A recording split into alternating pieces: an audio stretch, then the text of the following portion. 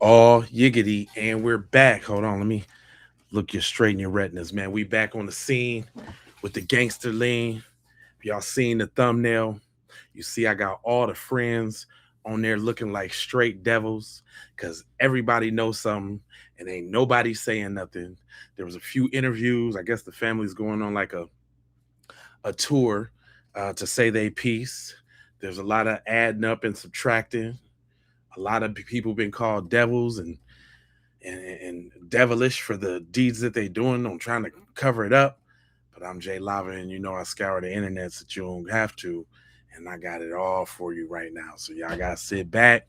We gonna go through it all. I'm gonna start out with my man because I liked what he had to say. He say them boys should be in jail, not now, but right now. Section 1512 of the Criminal Code says that these three white boys should be arrested and face 20 years in jail. If they're not arrested by Monday, I'm calling for a protest.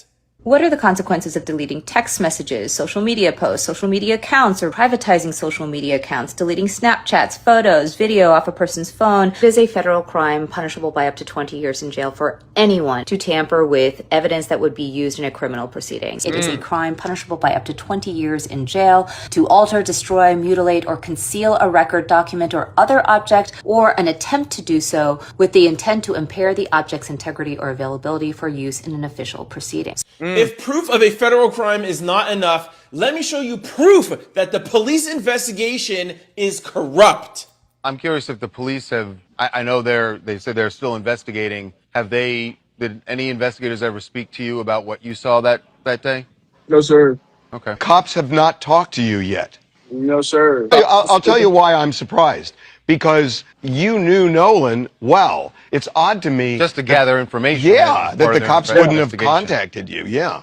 How are the cops going to tell us that there's no evidence of a crime and not speak to Nolan Wells' best friend, a person that was there on Horn Island? All right, now that we have proof of a federal crime, proof of a police corrupt system, now let me show you how the judge broke the law, aka Warren's stepmama. Judge Ashlee Cole, the stepmother of Warren Hudson, issued a statement, and it is problematic. I want to focus on how the law is implicated in some of the things that she said. Canon 2B of the Mississippi Canons of Judicial Conduct says, judges shall not allow their family, social, or other relationships to influence the judge's judicial conduct or judgment. Judges shall not lend the prestige of their offices to advance the private interests of the judges or others. I'm a judge. I live in this community. I care about justice. A judge must not testify voluntarily as a character witness, because to do so may lend the prestige of the judicial office in support of the party for whom the judge testifies. A judge shall not, while a proceeding is pending or impending in any court, make any public comment that might reasonably be expected to affect its outcome or impair its fairness. I would argue that she's poisoning the jury pool. Canon 4. A judge shall so conduct the judge's extrajudicial activities as to minimize the risk of conflict with judicial obligations. But you should know that the fact that the canons have been violated doesn't mean automatically that the judge is going to be disciplined for them. Someone has to actually report those violations so that it can be investigated by the commission. And that report would need to be made to the Mississippi Commission on Judicial Performance. Over the past 24 hours, I've given you 7 pieces of new evidence that proves that these 3 white boys need to be arrested. I have more. I just recorded. Make sure you check it out. Link in bio. If these boys are not arrested by Monday, it's time to protest. Yeah, I don't know about the protest, my guy. I don't know about that part. I don't know who's doing that. But I do get what he's saying, and I kind of wanted to double down on the first actions that was made by Mrs. Ashlee. By the way, Ashlee and their whole crew just got turned to devils over there on my Facebook. I'm gonna put the link in the description for my Facebook. Y'all go ahead and over there and run my Facebook up because I'm giving them the blues. Do you understand where I'm coming from? But Shorty is a prosecutor herself, and she say, "Oh, girl ain't supposed to be doing that."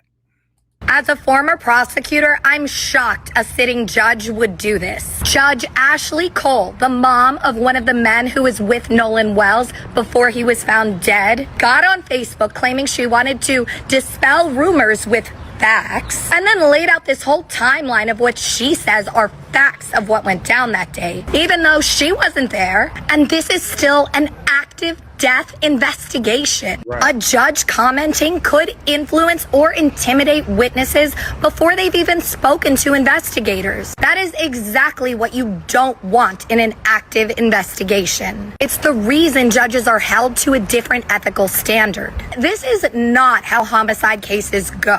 Law enforcement investigates. Detectives interview witnesses. Prosecutors evaluate the evidence. Judges don't even get involved until legal issues are brought into the court. Right. When you're a sitting judge, you're not just another parent on Facebook. Right. This is exactly the type of situation the Mississippi Code of Judicial Conduct is designed to prevent. Judges are expected to uphold public confidence in the judiciary, remain impartial, and avoid not just acting improperly, but even appearing to act improperly. She literally said she was going to dispel rumors with facts, and then publicly filled in the very facts investigators are trying to figure out. None of this is okay. What do you think about her comments? Hey, man, she is qualified. She's a former prosecutor. I said that from the beginning, though. Just because that's what make it look more sus too, is because the judge knows all the processes and she's seen it 1,000 times before. So she was quarterbacking the whole thing from the beginning. That's why she the first one I turned into a devil on my Facebook. But anyway, another thing, when we go from the judge, the lady, now let's go to the cop, the police chief, who asserted that there was no foul play even before anything was anything. And then we come to find out that the body was so beat up so bad that they had to use dental records to identify it. So that don't seem like foul play to you, fam? But anyway, this lady is absolutely right when she say what she say. Ways a crime could have been committed here doesn't mean there was. But again, this investigation has to be thorough, has to take its time. You know, if that was my family member, I would want them to start with the premise that a crime was committed. I'm Right. not going to lie, right? And I would want them to disprove. See, that's another thing. That's another thing that makes this whole thing look fish. When you got people that act outside of the ordinary on what people are supposed to do if they aren't complicit or trying to hide something or protect somebody. I'm over there battling and talking with people on Facebook right now, talking about why by putting up all of these things. That's why they scrub their social media. I'm like, nah, I'm putting this up, all of these up, because they scrub their social media, right? Real quick, let me show y'all what I'm talking about. I'm talking about I got them over there tight. Y'all can come on and jump in the comment sections. It's been going straight down. But Morgan Seymour, he know exactly what happened. And he is a devil, right? Eli Jax Patalo, he know exactly what happened. And guess what? He's a devil. Wyatt Pyron, he know exactly what happened. And guess what? He's a devil. Eric Alcantara, also one of Nolan's so-called friends that left him on the island. Guess what? He's a devil too. FBA on code and we switching up the game. Y'all some devils, ooh. Y'all some devils. You understand what I'm saying? The female that he was last seen with, Katie, devil. She a devil. She knows something. Then I got somebody in my comment section over there talking about she cooperated with police. She's the only one that didn't lawyer her up. That don't mean she don't know nothing. Devil. Right? Oh, yeah, I threw this one in there just the other day just because I forgot to get Chud the Builder. But Chud the Builder is definitely a devil. So is his friend Warren. Warren, Fake friend, he a devil too. Warren too. Yup, Warren. And I'm naming their names for a purpose because ain't nobody been putting no faces and no names to these folks out here. But that's Warren. Yup. This is the Mississippi medical examiner. The one that's lying, talking about ain't no foul play, which is the reason why they need to take the whole body to Washington, D.C. She a fire-breathing devil. She sure is. This is the Mississippi Public Safety Commissioner. He talking about, y'all need to stop making speculations on Nolan. Nah, you a devil. That's all. That's it. Code and we switching up the game. Y'all devils love style, but don't feel us at all. Y'all some damn devils. They devils. And that song got them tight, y'all. I'm talking about they so tight over there right now. And then this is Ashlee. This is Warren's mom. She's definitely a devil. I'm giving them all the blue. I can't play the sound. Because the sound got music in it and they be trying to do my little ad revenue. You know what I'm saying? They be doing me wrong. So that's why I need y'all to go ahead and hit that like button and subscribe if you haven't subscribed before. Welcome. I'm Jay Lava. I scour the internet so you don't got to. I got all the videos lined up. You better ask about me. I did a 9-hour stream the other day. Went off. Held it down. No, 3 channels to be exact. Not just 2. It's 3. So it's Jay Lava, it's Keep It P Podcast, and it's Keep It P Raw. You did what I'm saying? Bree Magic, thank you. I appreciate you. Thank you for looking out on some realness in the clutch, on the clutch side of the game, right? But back to the regularly scheduled. She was saying, I need y'all to go into it like it's foul play right off the top. Who wouldn't want that? And the fact that they did not do that, that's what make it look more fish sticks. Remember, I would want them to start with the premise that a crime was committed. I'm not going to lie, right? And I would want them to disprove that there was no crime. So for them to start out of the gate saying no crime was committed makes me believe that you're not even going to be looking for a crime. You need to start from the worst case scenario. Exactly. And make the people involved in the scenario prove that they had nothing to do with a crime. What's wrong with starting with a crime was committed, disprove me, right? Yes. You can't just pop out and say, oh, we don't see any sign of foul play. How dare you? When somebody died. It should be the highest form of scrutiny, right? So there's... Yeah, it should be the highest of highest forms. It absolutely should be.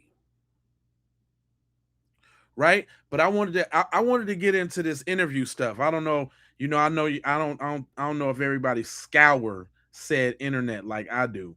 So I brought the tea and the facts to y'all, right?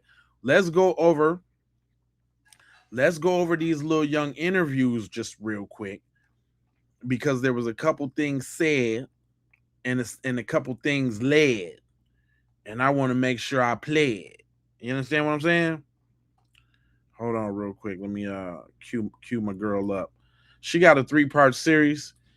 Shout out to that girl Henny. I follow her on Facebook. Definitely make sure I like the video. But Henny broke it down. She got a 3-part series. We're gonna go through them all. Go ahead, Henny. Have y'all seen the interview that Nolan Wells' friend Javon did with TMZ? No. Javon answers the question about who was arguing in that video of them on the island, the one that's been going viral. And he had something interesting to say. According to Javon, that had nothing to do with Nolan. In fact, it was a whole nother friend group that was arguing. Javon, have you seen the video that's been going around social media where people think that they're hearing an argument between people and they're wondering whether or not Nolan is one of the people in that argument? You just described that you had another friend, not Nolan, another friend who was in and got into a dispute. Is that video the other argument that you were talking about? Yes. So, but is that Nolan in the video? I can't tell. It's too far away. But in that video, I feel like the voices are too clear. Like from the side, it's too clear for it to be that far away for it to be Nolan arguing. And then also that altercation, it sounds just like my other friend that got into the altercation on the boat. And they were trying to, like, as he was in that altercation, I was calming him down. They were trying to get him out off the island. They were trying to get him back to land because he was just losing it. Describe that. That's kind of interesting. What was that about? He was just very hostile. Like he was just like really like mad. Like they were just trying to, like, the parents on that boat were trying to get him out. Now, this is not the first time that we heard about there being two friend groups, because one of the other friends came out and said they were supposed to be on the boat with Nolan and the other friends, but due to capacity reasons, they had to take a second boat. And then Alexis told us on TikTok that the friend group that had to take the other boat got into an altercation. So this is a third confirmation that there was an altercation that involved the other friend group. Stay tuned for part 2, because I'm breaking this down into 3 parts. Oh, I got you, babe. We own you. I shout out to her because I didn't mean to do that, John. Shout out to her because she has been coming with the tea. And hold on real quick. Let me get her a little part. Part 3 of Javon's interview with TMZ. This is part 2 of my breakdown of Nolan Wells' friend Javon's interview with TMZ. In the first part, he spoke about the argument that was videoed that's going viral. And in this part, Harvey asked him if investigators have spoken to him, especially being that he was there on Horn Island, and he was part of the friend group, and he has some inside knowledge. And this is what Javon had to say. Did any investigators ever speak to you about what you saw that day? No, sir. Really? Okay. Cops have not talked to you yet. No, sir. That's odd. I don't see why the cops would have. I don't see why the cops would have to talk to me. I mean, obviously, like, you know, like I had said my plea, like, because whenever I had talked to the people at Sunheard, it was whenever, you know, the body was discovered, and the autopsy people and the all those people were there. Stop. Pause.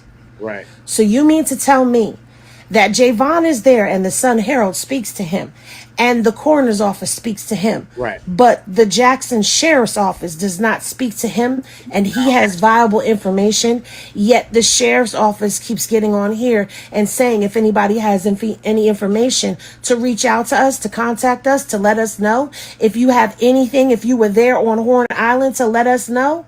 But yet TMZ can get him and the Sun Herald can get him, but the Sheriff's Department can't. Let's continue.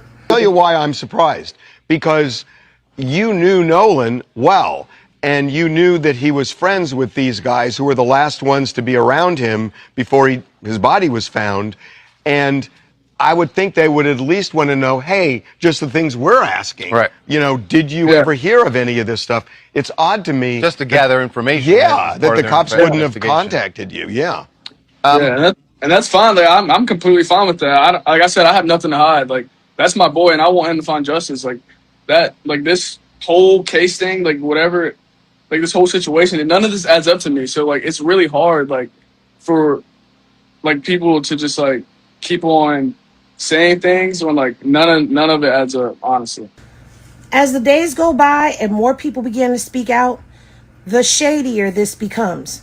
The more bullshit it becomes. Because how is the sheriff playing in our faces as if we don't know he's been out here asking for help? And now here you have Alexis, who is on TikTok speaking out, another friend who's been on TikTok speaking out, and Javon, who is now speaking out, yet none of these children have been interviewed by the Sheriff's Department.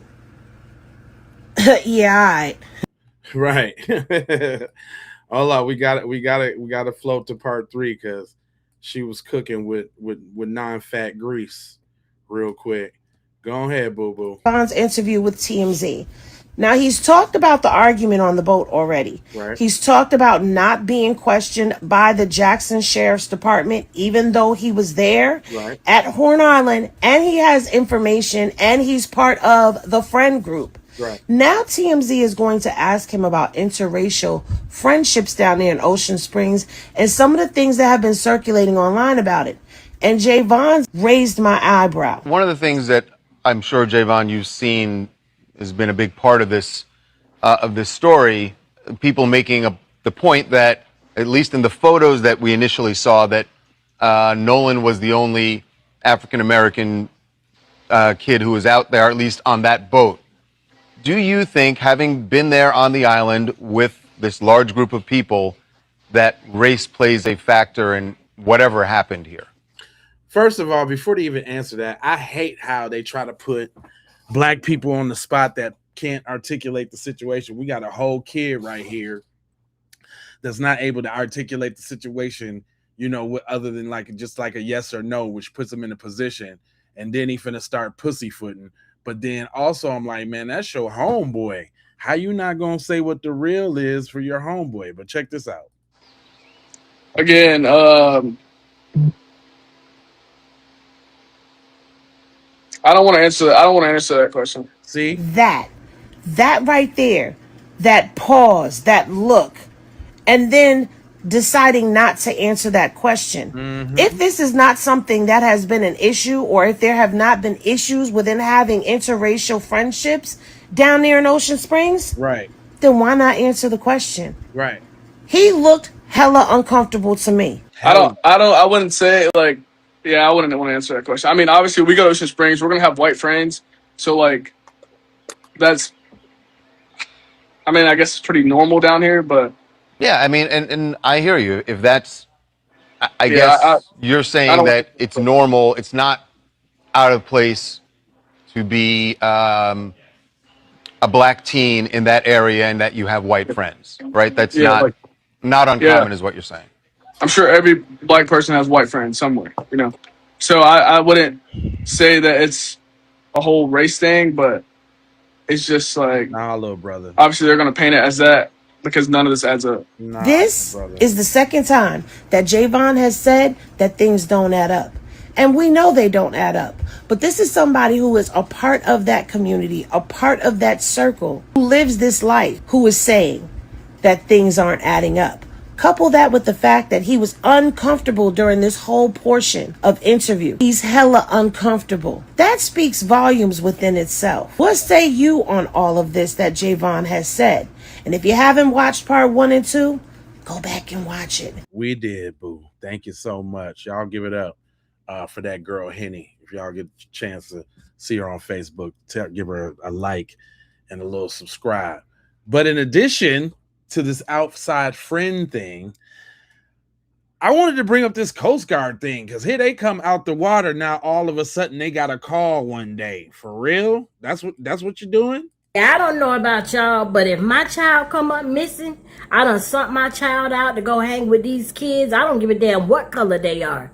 And you don't have a single response, but the response that you do have, everything is full of lies. Hey, Ashlee, who paid the Coast Guard off? At first y'all said y'all didn't get a call until the very next day. Now y'all saying y'all got a call at 11 p.m. that night that he went missing? Oh, wow. What a wonder. I mean, how could you make that mistake? So the Coast Guard first came out and said that they gave them a call on the 5th of July at around 12 p.m. Then they turned around, retracted it, corrects themselves, and said, oh, yeah, we did receive a call from a friend of Nolan Wells on the 4th of July at 11 p.m. So are we supposed to believe this? Or are we supposed to believe that? Now, I'm going to tell you what I do believe. I do believe that somebody went and paid that man off, or either they told him, hey, you better go back and change your statement. That's what I believe. Yeah. You can't tell me y'all got a whole judge over here. She's the first one that came out talking. Straight up. And my grandma always told me that a hit dog will holler. She came out barking. That ain't no Chat GPT letter that she wrote. No. That's a letter that a lawyer and attorney wrote. She was very careful with her words, and she made sure to let you guys know that she has 6 kids and she's a mother too, and she only shut her social media down to protect the children. But if you're a judge, your children, your social media should already be protected. Right. And one more thing. If Nolan was supposed to catch a ride home with Katie, right, why was the Coast Guard called at night? Why didn't you just call the police? Or how do you know he didn't make it back home? Because you had his phone. Right. So how did you even know that he was missing for you to call the Coast Guard? Why not call his mother first and say, hey, he said he was riding home with somebody else. He ain't made it back yet. But instead you called the Coast Guard to go look for him. Because you just had, what, did you have a inkling that he drowned or something? Like, because you conveniently called the right people. And you expect us to believe that 18-year-olds have that much sense. But yet this other 18-year-old, Nolan, he don't have enough sense to say, if I'm going to stay here at this island, give me my phone. Because I'm going to need a ride home when I get back on the main line. Nolan don't got enough sense to do that. But yet these other 18-year-olds, they had enough sense to call the Coast Guard. Get them there to look for Nolan's body. Yeah, okay. I don't know about y'all, but if... Nah, I feel you on that. All the way up and down. And I still had questions about his homeboy. Because I'm like, yo, if my homeboy die, I'm not finna hold my tongue or say nothing a certain way. I'm about to give the straight beeswax. Like that, I didn't really get that one. And I liked that this video, shout out to my mans. We agree and disagree on certain things, but the message is the message. So this kid, his name is Javon Williams. Yeah. And what I'm about to say, if I'm wrong, I will let the family correct me and I will retract everything I'm about to say. Oh no.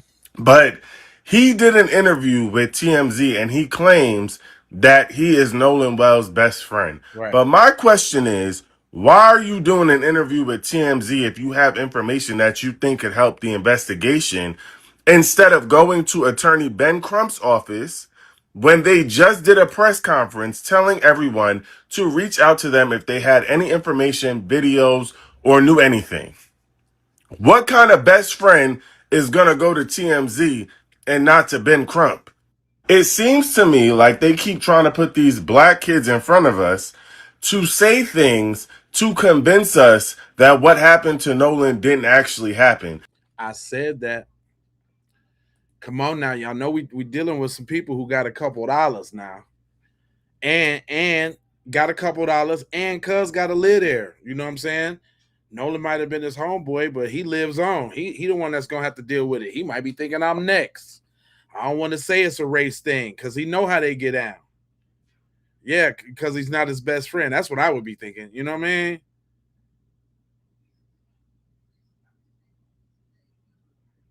Yeah, that's what I would be thinking.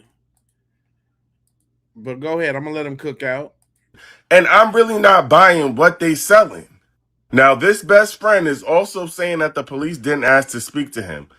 But you can ask to speak to the police. You can absolutely go down to the police station and give a statement. Is you cool? The math is not mathing. I'm telling y'all, it is all a scam. So, hey, he's not the only one that felt that way. Y'all know in my scourings, you know what I'm saying, I ran across a couple messages that fit the same narrative. And I mean, at this point, they really pretty much all questions, but the questions is valid just based off the moves that everybody was making when it first popped off. But go ahead, my boy. Shout out to IQ Shet. What was this?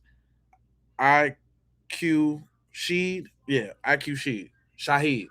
Sorry about that. So this case of Nolan Wells is just getting stickier and stickier and weirder, man. Especially from the people that was around him, the people that he called friends, bro. Like, with friends like this, who need enemies, man? Listen, if something happened to me and we not on some, I mean, I'm not into the streets no more, but I'm just saying, we don't know gangster timing or doing no crimes, and I don't do that stuff no more.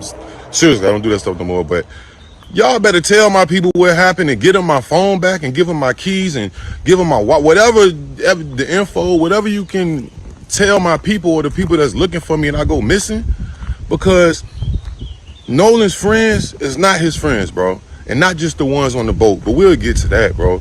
Listen, his father went and looked for his keys. His parents wanted his keys to his car.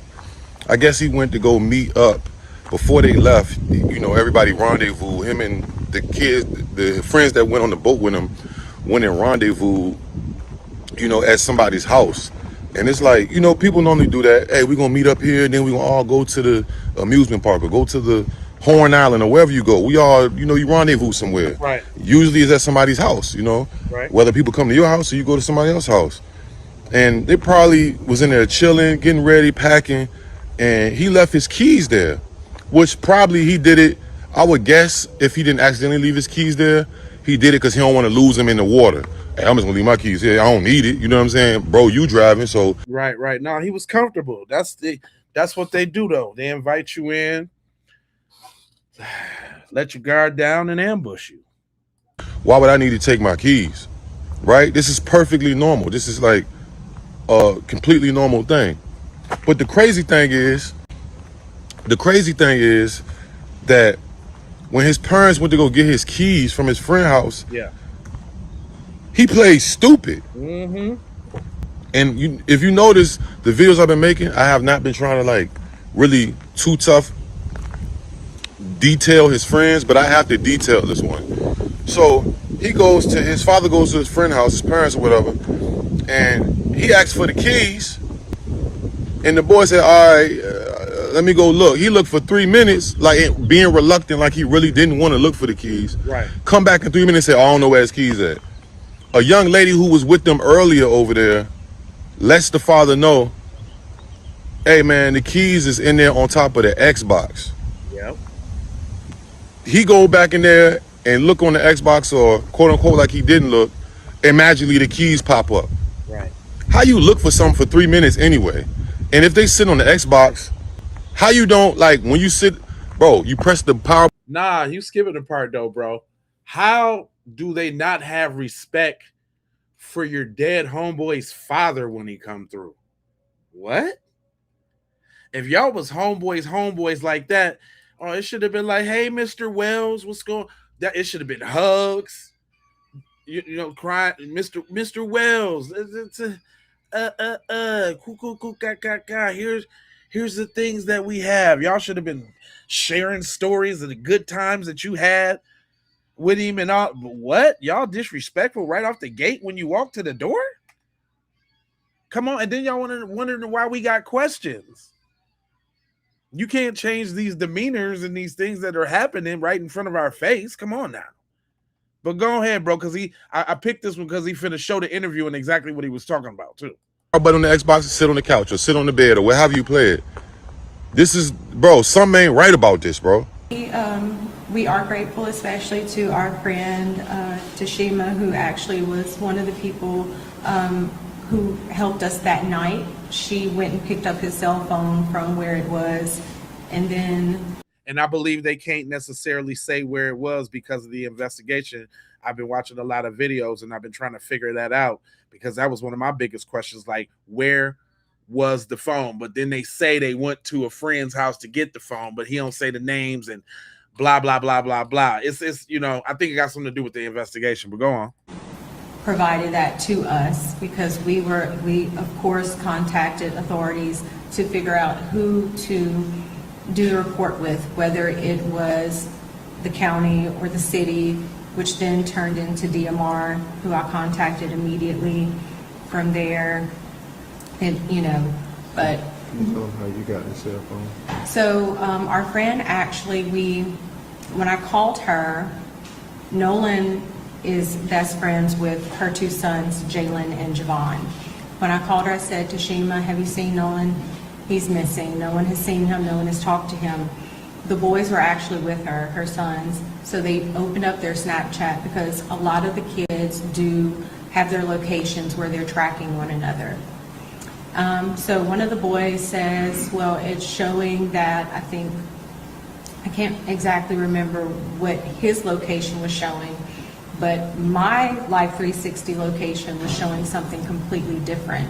It was actually showing that his phone was like he was on land. And so we ended up, she received the phone from that parent, and then we met up where his car was, which was at a separate location. You notice how they talking carefully, right now, because I guess they can't we can't determine which one of these little demon spawns. Hey, matter of fact, y'all that's watching this on the vertical, the up and down, if y'all gonna be watching, y'all might as well go over there to the horizontal one. You can find it on the same channel that you on. But the horizontal one, you get to see more of the screen. I hate that it cut it off for the vertical one.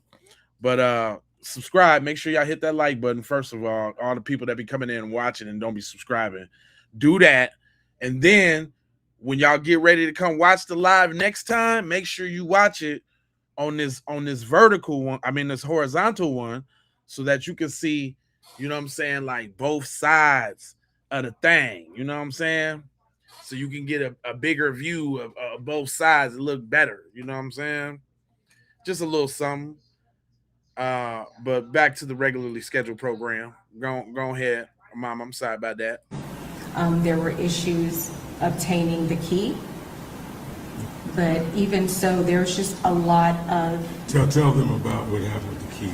So I'm gonna let my husband tell you about that, because he actually went up to the door to get the key, because at that point I was just not in my right mind. This has just been an awful situation, just terrible. Elmore Wansley, the father. Okay, so the situation with the key. When we got to the house, a few of his friends, they were already there. And they were at the door in the house, asking questions. So when I walked up, they were getting, things were getting kind of intense. So I turned to them and told them, I need you guys to calm down. I don't do this to me right now. My question right off the bat is, why y'all sitting up here disrespecting y'all homeboy's father? They wasn't his friends at all. They wasn't nowhere near his friends, because my friend's parents was my parents too. You think my friend's parents couldn't tell me what to do as much as I hung around them dudes, as much as I was at their house? You think they wasn't up in our business? You think I ain't have a healthy respect? Rest in peace, Big Den. What? Go around my cousin Dennis, my cousin Dennis, Big Dennis there. Hey, you better act right, fam. Big Dennis ain't playing that. That lets you know. See, for everybody that's questioning and thinking we whining and we victims, no, it's little subtleties and little nuances just like that Black people are inherently, the respect that we inherently have for the people that are around us, especially elders, right? But y'all wouldn't know nothing about that, because you're gonna go shoot your mom because she ain't let you play Xbox. All right. I need them to kind of trust me so they can give me something. So I was able to calm them down. So the guy, he's in one of the pictures, but he came out of the room, half asleep or whatever, I think Jax or whatever. And I said, look, I'm Nolan's father. Okay, so hold on. That was kind of my first time hearing that, and I don't think he was even supposed to say that. He said Jax. So Jax, real quick, let me show y'all so we can get and by the way, these ain't their real pictures. This is their devil pictures that I made of them on on Facebook. But Jax is this one right here, the big fatter one. Eli Jax is his name. He the one to the right of Katie, the little devil chick in the middle. So now we kind of get a little context of where they was, and because I was always wondering who had the phone. And when you look at Cuz, hold on real quick. When you take a look at Cuz, I mean, I know hindsight is 2020, but I'm like, man, you wasn't never in life Nolan's friend. Just looking at Cuz, like, nah, you wasn't Nolan's friend, fam. I don't know what you was doing. Rest in peace again to my boy Nolan. But this is Jax. Jax is this guy, Eli Jax. Hold on, let me show y'all his face real big. So that's the one. He scrubbed his social media accounts. This is the only picture that exists on the internet of Cuz right now. I'm talking about, I scoured for a lot to try to find a picture of this dude to even turn them into the devil. Matter of fact, I ain't gonna lie, it was hard to turn all of them into the devil because they didn't have no pictures up. But yeah, I had to get him because they know what happened to Nolan. I definitely had to get him. Matter of fact, again, go follow me on Facebook, J Lava. But anyway, let him cook out what he was baking on because the dad was telling the story about the disrespect. Oh, my bad. Whatever Harry were, I think Jax or whatever. And I said, look, I'm Nolan's father. I'm here to get his keys so I can get his car. I said, he's like, his car was in the yard. His car was parked in the yard. So he was like, I don't know, man. I know it's like my brother. I said, well, if Nolan was like your brother, would you please go in your room and see if you can find my son's keys so I can take his car home? He walks off, 2 or 3 minutes, come back. I can't find the keys. I said, okay, so at that point, I get the boys and I get moved them out the house because I didn't want them to go into the house and start tearing up these people's houses because there'd never be a hole in the situation. Why would y'all have to come to blows for a father going to go get his keys, his dead son's keys, y'all homeboys' keys? Why they gotta tear the club up why they gotta tear the club up? Why is that? Now, there's a couple assertions that could be made there. One, I would say, y'all didn't really know his friends like that. Y'all must ain't really know his friends like that, because if they would have, like went to Nolan's crib for a barbecue and got a chance to sit around dad and I'm taking that back. We talking about potential school shooters here. So based off what they did right now, we know it ain't no rationale. Let him continue. No, I ain't even gonna go down that road. So walk outside by the car. One of the guys that was in the house with us, he was on the phone with a girl, and the girl told him that Nolan's keys were on top of this Jax guy's Xbox in the house because apparently she was there with him earlier. Right. So he goes back up to the door by himself, and 5 minutes later, the keys come out. So now I feel like you done lied to me. So now I'm really like in distrust with you. But as far as their night goes, if I knew anyone who had a boat, I would have went out that night. So look, they keep trying to say, right. Yes, Nolan drowned. He drowned. No, I real quick before he go on, because he finna cook. But we were saying that on the podcast the other day, me and Teasy, like, man, I would have been trying to go look for him that night. And shout out to brother, he did say that. I didn't hear him say that, but I would have been doing the same thing. Unfortunately, he didn't have access to a boat, but somebody had hit him up in the morning, right? And then they went out and looked in the morning. And I think that was even before the big search and rescue and all that. And they had went all around the island. They had got out and did their own thing. So if Nolan was there, they would have seen them already. That's another thing. And then we got the Coast Guard coming back talking about they got a call. Then you got the search and rescue team talking about they didn't see nothing, and then the body just wash up. No high or low tide or none of that. It's all fish sticks, y'all. But my man's was cooking though. I want to let him get his piece off. They saying he stayed back with the girl. He stayed back. He didn't want to leave the island. Come to find out, bro, it was people that staying on the island, like with tents or whatever. They're tented up. They're posted on the island overnight. So there were people there that he could have got some help. On top of that, it was 2 boats docked, which usually it means somebody's staying in them boats. He could have found some help out there. Like, what's the whole suspicious actions of everybody? Right. So you telling me out of all the 200, 300 kids that was out there, how many other people came there that day? It probably was a couple thousand that came on the island that day, throughout the whole day. Because, some people come and leave, some people come and stay, leave later. Okay. nobody knows anything. How does that, just think about that. That's like you in the amusement park with all these different people and something happened and then nobody's seen nothing. Not only that, didn't he stick out like a sore thumb because he was like the only black person there? Let's not forget about that. Nothing. Like, come on, bro.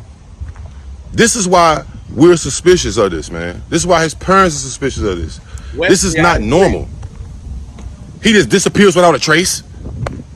And then on top of that, his friends got his phone and his keys and they don't want to give him back. And you got to send somebody else to go get the keys. That go back to that respect thing. Because, I mean, come on, let's keep it real. Like, let's all right, we all in the boat together. We all in the boat. Let's just say our homeboy told us that he was gonna stay back. Cool, we gonna go with that because we was taking on the water, and you know what I'm saying, we all had to get back, right? As soon as you get back, the first thing you're gonna do, instead of taking all your social medias down, you finna try to get in some friend groups or get on your timeline and see, hey, where the homie at? Did he get up with old girl? Did everything go right? Woo, woo, woo, woo, woo. Y'all should be almost in like panic at that point. But we also know that they went partying that night, right? You should be calling, seeing what's up. Is your boy okay? He left his keys at my crib. He left his keys at my crib. He was drinking and drowned. You don't believe that. Shut up. Anyway, so you're not, so the very next day, instead of y'all going out to eat and doing a huddle at breakfast to get y'all story together, now hold on, not even the key, I forgot, not the keys and the phone, the keys. So we forgot to give him his phone back earlier when he left his phone on the boat. I'm trying to say it like they saying it so we can put it all together. So let me go back. We on the thing. My man say he's going to go get up with the girl. We start taking on water, so we had to dip. We had his phone, so we really couldn't get up with him, but we thought he'd be all right. There's other people out there, so we had to bounce, right? When you get back to the crib after y'all done fix the boat, woo, woo, woo, woo, woo, you ain't try to text nobody that was on the island like, hey, yo, what up? What's up with my man? What's up with my man? Yeah, y'all seen Nolan? Ain't nobody seen Nolan? Damn. Okay. Before we go to the party that night. Damn, did anybody hear from Nolan? You ain't hear from Nolan? Oh, man, we need to be getting on the phone. We need to be seeing what's up, not going to the party. And I'm going to give him that night. Okay. He all right. No, you know, Nolan's cool. He good. He got it with somebody. He might even be in some guts or something. He might be smacking. Don't want to be bothered, right? The next day, when you ain't got no confirmation that your homeboy is nowhere to be found, you ain't hitting his mom up like, hey, Mrs. Wells, we got Nolan's keys and Nolan's phone. Yeah, I'm sorry. We got his phone. We was taking on water and we had to dip real quick. He was on the island talking to this girl. So, you know what I'm saying? It all happened so fast and He ain't nobody tried to swim 10 miles back, man. It takes a long time to get from the shore to that island, fam. Ain't nobody swimming. And why would he swim? He wouldn't even have to, because there was people that was camped out on the island. It was 2 boats on the island and a tent on the island. So he didn't have to swim. And if everybody was all cool and he was college kids and he's the star football guy like that, everybody know Nolan. You think they wouldn't have let Nolan chill?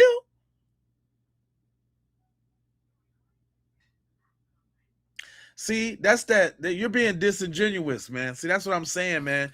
What you need to do is listen to what we telling you, because ain't nobody better at breaking down the cases than black people.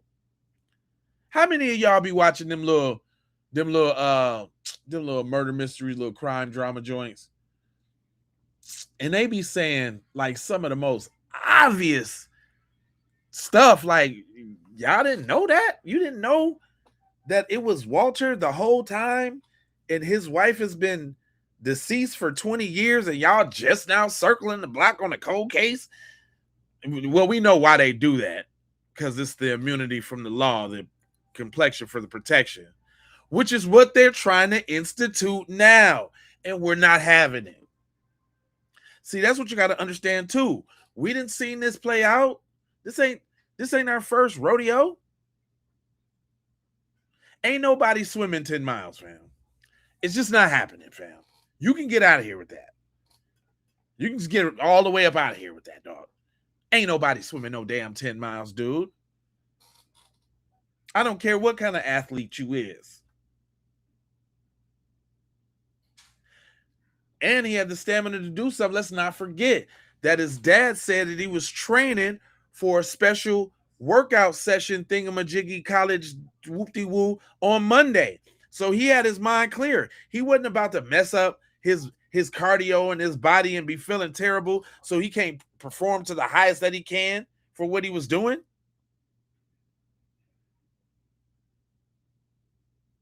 True indeed. Maybe they do swim, but when we was on there, we ain't see nobody swimming. Everybody was chilling right up by the shoreline in the sand, like right by the boats. You ain't see nobody out there swimming. What, no jet skis or not? What reason do you have to be out there swimming when everything's going on? All the music is right there in the sand.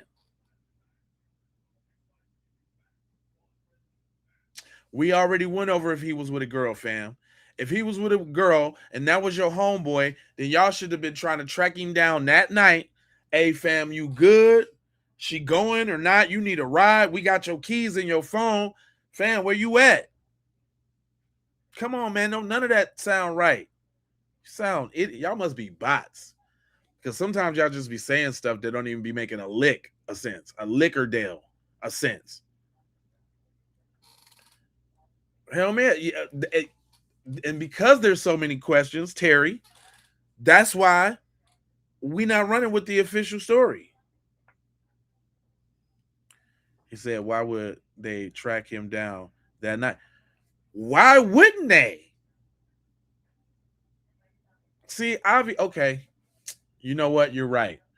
See, ladies and gentlemen, that's the reason why I let them type in my chat. Because as you can see, common sense ain't common. And that's where we mess up sometimes, totally thinking that, you know, just because we own it and that's how we was raised and it's common sense and it's the right thing to do, the right thing, the most logical thing, the thing you do if you got a soul and a heart and you actually care about who you with, you're going to make sure they good. He like, why would they track him down? Why? We don't care. Dude, he's a grown guy, man. He's all right, man. Just, we don't care. So then if that was your homie and say he was drifting out to sea, dang, his own homeboys because they didn't call the Coast Guard because they said they didn't do that. Then the Coast Guard tried to double back. They didn't do none of that. They didn't call the police, call his mom, call anybody. Hell, they the ones with the boats. Why they didn't? If one of them had a boat, then I'm sure they're in the friend group with somebody else that had a boat. I would have been going to my partner's house and telling his dad, yo, we got to get back on the boat and go out there and see where Nolan at. We was taking on water, right? We had to go. Come on, man. You understand? We got his phone. You know, last time we seen him dipping, he was with a girl. We got to make sure my boy is all right. You wouldn't know nothing about that. I see. Like, that don't make sense to you. That doesn't register to you. But that's how we see it, right? That's how we see it. We got to make sure everybody in the crew is all right. Period, point blank. End of story. Win, lose, or draw. If they popped it off or not. I don't go nowhere with nobody. You know what I'm saying? And I ain't ready to get down with them and like see it through to the end. We gonna make it back to the crib, me and you. Now we might come to blows about you running your little drunk ass mouth, but see, I ain't hanging with people like that. If I know you get like that, I ain't hanging with you. So I really do mean that. But I've seen instances and cases like that's another reason why I don't accompany other people with other people that I don't know, because they cool with them, but they don't necessarily mean they cool with you. You see how we play? You see how we think? If y'all just sit back and learn some, we'll tell you how it is, and maybe you can incorporate these real skills in your life so that you don't be a buster. Because leaving your homeboy is a buster. But you see, that shows that y'all ain't got no code, honors, or ethics. I mean, I understand why, because all the people that y'all look up to is dirty, rotten scoundrels, criminals, rapists, genocidal, homicidal maniacs. So, of course, y'all wouldn't have no camaraderie with your peoples. Of course you wouldn't. We came together, we lead together, right? No man left behind. We on that protection mode for sure. Like, you don't have to be in an army or nothing like that. Like, what was y'all? My thing is this. What was y'all doing in school? I was going to ask, what was y'all doing back in school? What kind of people was y'all in school? But now it makes sense. Y'all was dweebs that used to get beat up because you ain't have no integrity. That's why y'all over here in my chat spewing nonsense, because y'all exactly the dweebs that we think you are, because you was getting beat up because you ain't had no testicular fortitude and looking out for your homeboys. That's why you was playing Dungeons and Dragons. You little busters. Anyway, my man's was kicking it though. You gotta send some. I mean, you gotta send somebody else to go get the phone. Nah, that's not right. His dad gotta go fight for the keys. Yeah, man. Kids, friends are not your friends, man.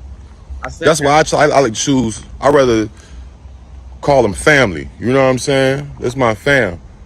I don't really do the friends thing too much because friends. Y'all notice I say fam a lot. I come from Minnesota, and he right. You got to be very. I done had the same couple friends, the same friends I'd had since like 7th grade. Now I've incorporated new business partners, which relationships from business became friends, right? Because we get money and we doing something or we working towards a goal. But you know what I'm saying? Like when you get grown, that's pretty much what it is. Like ain't no grown person hanging out with no friends. Nigga, I got shit to do. I got content to make. I got stuff to do. Now we can go out of town. We can go kick it. Go take over a new city or something. That's grown people stuff. But friends is very loose, on the loose side of the game.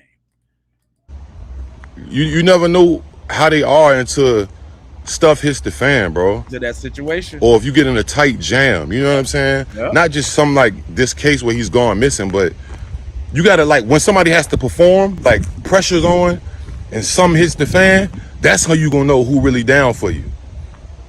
Just want to get that free game to all the youngins out there. And all the real ones, some older people might don't know that. This is crazy, bro. I don't have friends with boats. But if I knew someone with one, I would have went out that night. And just so happened that his coach saw all the stuff on Facebook that next morning and called and contacted me like 5 in the morning, asked me, did we want to go out? And I told him yes. So within an hour, he was at the dock, we met him, and we went out. We docked the boat, got out the boat, walked on the island, walked a pretty nice stretch, came back, got back on the boat, went around the island, looked, came back around, and where we went to, that's where apparently they say that his body floated up.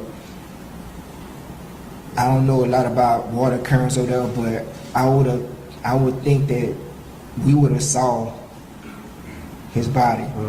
And on the trip there was a family that stayed the night on the island, right? Like actually tented out on the island. So if he was left, he would have saw that family on the island, and it was 2 other boats docked, so he would have had help. So I don't know. I don't know. I think we stayed there for like an hour and a half. That's when Jackson County and the sheriff department showed up, and they were going to see. So key details, y'all. They did a thorough search, solo dolo. Then everybody else came through, did a thorough search. The island ain't that big. It's yay big. and they ain't find nothing. Then all of a sudden, boom, there goes Nolan. Come on, man. Come on. Do their rounds, and I have a classmate of mine, him and his two boys, they came out and they searched, and then they got back in touch with me and said the Coast Guard had finally showed up in airplane. So what is so critical, what Elmore is saying is they went out on Sunday, and the tide, if it brought his body up, he went missing on July 4th, as they say. His body should have been there on July 5th. Why would it not appear to July 6th? And that's one of those things that's just not adding up. So lastly, we got another one of Nolan's friends who was not with him on that trip. I believe he went out there to Horn Island. It's kind of, it's something not right about this, about what he said, bro. I don't know. Y'all have to help me out because I don't want to crucify a kid. It's a kid. You know what I'm saying? But nah, everybody been tiptoeing and tread lightly, man. He's not speaking like a homeboy who just died is supposed to be speaking. It just is what it is. Why don't nobody want to help him? He even in this interview right here, he even said, "Oh, I don't want to talk about that." Talking about the racist, you know, kind of culture or the things that happen in Mississippi or that's being from Ocean Springs. Man, listen, if my friend went missing, even if I won't with him, yeah, man, because they do be being prejudiced sometimes. I'm telling the parents, like, yo, yeah, them boys that he was around or the other kids that they was talking to, yeah, they was kind of, I seen them one time. You would want to help, but instead, nobody wants to tell like what they know. Or these people are looking for their son, and now they're looking for answers because they found their son unalived on a island. And don't nobody out of everybody that know him and that was supposed to be his quote unquote friend and teammate, ain't nobody got no info. But when he was alive, y'all was calling him your friend. It ain't right, bro. But y'all look at this video and let me know it's something off about this kid interview, bro. I'm not saying he had nothing to do with it, but you can definitely tell he knows more than what he's saying. Javon, have you seen the video? We watched that already. Let me let him. Let me let him get his last piece off because we've seen the video already, and then I want to jump to something else real quick. Family all together, man. His parents, his siblings, because this is just a sad case, man. It's a sad case, and I know they want justice, bro. Who wouldn't want justice? Who wouldn't want answers? But they trying to get answers from the people that Nolan called close, and can't nobody give them not one bit of nothing.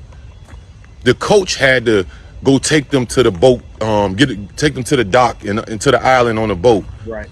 Like, they went and looked before the police went. His parents or his father went and with the coach, with Nolan's coach, and searched for him before the police searched. Now I know that a missing person report got to be like 2 days. Right. But this is crazy, bro. I just feel sorry for them, but the truth will come out.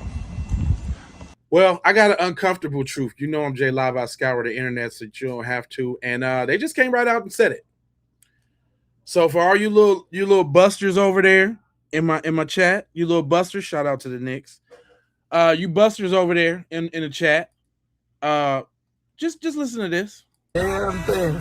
Y'all be in there splashing and screaming, I can't swim, I can't swim. Oh, hell no. But you know, it ain't our fault. It ain't our fault you're fucking stupid. Grown man don't know how to swim. Yeah, what y'all think we do? You know, yeah, it's a big conspiracy. You know, every 6 months this skin tone, we all get together in our neighborhoods and we have like a little neighborhood meeting. Y'all ain't invited. We get together, we make plans, we talk about y'all, talk about, yeah, let's put this one in football, you know, let's put this one in basketball, yeah, let's encourage him to do that and this, yeah. We bet on y'all. Man, we just play y'all like a damn game and y'all don't even know it. This is a tradition. Been going on since the beginning of time. And y'all still in the dark. And, you know, I thought I'd go ahead and tell you, but even me telling you, it's still just going to be conspiracy and nobody's going to be able to prove it. Yeah, this happens all around the nation. All of us are involved. Every single one of us. Yeah. Now y'all see why I don't have no problem making these people devils. He ain't lying. Nope, he is not lying. That is the total truth. He trying to kick. Only reason I didn't play the beginning when he was talking about, because he was just basically saying, yeah, we did it. Yeah, we do that. We know, fam. So that's why I'll be listening to these little busters over here in my comment section or in my chat, talking that yin yang yang and yang yang yang. Because we know what's up. You're not finna gaslight. You're not finna shame us. You're not finna belittle us. You're not finna victim blame. Y'all not finna do none of that. And see, that's y'all problem. That's why I'm over here winning on Facebook right now, because I done made y'all some devils, and boy, the devils is out in my comment section. They just got my Facebook monetized. Thanks, devils. So that's why my brew brother, I be letting them go ahead and spew over there, because first of all, we got some very intelligent people who watch the program, and they gonna chop them down. That's first off. Second of all, because nobody would believe what I was saying if you didn't see the goofies over there in the chat saying the goofy stuff. So it kind of works hand in hand. It's a symbiotic relationship. Like I say all the time, right? Think about this, y'all. For all the righteousness and truth and justice, the love, truth, peace, freedom, and justice, knowledge, wisdom, and understanding that we be standing on, there's always the other side. It's the yin and yang of it. You cannot have you can't have what we do. You can't be who we be without them. It's the light and the dark. So take it with a grain of salt, y'all. And know this too. When it truth, I appreciate that. Just know when it start ramping up, like it's ramping up now, that's when it's working. Trust me, they wouldn't be over here in my chat going back and forth if I wasn't really talking about nothing. If we was talking about celebrity gossip, think about how their conversations would change. They be trying to show us how knowledgeable they are about rap, trying to fit in, trying to come colonize, trying to get in the conversation, this, that, and the third. Right?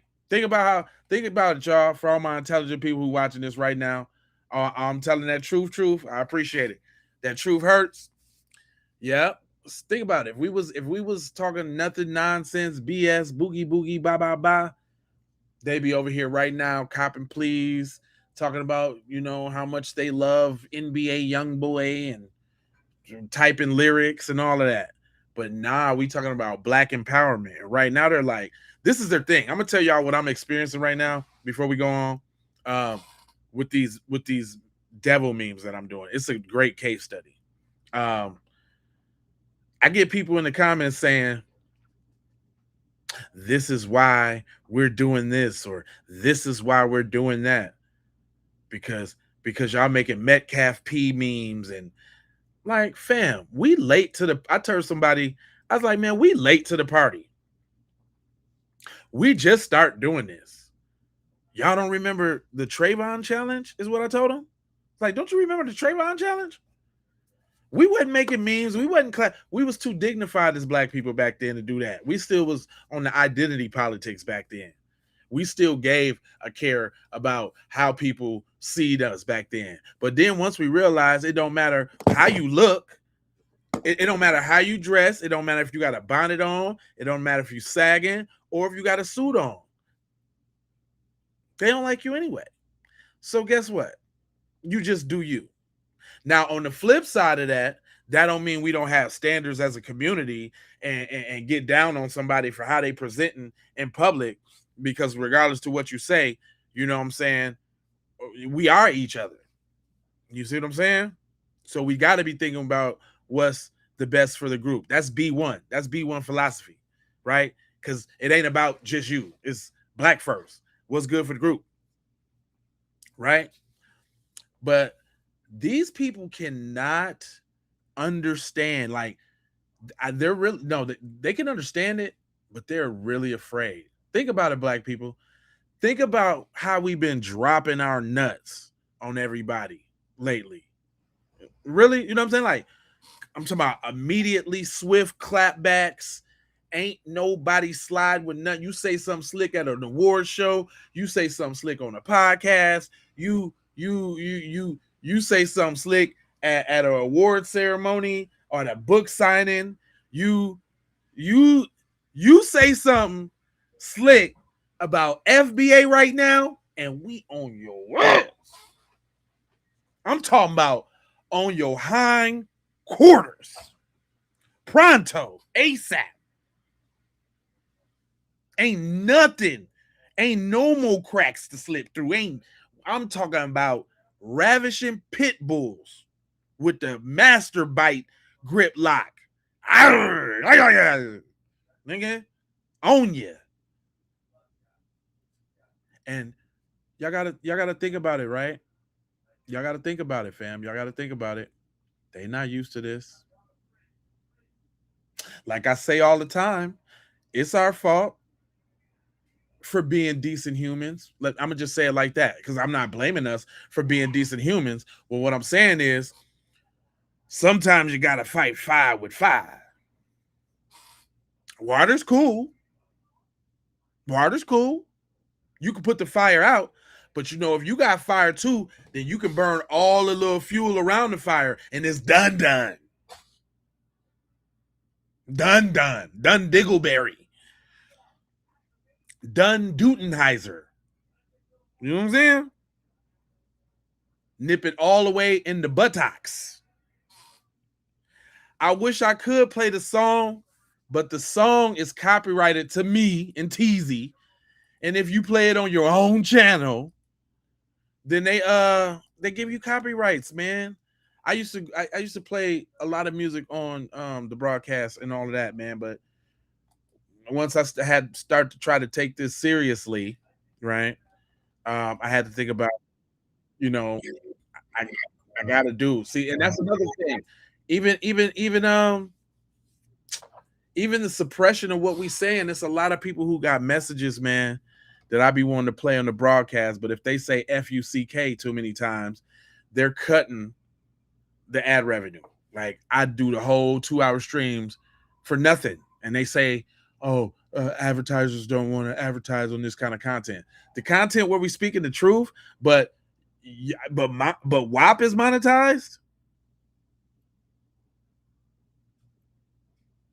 Lil Miami, Young Miami is monetized, but y'all messing with me because somebody said a bad word in a video. So when y'all drop these Jews, I appreciate you. I appreciate the Jews. Oh, shout out to the members. We got a few members this month, so shout out to y'all. I'm crafting some members only content. Trust me and believe me.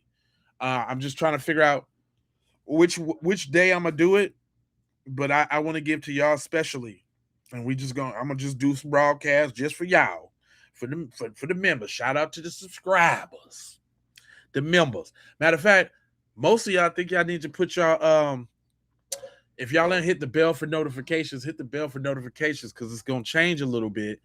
I'm not gonna go live on both orientations no more. I'm gonna do it on just the horizontal, not the up and down one, right? I know it's a lot of y'all in here on the up and down one right now, the one that got me at the little screen right there. But if you was over here on the big one, I'm live and in color, and you can see the whole thing. You know what I'm saying? Thank you. I appreciate that. You know what I'm saying? I'm just trying to work and put the good word out for the black peoples. That's all. But I really want y'all to hear your boy right there talking about they did it. We knew that, punk. We knew that already, you little punk. like you coming with something like we ain't know that already. Like you waking us up. We know you did it, but what we dealing with right now is this. Hey, look, this is what we're dealing with right now, y'all, as black people in this situation. It's a weird dynamic. We are watching the breakdown of the dominant society because they don't like being looked at with the side eye based off the stuff that most of their people do. Even the racist people are acting like we shouldn't assume and y'all should just let the set. They over there in my comments right now talking about let the second autopsy come out. Why we even need a second one? Why we need a second one? It is totally, listen, y'all gonna get a little less scrutiny. You're gonna get a little less side eye. You know what you should do? Fix your folks. Holla at your peoples. Holla at them. Fix your folks. Oh, I hit the button on accident. What's up? Yeah, I'm big live and in living color. Hit that like button, man, and make sure y'all subscribe, man. Most of y'all be watching the video. Don't even be subscribing, man. Hit that subscribe, man. Let me get this new video for y'all, man. But I need you to hit that subscribe. Matter of fact, you know what? I know what it is. It's been a lot of black people scolding you guys. And sometimes I need to mix it up and have some white people talk to y'all. Sometimes y'all, I gotta mix it up because obviously, you know, my chat does not represent, you know, everybody's sentiments. You know what I'm saying? There's some decent people, you know what I'm saying, out there.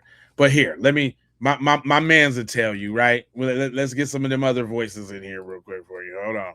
I got some other voices for you because I guess black people have been scolding you guys too long. The black guy, the angry black guy, the racist black guy on the screen. That's all he does is just talk about white people. He just doesn't like, he's racist. Shut up, Buster. And you don't understand why black people wouldn't send their kid to be alone with just white people, then you are not safe to be left alone with a black child. Damn. Your own home. What you say, bro? That was deep right there. The boy had a little Pam. He sprayed a little Pam in the plate and on the skillet. What you say there, boy? If you were white and you don't understand why black people wouldn't send their kid to be alone with just white people, then you are not safe to be left alone with a black child. Damn. Keep my kid. So, a word of advice for everybody. You heard what he said now. Y'all got to listen. When they be talking and they be listening, when they be talking, look, a whole bunch of people dropped off when I said that. Oh, they don't like them messages. Thank y'all for looking out because they don't like that. I seen about 50 people skedaddle. Soon as they people get to talking to them, ooh. But listen though, this is what I'm saying. This is a note for my people. This is a message for y'all. Y'all look at them chats and them comment sections, man, on y'all Facebooks and seeing how these people is answering these questions and if they come in with all of that extra explaining, because them is definitely the people that you don't want around your cheering. But go on. Even racist white people can acknowledge that black culture is valuable. And the problem is sometimes that we know it's valuable because they can't keep their ass away from our stuff. There they go. They right there. They're right there. The boy cooking. He cooking. Go ahead. Worth that black people bring to the table is exploited by white people. So it gets them into relationships where people are really consuming them rather than being in relationship with them, which is a trap. It's no credit to a white person. Okay, hold on. Let me touch on something he said right there because I don't want to skip over it because he's cooking. He said in consuming them. So I'm gonna take y'all back real quick, real quick on the quick side of the game. Think about what his friend group looked like.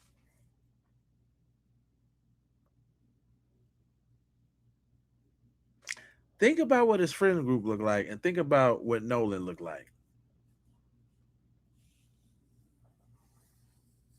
Perhaps they all look like some dweebs. Let's just get that out there. They all look like some USDA grade A dweebs.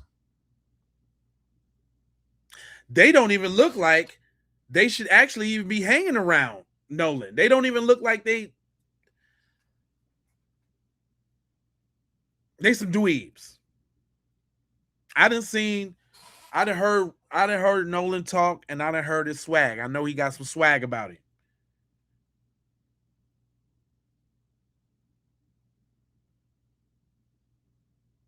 They're all, yeah, Wesley's a dweeb. Yeah.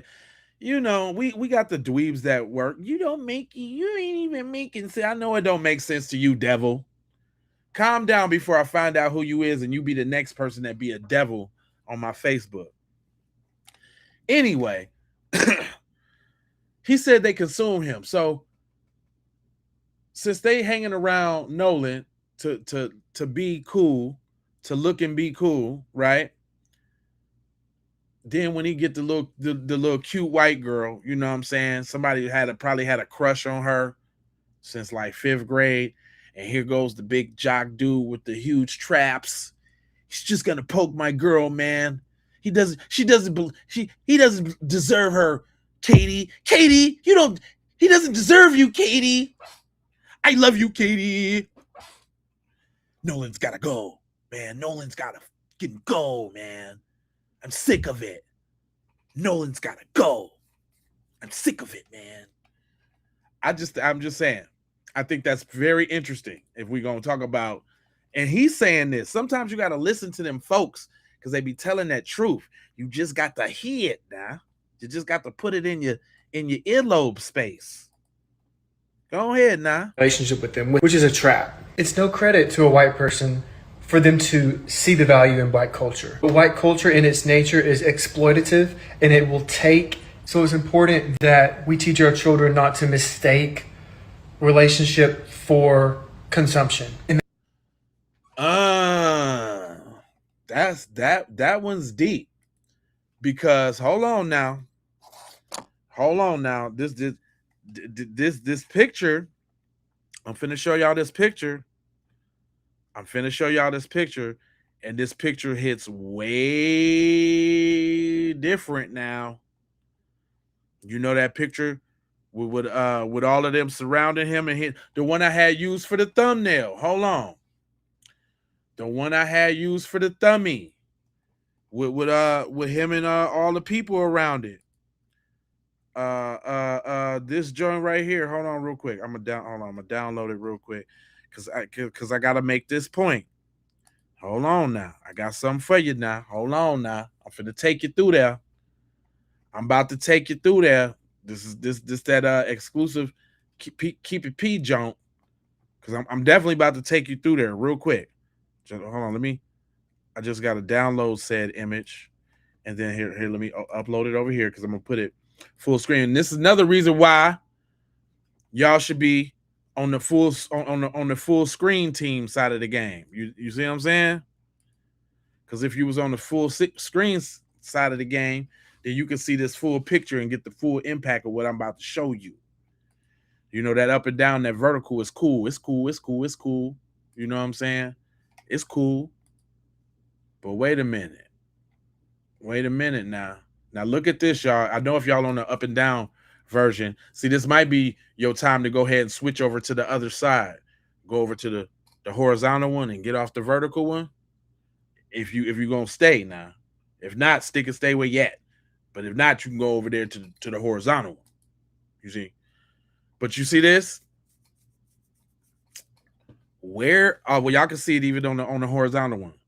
Where's Nolan at? Why is Nolan monkey in the middle? Literally.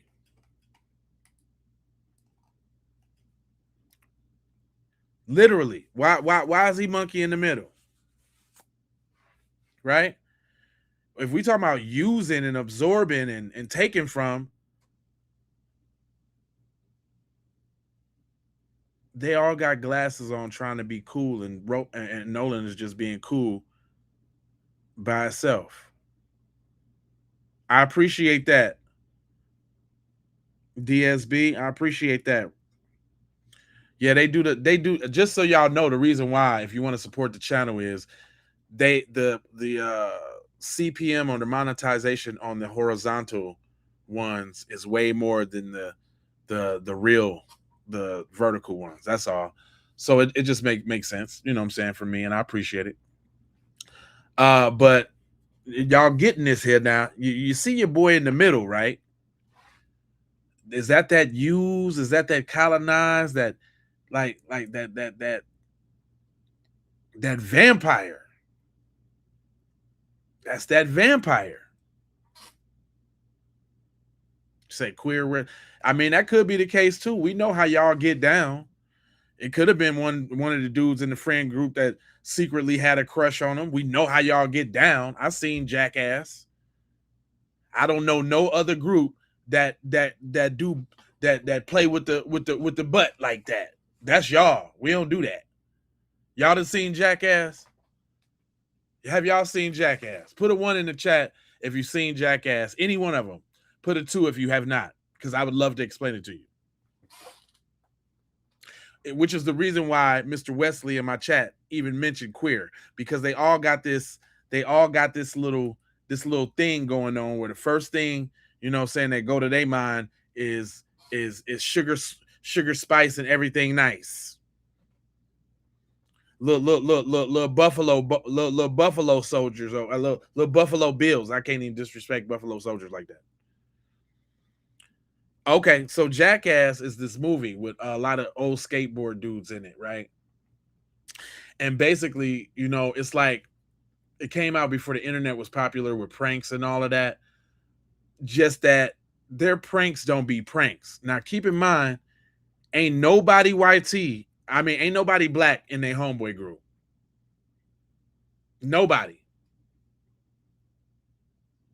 You didn't say, see, I told y'all. Look what your boy just said. Look what he said. I told you can't make this up. It's not gay if you're on a boat. That's what. Did you just say that, fam? My man said it's not gay if it's on a boat.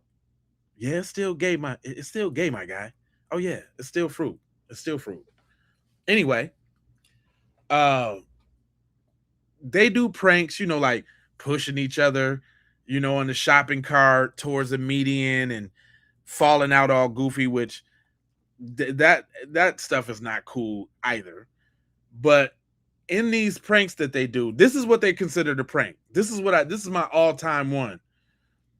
There's plenty other ones. Like they'll take a firecracker and one dude to strip down naked. I mean a bottle rocket, and then one dude to stick the bottle rocket in his tutor and set the bottle rocket off. We don't do that. There's no scenario in no type of way where anybody in a friend group that I have or the friend groups that I know is finna to allow one of the homies to lie down on the ground and toot his thing up in the air for another homie to stick a bottle rocket in it, light it, and that's funny. There's no joke in that. Not one. And that's why y'all see them. Listen, now take this with y'all. You gotta learn something when you're here too. That's why you keep seeing them what's gonna happen to Carmelo in jail memes. They always got Carmelo hugged up with some big black dude, or they got the one where, you know, they got a dude behind Carmelo taking this, that, and the third, or that's what be on their mind. But the skit that I was talking about in this Jackass to solidify that's their culture, these dudes thought it was funny to take a Hot Wheels car. Y'all know what a Hot Wheels is, right? I ain't that old. A Hot Wheels car is about this size. Well, this is a Hot Wheels car, y'all. They thought, on the movie Jackass, go check it out. I'm not lying. They thought it would be comedically funny if one of the homies put the Hot Wheel car in a condom, lube up, stick the keister the car, and go to the doctor and get an x-ray. And the look on the doctor's face when he sees a car in my butt, what? What? What'd you say, Doc? That was funny? No, I'm gonna give y'all a better one that I just thought about from the same movie I seen. This is supposed to be funny. This is comedy. You ready? This is comedy. They got, you know, them funnels you pour your oil in. You know, like when your car, you don't want to mess your car up, so you get your nice little funnel to pour your oil splash free. These dudes fastened a hose to the bottom of the funnel. No. I'm sorry.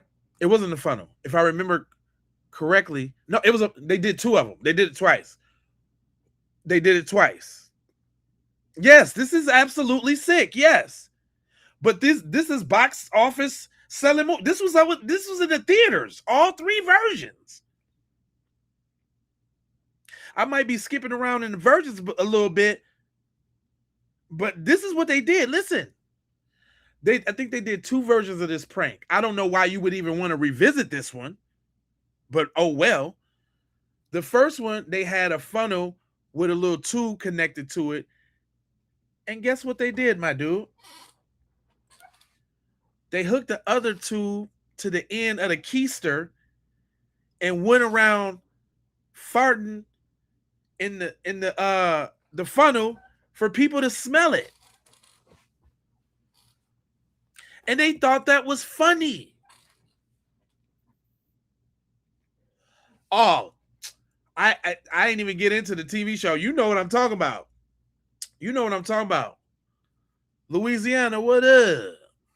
But you know what I'm talking about, right? So then they did it again, y'all. And you know how you got them face masks, like for smoking? Like, you know, you put the little bong mask, like it looked like a gas mask, but it's for smoking. Why they hook a tube up to one of them and put the gas mask on and have somebody fart in the tube with the gas mask on so you can't like get away? Like as if the funnel wasn't enough on the first one, they did it. They came back with the gas mask.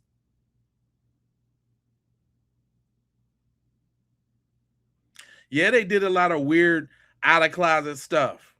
Yeah, that's what made me stop watching it. I only knew the dudes because I used to like Tony Hawk. You know what I'm saying? On the PlayStation, everybody played Tony Hawk, Bam Margera and all of them, Chad Muska and all of them, right? You remember that? Thank you. And one of them threw up. Yeah, but why would you put a mask on your face to smell somebody's fart? Where's the comedy in that? So I say that to say, people, that's the reason why I lead a chat up, because we got gas mask poop smelling dweebs over there in the chat, and they reveal themselves by the things that they say. And this program wouldn't be what it is without the goofballs in the chat. Give it up for the goofballs in the chat, y'all. But anyway, let my man cook out about why it's not safe to leave your black children with white people. But white culture in its nature is exploitative, and it will take. So it's important that we teach our children not to mistake relationship for consumption. Right. And that same system has been evolving to protect white people and has been perfected over hundreds of years, sort of like an apex predator or a great white that has. Sort of like planning to take your boy out to a deserted island and making sure he don't come back home. He said it. I didn't. I'm just putting the two and two together. Did you hear what he said? Did you hear? Did you hear what he said? You got to be listening. Say it again, dog. Perfected over hundreds of years, has been evolving to protect consumption. And that same system has been evolving to protect white people and has been perfected over hundreds of years, sort of like an apex predator or a great white that has been evolved to be the perfect predator. So you saying, dig me out. Hear me out on this, y'all. Roll with me on this. Roll with me. Roll. So you saying the people that used to lynch and hang people out in the Times Square right after church, that sent the postcards, that did the alligator bait, they lost a taste for that? And just, y'all done seen Dexter? Look how good Dexter is at offing people because he needs to do it. Follow me on this. Follow me. You just heard your boy say that they do meetings. I'm willing to say they don't even need no meetings. I'm willing to say they got devil telepathy and they all just think devilish on accord and they don't even got to meet. They already know just be evil. That's it. You telling me? You said I ran them out of the chat with that one. Ooh, because I be telling that truth. There'll be more. YouTube be sending them back and forth all streams, so there'll be more. But listen here. You telling me that they ain't perfected how to get away with killing a black person yet? I mean, judicially they got it down, right? Hold on, let's even bring it up. Electorally they got it down. Judicially they got it down. On the hold on real quick, y'all. I'm gonna close the door. They got that. They got it down pat. Do you think that for one moment that they haven't perfected the skills and the know-how on how to cover up what they do to black people? Jeffrey Dahmer, especially like when they go have help too. They knew everybody in that town, especially with their mom being a judge and the doctor and all. They already knew what was going to happen. They just didn't expect us to be on code like we is nowadays. Mm-hmm. They ain't updated their stereotypes and all. They really ain't got the pulse on the black community. They ain't know that we was on code like that. Said adults got to go down, the kids don't. No, the kids did the murder, and the adults tried to cover it up. So they harboring criminals. Thank you, baby. I'm eating that good old spaghetti over here real quick. Let me put a video on so I can take a couple bites of this because the spaghetti and this garlic bread got me on something. Let me see if I can get somebody to chat it up with y'all real quick because this might be a long one, baby. We got a lot of people talking.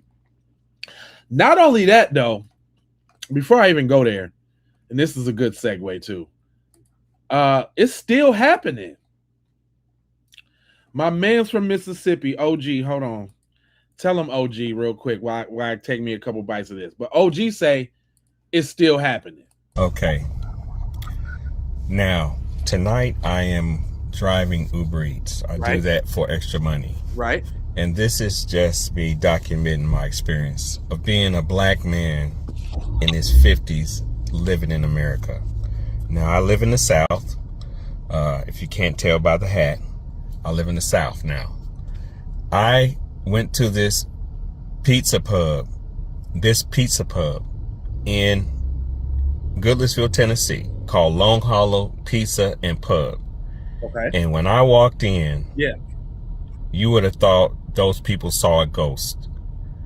There was nobody of African American descent, and it was packed.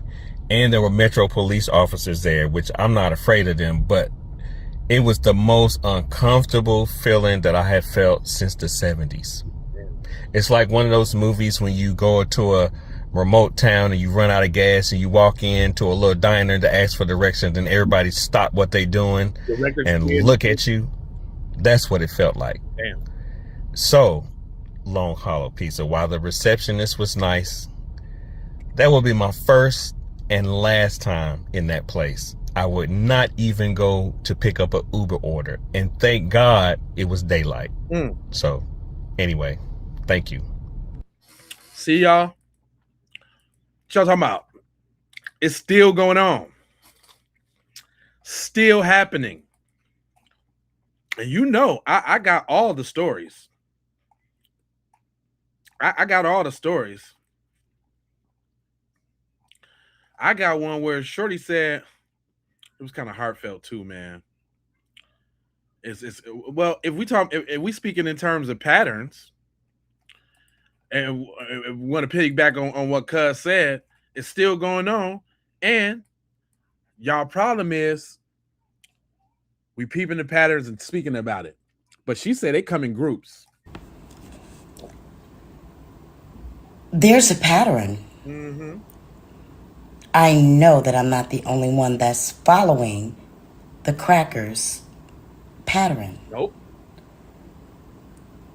They kill a black person in groups. Didn't I just say that? You think they ain't perfected them lynching skills? Come on now. Listen up. We sound racist because we pattern recognition. Shut up and learn something, boy. Even when you hear about the fake suicides in the trees, Right. they grab them in groups. Right. Nolan, groups. Carmelo Anthony, he was surrounded by white people. Groups. Mm-hmm. And then, what same thing happened? Everybody get on code against him. So not only the people that perpetrate the crime, but his whole little ecosystem. That's why my man about to be out. Free Carmelo. They come for us in groups. Even in slavery, to the pictures where you see black men hanging from trees, it was groups of white men. Yep.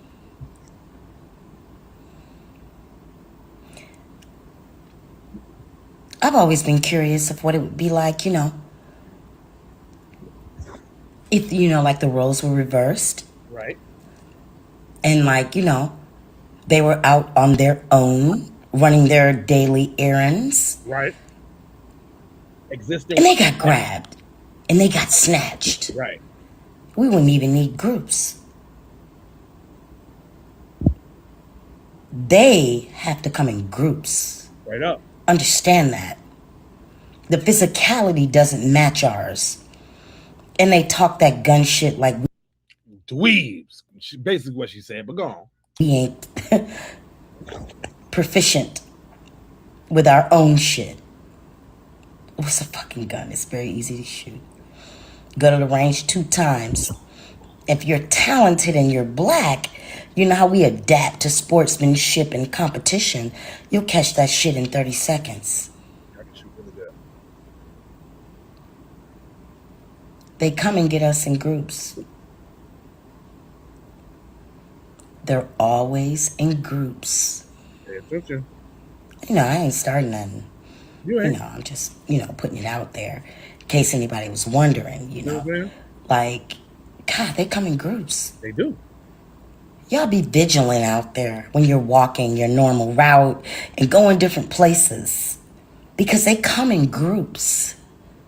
You'll never see a single cracker, these crackers that attack us on social media with so much venom, so much fight, so much tough shit, memes and threats and shit like that. You know the motherfuckers don't move like that out here. Right, y'all know they don't move like that out here in the real world. Social media, they all John Wick. Right. But we know in real life they don't move like that.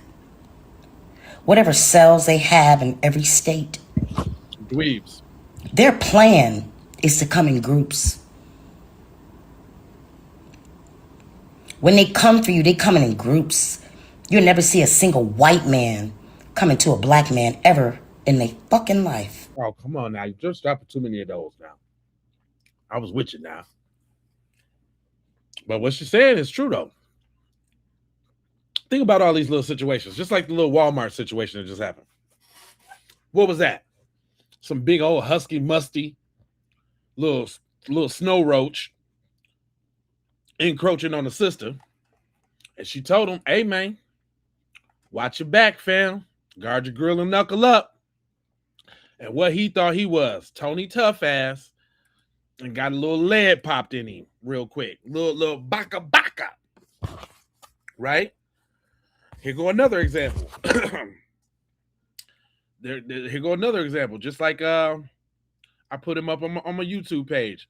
The white dude that ran, and it's always a white dude. Yeah, it's always y'all.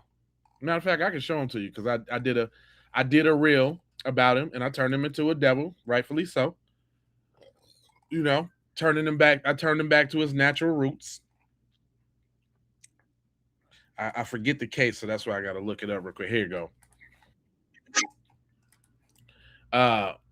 What's his name? Jeffrey Tyler Kinzer. Rode past this family outside, having a great time. Kids out there, elders, all of that. Everybody out there chilling, right? He rode by, say some little racial slurs out the window. Everybody ignored him because they was just handling their business, right? This dude come back with body armor, an AR-15, finna get ready and try to ambush the family having a good time, children and everything out there. But this dweeb goofball that didn't update his stereotypes, that thought it was still back then, got ready to get out the car, and one of the OGs on the scene gave him the buck up, and sat him down real quick. He ain't die.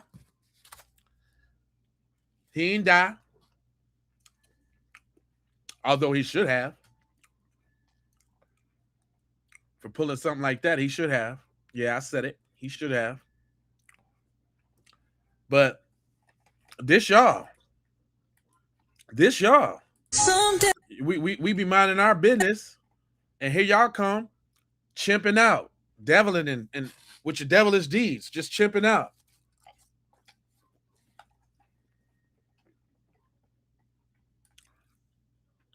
Chimping out.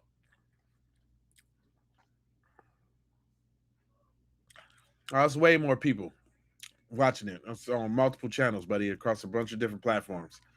You sounded smart when you first said it, but I get you. You sounded smart when you said it. You did.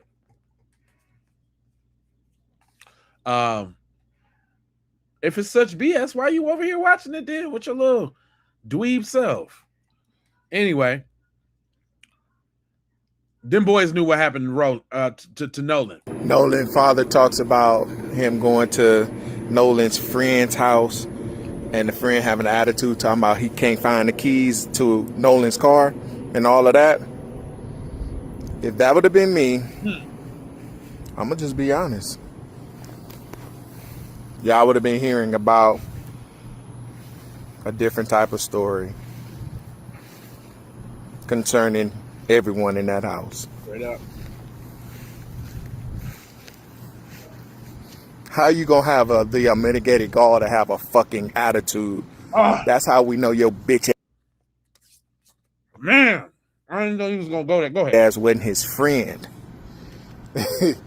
Get the likes up, man. Give me some jewels. Give me some super chats or something, because this stream is done.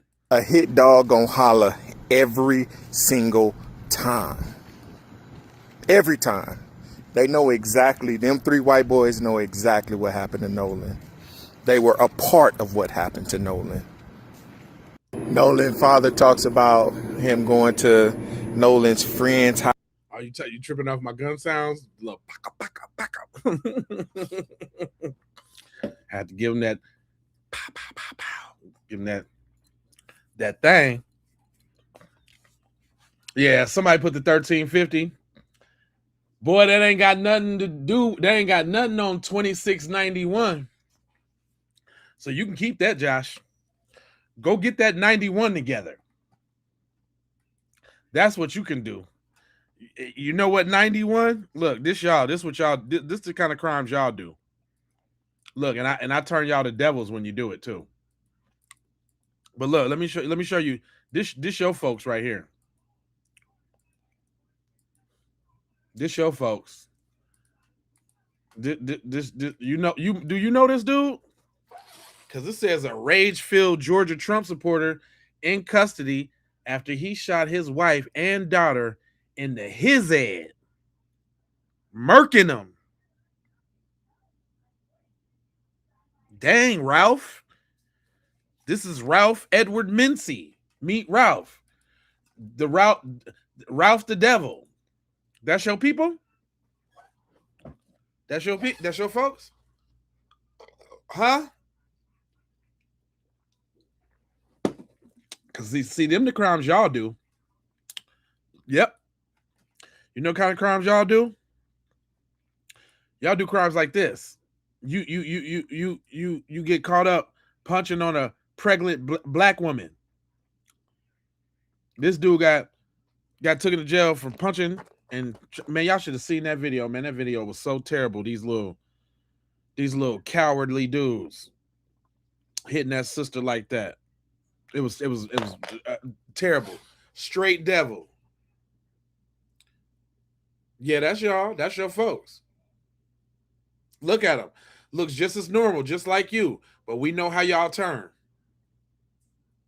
We know how you get. We know what's underneath there. Go ahead and let your wings out and just say what you got to say. Look, these your people right here. Remember when I was talking about that ecosystem and how they know when they do something that they're going to be protected? Now go back to that case of your boy right here, Dylan Roof. Remember when he went to that church? A church, mind you. Y'all so supreme. Y'all so this, that, and the third. But he had to go to a church to target some old black people. And guess what? Unlike y'all, we let him in. Praise with him. You know, this, that, and the third. And guess what he ended up doing? Mowing them down. Well, this is the judge that gave him that said both the families are victims and all of that. Look at the judge said that he was in possession and distributing material depicting actual abuse of babies. Boy, if that ain't devil, if this the type of stuff y'all do, these y'all headlines.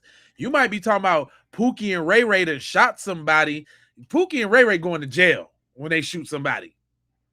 When they rob the plug, when they run off on the plug and get shot, they're going to jail.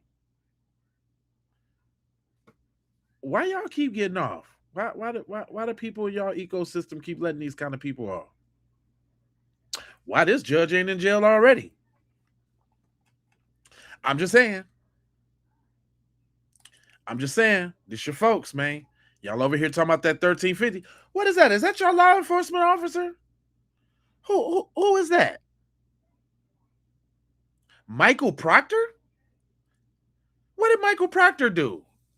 Text messages leak showing he was encouraging his officers to show up slowly to a crash because the victims was black? Who do that? Devils. Devils do that type of thing. That's devilish. It's devilish, fam. Maybe you should just do better.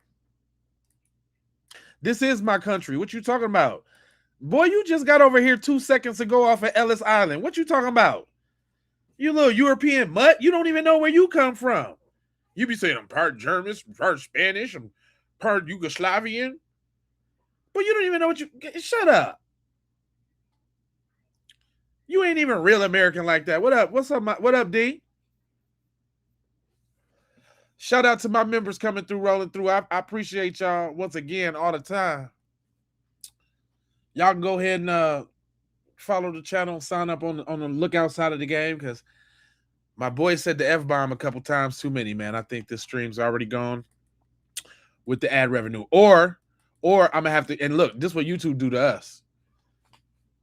It'll 18 and up it, and then it'll say no this, or you gotta cut out this, because the broadcast I did the other day, the whole 9-hour stream was good until I put that white boy on that dropped them F-bombs. And I had to literally go into that video on the YouTube studio and cut them few seconds out the video to salvage the video to try to get some monetization on it.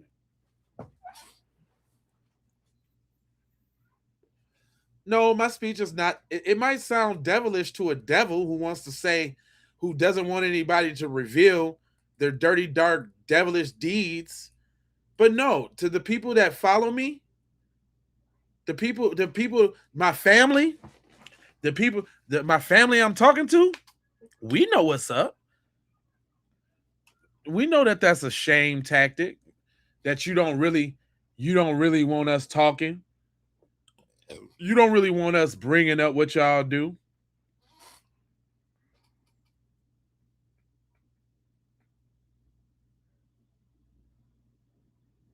Why don't you go zone off Chicago and go live there with your devils?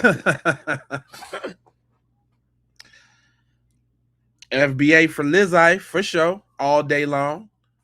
Actually, on that note, very, very good segue. I appreciate that, sir. What I need y'all to do is I need y'all to go on over there to sayitwithyourchest.com and go ahead and go grab you some of them shirts so that you could be proud FBA out in the street. We got white, we got blue, we got pink, we got red. Red is always my favorite, right? We also got them cut the check. We come into Washington to get our check with the Reverend Doctor on now, right?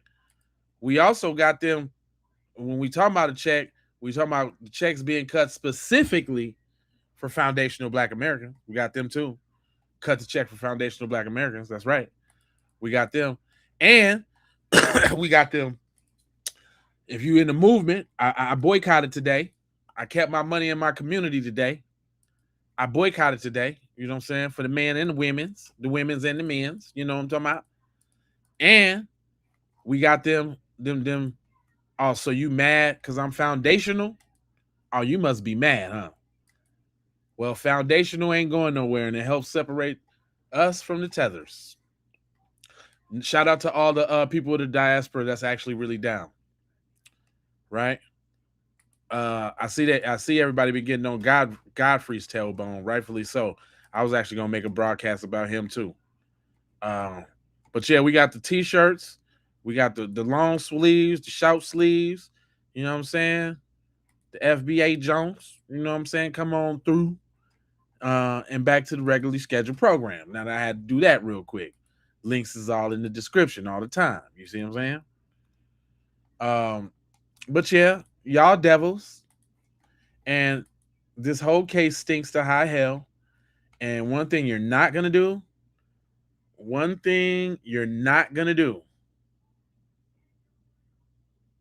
is gaslight us and just shutting up. Look, I got them so heated, man. Look, I be getting these little comments all the time, man. They be on my tailbone, man. What do you say? You're the devil. What do you say? Hold on. I be getting these little threats. He said, you're the devil, evil to the core, hater. May Father himself teach you his way. Whatever that is, Neil Nystrom. All right, Neil.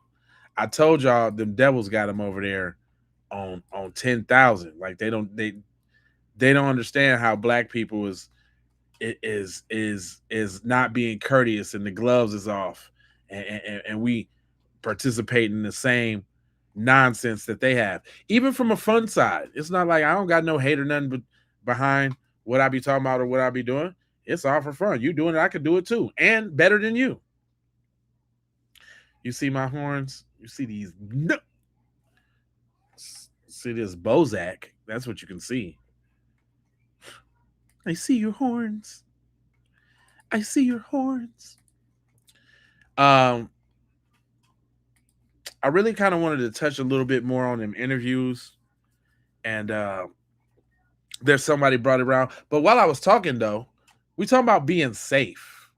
The difference between us and y'all, dear white people. I grabbed this because my brother, he ain't doing no cooning or no shucking and jiving. He's just saying like what it really is for the kind of people that we are and the kind of people that they ain't.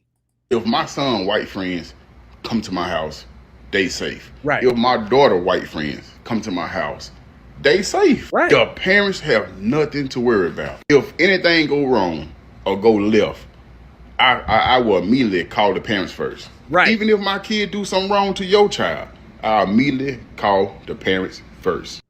And see, that's why y'all can't understand why we thinking and we moving and we feeling like this. As y'all see, every Black person we talk to, we all coming with the same thing as if we all wrote it down and scripted it.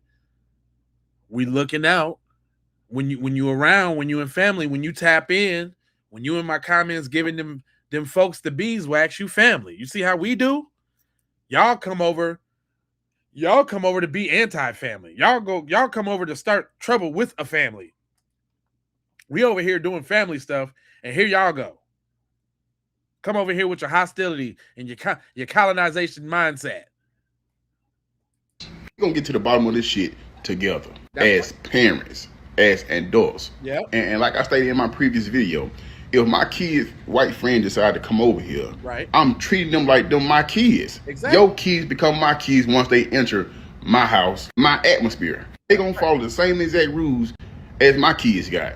I'm not one of them ratchet ghetto ass parents that let my kid do whatever the hell they want to do, when they want to do it, and how they want to do it. It's structure over here.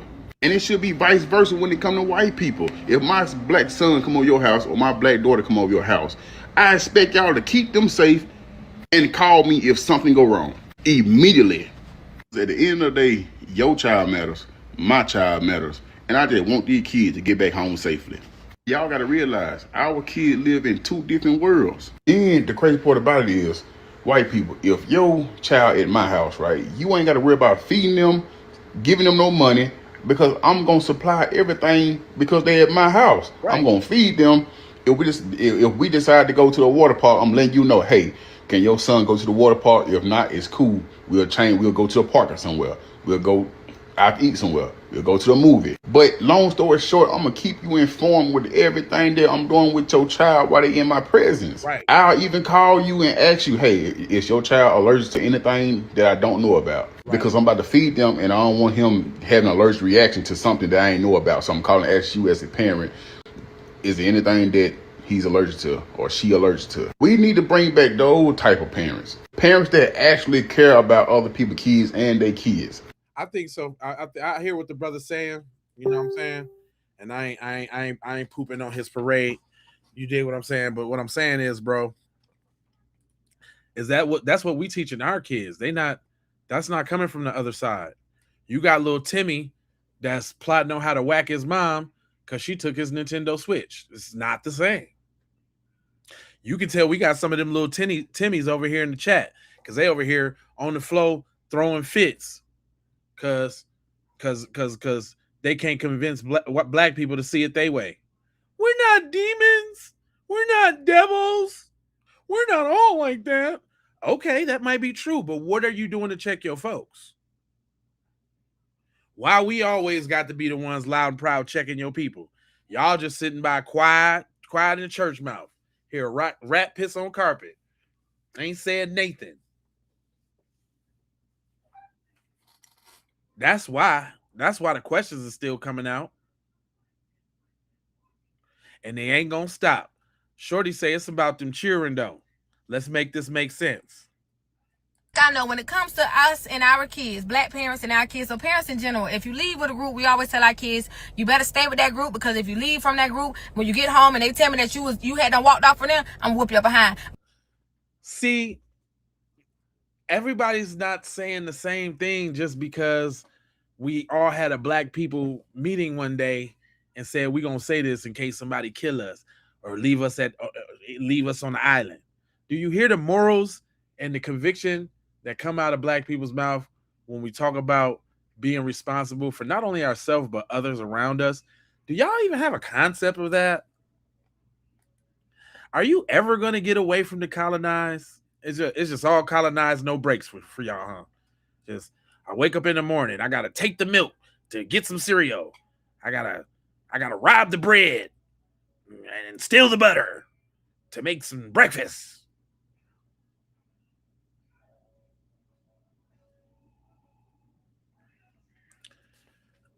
You said I agree. I can't stand taking kids to hang out, but then ask for money. No, take them to the movies, McDonald's, etc., etc.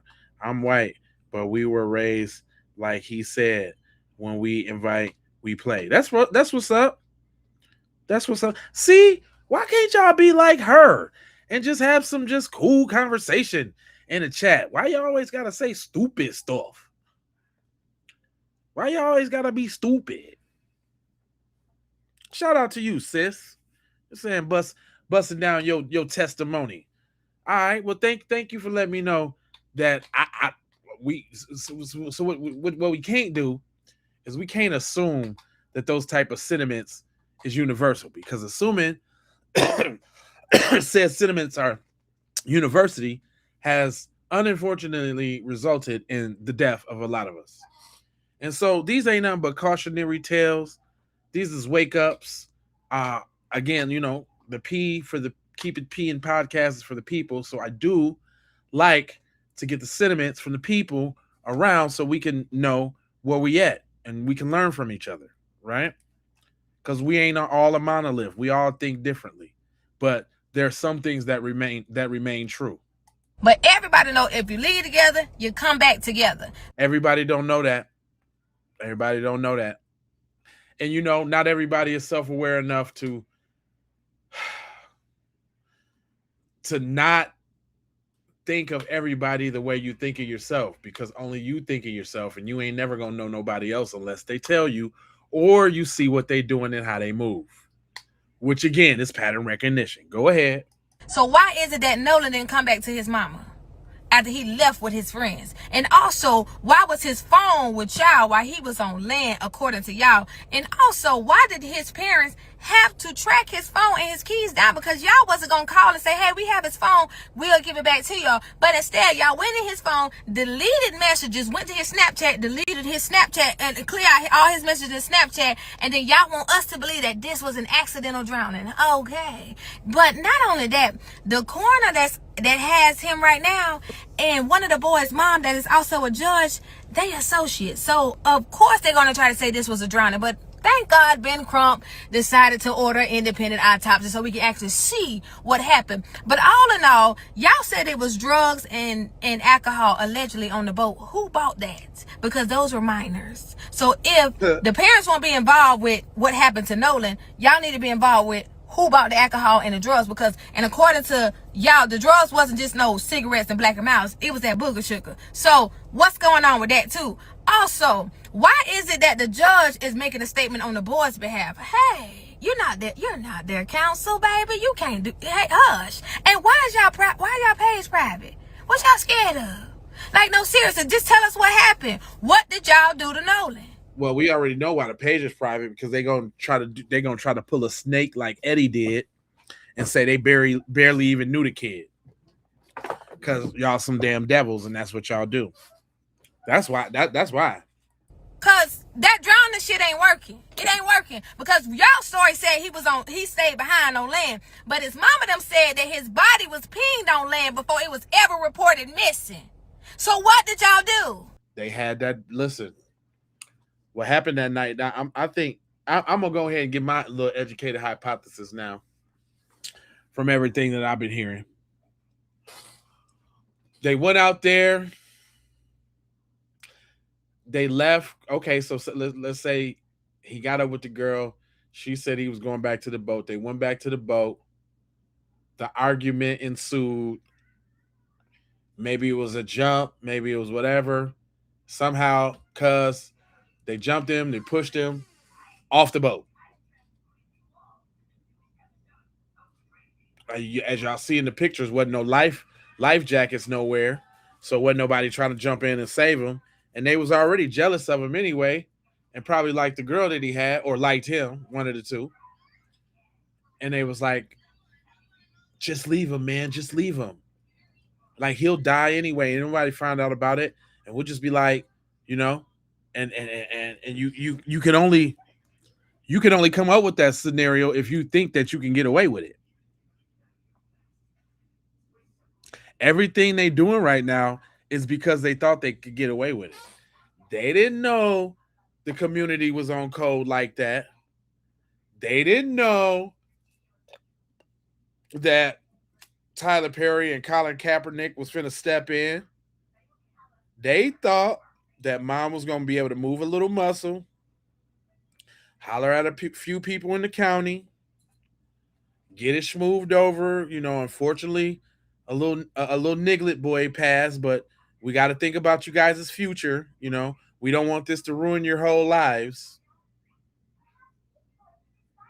And so the cover up begins. And then we already know, the ecosystem they in. The same reason they was all willing to overlook them boys' crimes is that's the same immunity from justice and law they want when they appear in front of the court and the judge, and they all be giving each other the wink and the nod. Kaepernick is anti-American because he kneeled. Dude, where you save America 84-16? You're a bot. You gotta be. I know you didn't come over here and thought you ate or said something intelligent with that. It's not a conspiracy. It's unanswered questions. The sad thing is that instead of getting the righteous investigation with the assumption of foul play like it would have been if Nolan was the white dude in the black friend group, if Nolan was the white dude in the friend group, them niggas wouldn't have been able to go to a party that night. Because soon as Nolan didn't show up where he was supposed to, they was finna come around them niggas right up. Right up. Right now, what was like a week or so left, they be talking about if they get a bail or not. Because they wouldn't have no bail. It's a murder investigation. They would get no bail. Teenagers and all. You get whatever. You'll get no bail. And you must sit there until we sort this thing out.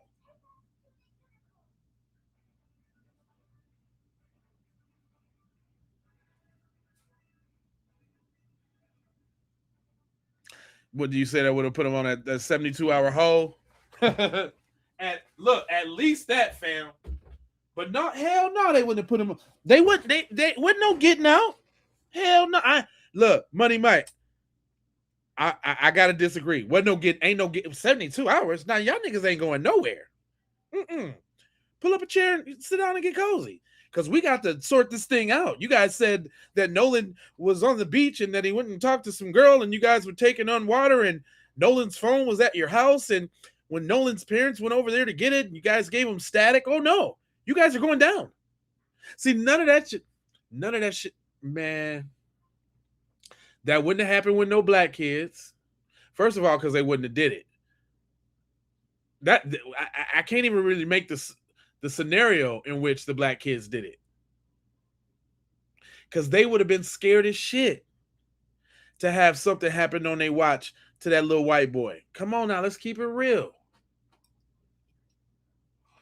Low key, high key, boy, they would have been protecting Nolan like he was a golden goose while they was in his little. You see what the black father was saying, right? Same principles would apply. They would have made sure Nolan was Gucci. It bet not have been no hood dudes from Compton at the party, because they would have stepped up and made sure didn't nobody touch Nolan if he was white.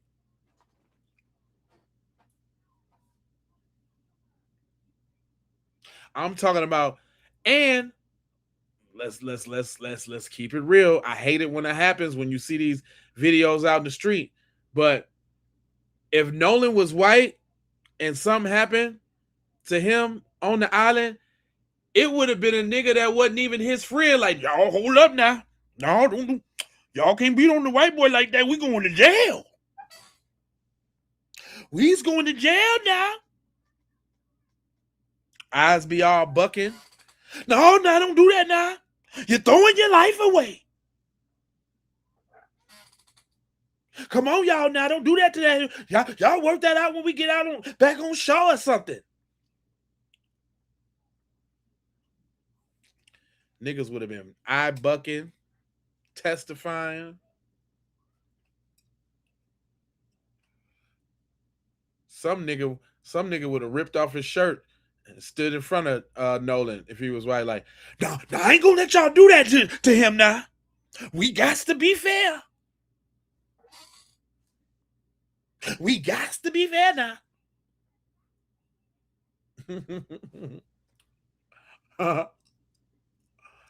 Y'all know I know. You know I know what I'm talking about.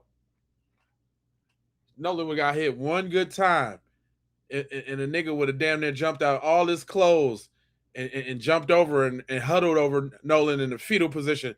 Like, Nos, y'all ain't gonna do that to him now. You're throwing your life away.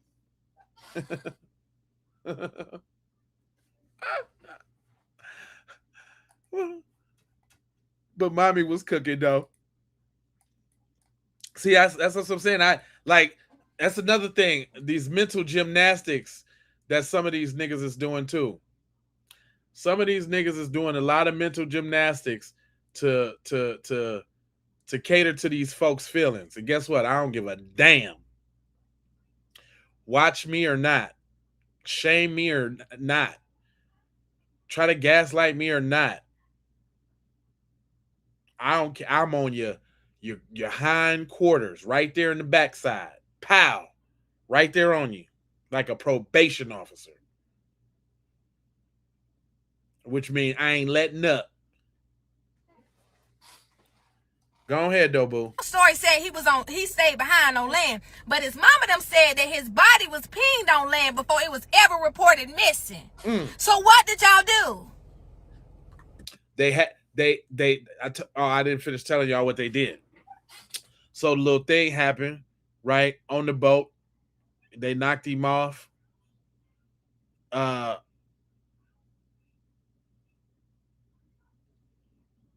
no, I forgot.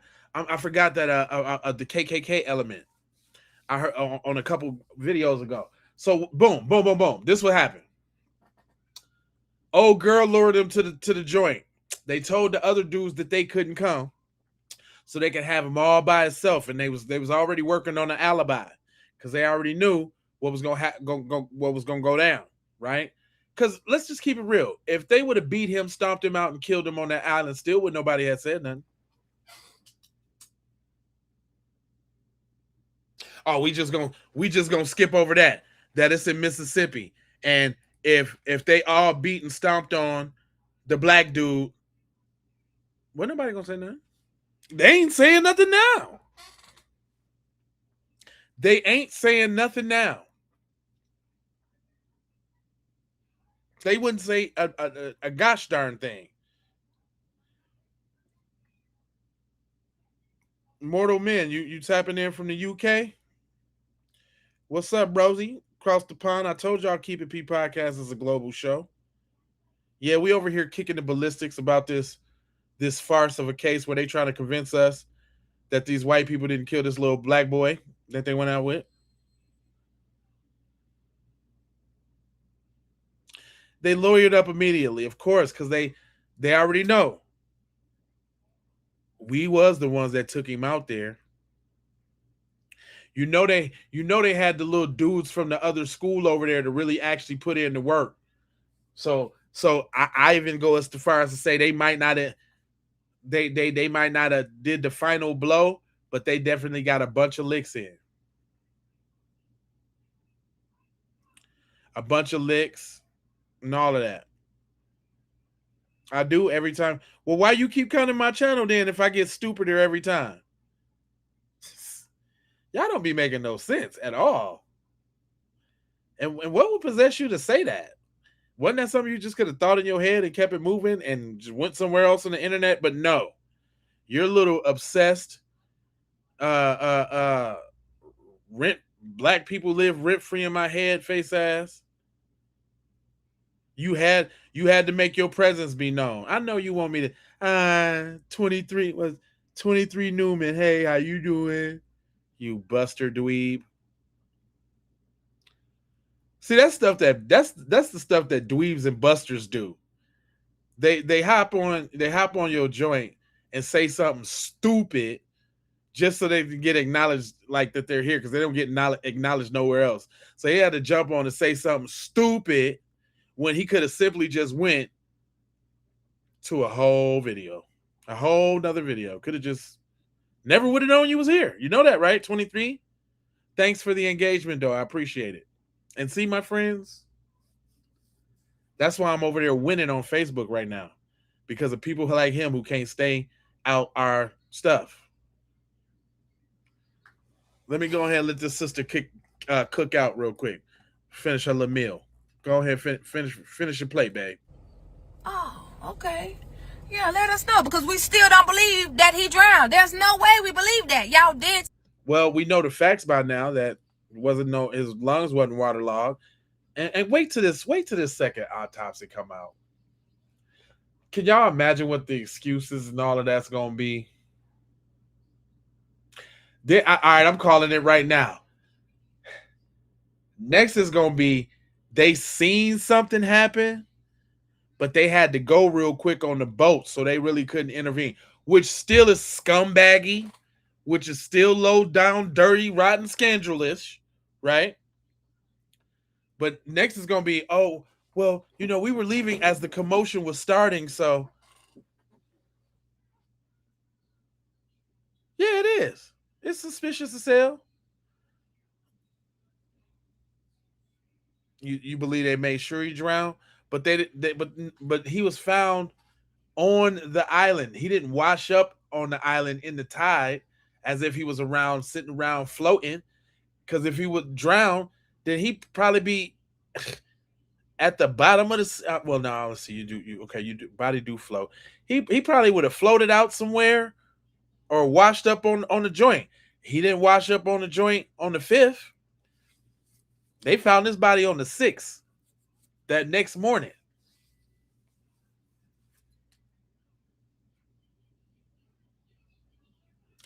I be trying. And it don't be nothing but the truth, Mike, though. Mike.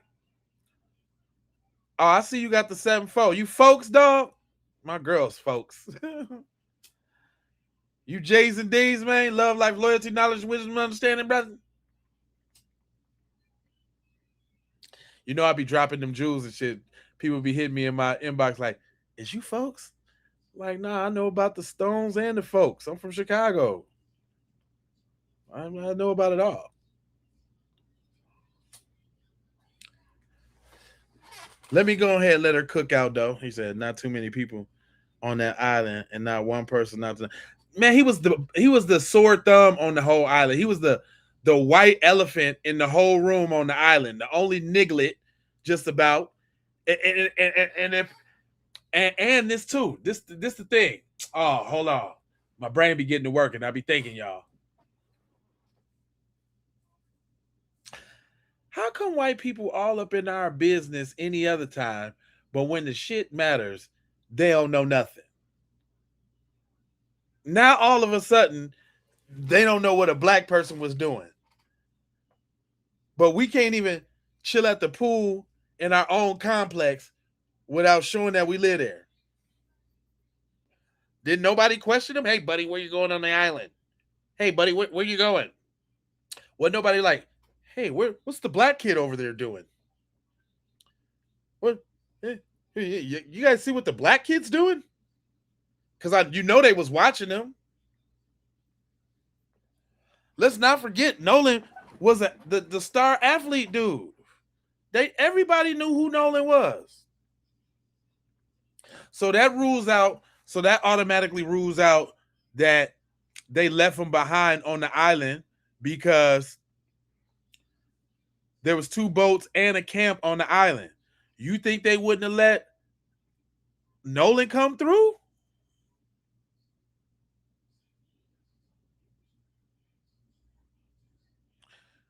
Yeah, the whole town is on it. In on it. You right. I totally agree.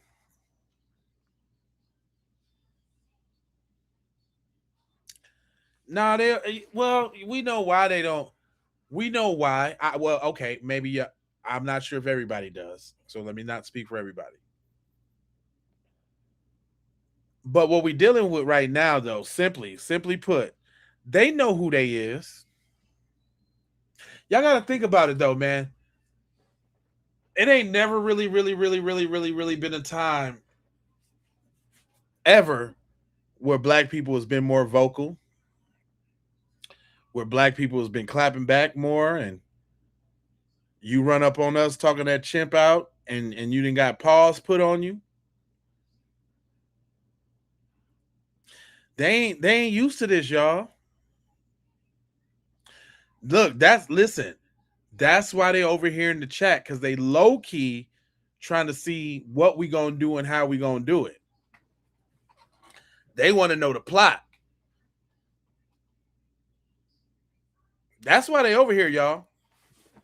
That's what let me know I done made it. Once you got some little snow roach monitors, oh, you doing something. You don't get snow roach monitors if you ain't doing nothing. Yeah, we tired, but 2 tears in the bucket. When it's on, then it's on, then it's on. When it's on, when it's on, it's on. It's on, it's on. It's up and it's stuck.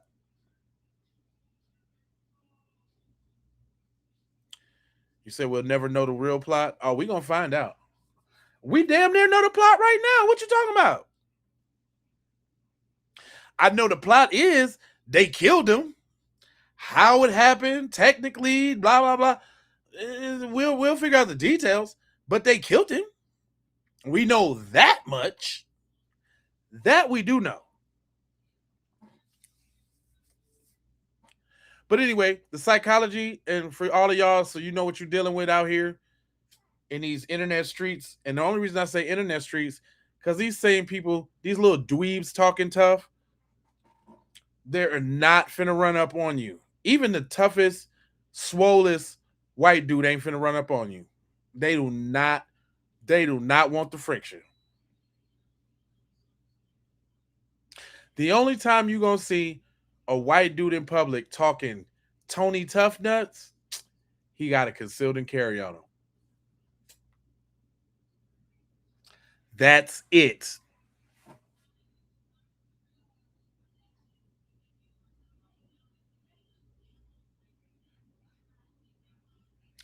They ain't none of the people that you see in any of these social media forums that post any of those memes and 1350 and watermelon felon and all that. They are not, I repeat, you won't see them in a public space. Now watch out if you're a little child or a female, because we know these dweebs, they love messing with children and females. Don't y'all? Don't y'all like soft targets? Say y'all don't like soft targets.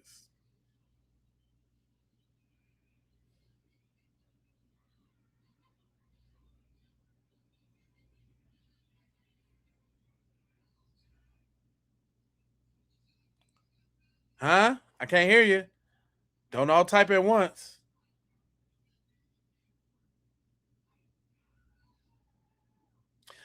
Yeah, they only brave in a group. But I ain't hear y'all say nothing about soft targets. Y'all love picking on females, little females and old people and females and kids, huh? Y'all don't go to none of the big buck black niggas that'll smack the taste out your grill. Y'all avoid them like the plague.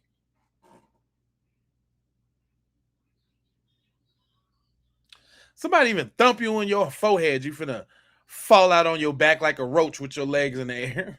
Oh my God. Oh my God. So somebody blow on you too damn hard and you curling up.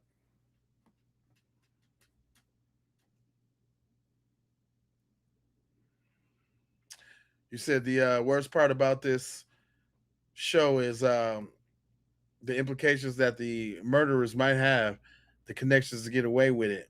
Don't know if that's true. Yeah, that's what they trying to do.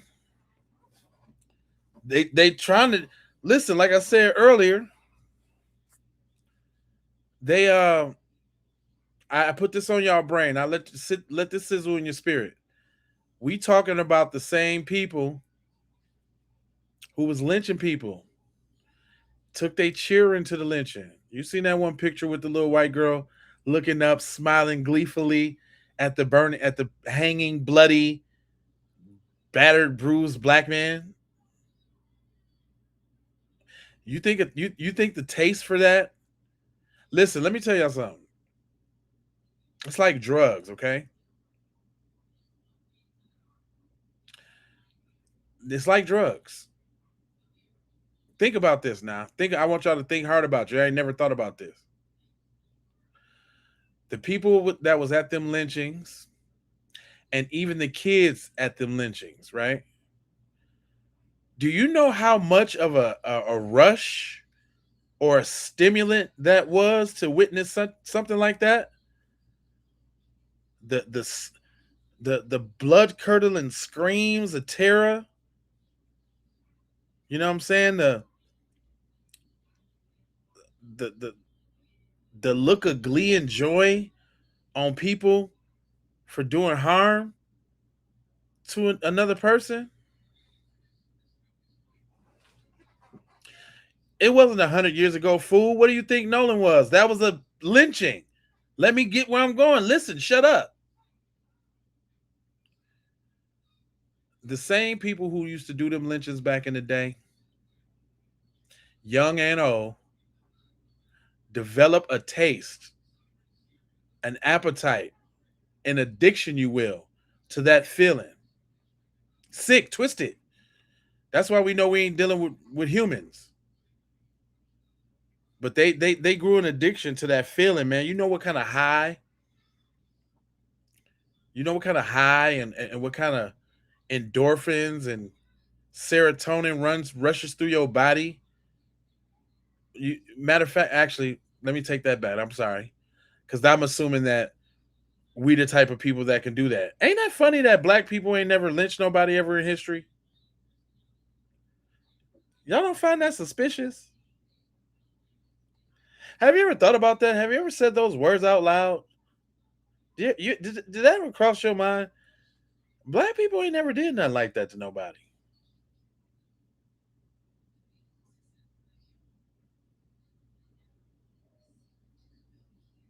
They had an animalistic high. The canine DNA people.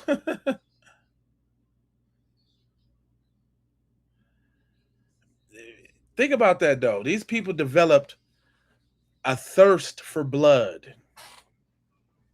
Literally. Not hungry to achieve or eager to excel. A thirst for blood.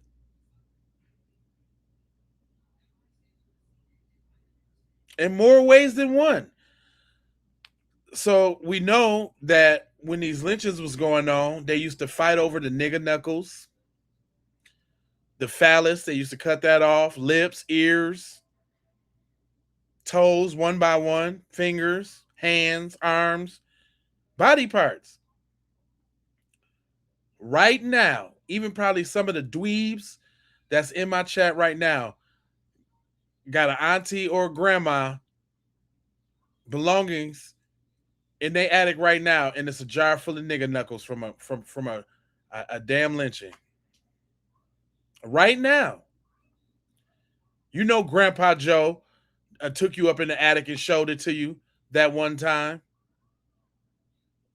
And you thought your granddad was the coolest in the world, huh? Because he had a mason jar with a nigger knuckle in it. You looked up to your grandfather, huh? You thought he was cool as hell. You said, I want to be and live like my grandpa one day and be able to get my own nigger knuckle one day. That's what y'all inspired to?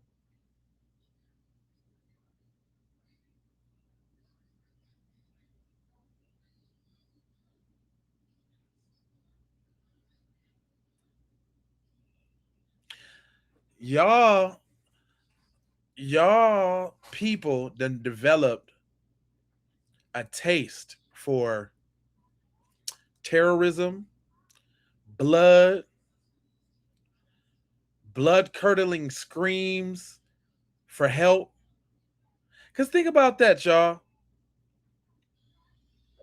Think about. I know it's hard for us to do, but you got to learn how to think from the other side sometime. Could you imagine getting off the train at some little rural town, right? You get off the train, everybody all hype. You walking around, you don't know nobody. but everybody seems to act like they know everybody because they can all unify on seeing the worst done to a piece of flesh ever in life. That's another thing. That's how we know we different, y'all. That's why we ain't did nothing to y'all yet, white people. That's why we ain't did y'all so scared like we gonna do something to y'all like y'all did to us. The reason why we ain't did it because we ain't like y'all. Because we don't really want revenge. We fought for what we needed to fight for, still fighting. Just leave us alone. But you can't do that, can you? That's why they stay close all over our backside, all up in our mentions, all up because they over here to see, man. Man, how's they feeling about these cases, man? Is they ready to snap out? Is they ready to start coming to get us yet? And that's y'all mind frame.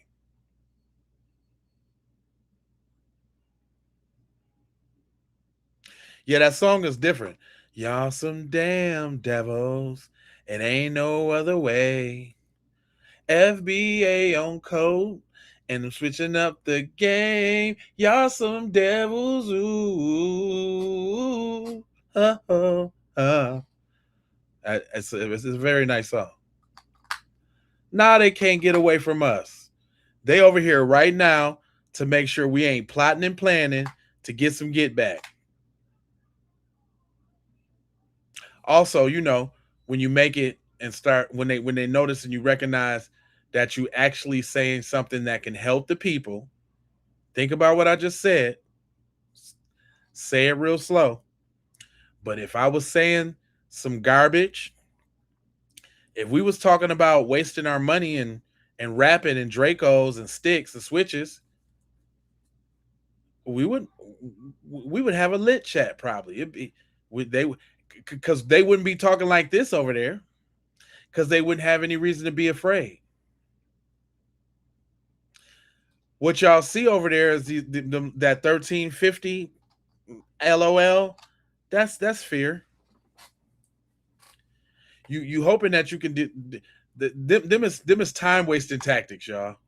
Now I'm not saying don't get at their throat in the comment section because believe it or not, you notice how when y'all clap back at them, they really ain't got nothing to say, right? They never can really straight on answer your questions and this, that, and the third. They ain't never really got nothing to say.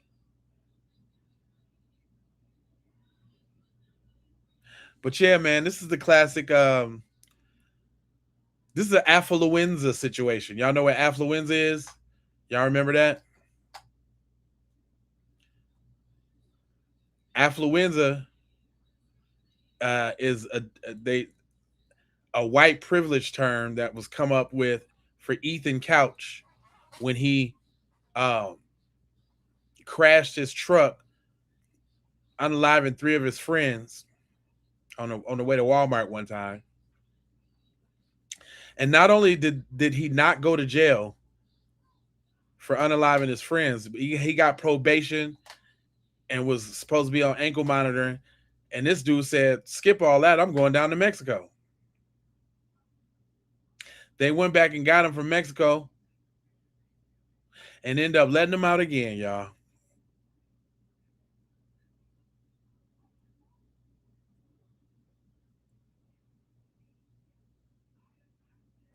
Why oppress? Why? Stop doing it oppressing. I know you don't want to hear that because it's your folks we talking about. You a part of that oppressor class. And don't make you feel bold or tough or something like that because y'all ain't never took nothing by straight up war or hand-to-hand combat. Y'all got all y'all conquests by being dirty and nasty with disease. Smallpox don't make you a gangster. It just make you nasty.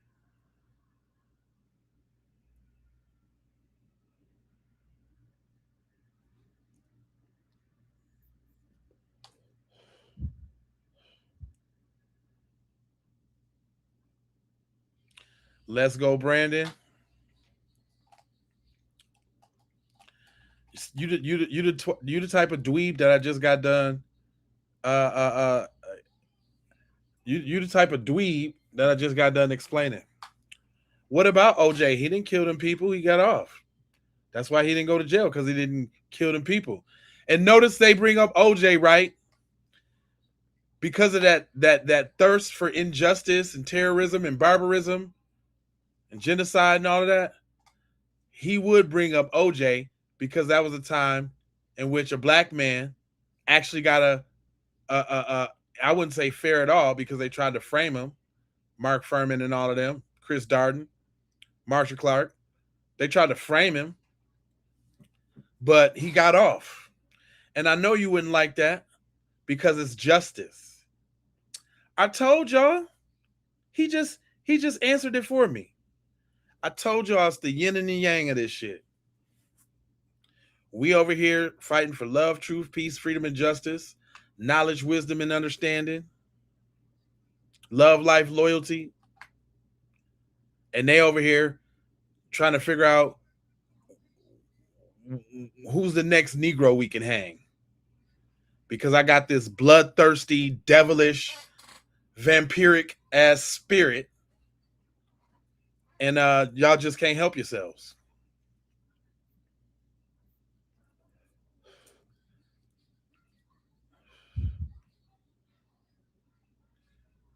Hell yeah, the backstabbers. I ain't trusting it. But hold on, hold on. We got more people in the community. It ain't just me. I'm echoing the sentiments of everybody. I'm talking about Shorty right here got a whole workout fit on, but she can clearly see that lady judge of them boys' moms is on some BS. You gonna tell her she wrong? So Judge Ashlee Cole has released a second statement, and she is basically saying that, you know, she's so concerned, and her family and the others will not be speaking to the press at this time right now, and their thoughts and everything are with Nolan Wells' family. But let's look at what's really going on. First off, in the statement, she has pictured her face at the top and her title. Now, she is not overseeing or adjudicating anything having to do with this case. So by putting her face and her title at the top of the statement, what she's saying without saying it is, I am an authority figure. I am a figure with power. I'm white and I say so. And if I say it, it go. I am a figure who has influence over this situation. And as far as her concern for the Wells family, if you're so concerned, then why did they have to use Life 360 to track down the cell phone? Guilty. Ding, ding, ding, ding, ding, ding, ding, ding, ding. It all goes around that cell phone. Thanks for the jewels, Gun B. I ain't even see you. Thank you, man. 100. I appreciate it. Hey, I'll be needing them, and make sure y'all hit that like button. Make sure you subscribe if you ain't subscribed already. But I'll be needing them, man. Them little jewels and little tidbits, them little because as soon as I play a reel with somebody saying the F word in it one too many times, they taking all my ad revenue. But yet and still, we got Cardi B WAP busting through the charts. They ain't stopping Cardi B's her ad revenue on that garbage, I bet. But go ahead, Mom. Keep bust it down. See, normal people, right. If you have a group of kids who are friends who do everything together, if one of those children comes up missing for any reason, what you immediately do is you say, hey, look, I've got his keys. Let me return those to you. Hey, I've got his cell phone. Let me return that to you so that you can go through it and use it to help locate him. What do? You are at the location that evening or the next day looking for your missing friend.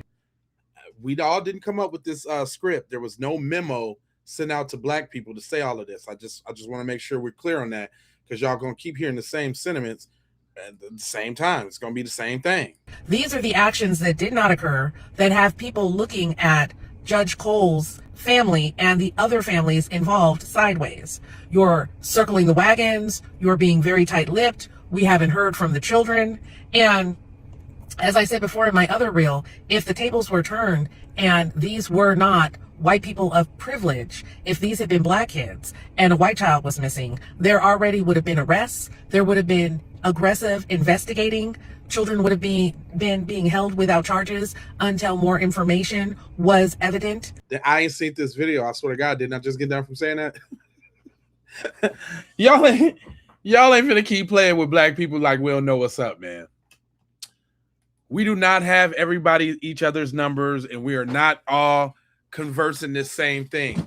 This is basic human knowledge, but as we see, we're dealing with some non-humans. But I digress. Go ahead. Everything in this case is so suspicious, and I just feel so disgusted at the level of callousness that these families have shown toward the Wells family. Here, your son is missing and then pronounced dead, and there is no outpouring of concern, of involvement, of being helpful, of transparency. There is only this very sterilized legal statement that is being made by Judge Wells on behalf of the other children. One of the things that's really especially egregious that she says in her statement is she wants to help the Wells family rest and properly mourn. What kind of statement is that? How are they supposed to rest when their child is dead? How are they supposed to rest when they have no answers? Properly mourn? It sounds very creepy and very controlling. Like this is how we feel you should be handling his death. We feel like when you say rest, as in you don't need to pursue this any further. You need to accept his death and go on about living your life. Like he was here one day, he's gone the next. It is what it is. That is so absolutely disgusting. Now, the Mississippi Code of Conduct for judges says the judges shall not use their judgeship or their position to lend credibility to their private matters. And that is exactly what Judge Ashlee Cole has done in her press statements. By posting her face and by posting her position, she is trying to lend the air of authority and power and position to the situation when in fact she's just the stepmother of Warren. Right. And that's how her statement should have come out. As a concerned mother, as a concerned party, or however it may be, but it should not be as a judge in my position, in my authority. Does that make sense? Look at how she is presenting the situation in order to manipulate it, in order to gain trust, in order to say, because of who I am and my stature and status, I am to be believed. And we're going to point the finger back at the Wells family for their child's conduct and for coming up missing, but not at my family and my people. So yeah, that's how they all feeling right there. I told you, we all know what the deal is. Every single person that did y'all know they had a little protest for them today? But guess what? I love to see this too. Guess who showed up at the protest, y'all? It's the Brews. Oh yeah. The Brews showed up to the spot in Ocean Springs, Mississippi. Deep too. Captain Ho, shut up! Are you ready? Yeah. Platoon, are you ready? Always ready! Hold hands! Good! I am a son of a gun! I am a son of a gun! Yeah! I got the power of God! I got the power of God! Woo! Hey, hey, Nolan Wells! Hey, Nolan Wells! Judah, part of the 12! You're right! Hey, Nolan Wells! Hey, Nolan Wells! Not forget about you! Not forget about you! Ooh, I love when the Brews come through! Ooh, I love when the Brews come through! Y'all can say what y'all want about the Brews, dog. I mean, you know, I got my little quarrel with the Brews and all of that, but them still my brothers, and I love when the Brews come through. They was deep too. You heard all that bass, all that man Black bass and all that voice. You heard that, boy? Y'all heard that? See, y'all don't really see. This why they over here in the chat looking who in this shit. They want, is the bruise coming? I hope they don't get them bruised now.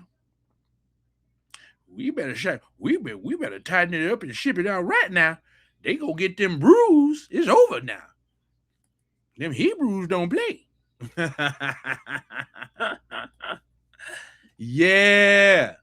I love when them dudes show up, man. I don't care what nobody say. Shorty say she got little Missy. Shout out to little Missy. She started out with this little clip. Nolan Wells' parents make it clear that it's not about race. This is about getting answers and about getting what's happened. See, that's one thing I don't like about Benjamin Crump.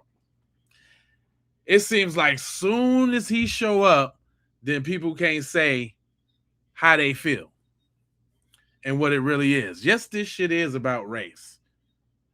I don't care what you're talking about. This is a sophisticated 2026 downright good old lynching. And y'all done got pretty good at it too.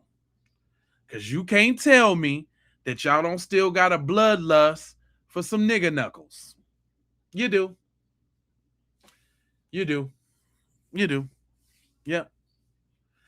Hell, some of y'all, some of you dweebs in the chat might even be children of some of them people that been to some of them lynchings. Y'all probably children of them. If not, because the people who watch my program, the highest percentage is between the ages of like 39 and 45 and 46 to 65. So it'd be like a lot of older people on here. Some of you dweebs was probably even at a lynching. Matter of fact, make yourself known. If you was at a lynching, put it in the chat. Let us know. Let us know if you was at a lynching. And what was that like for you? Are you still a psychopath serial killer today? Do you still have that Jones in to see somebody strangled and set on fire and stuff? You still feel that? Do you still feel that way? Huh? Come on, let it on out. Let it on out. Is there anybody on here that been to a lynching before? Or how about how about this, white people? Has anybody in y'all family ever told y'all a lynching story before? Come on. This is a safe space. Come on. I ain't gonna put you out there.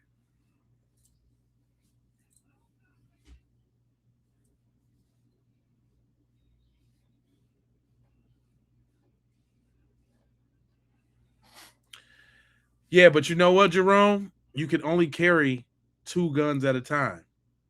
So having 50 guns don't do nothing for you.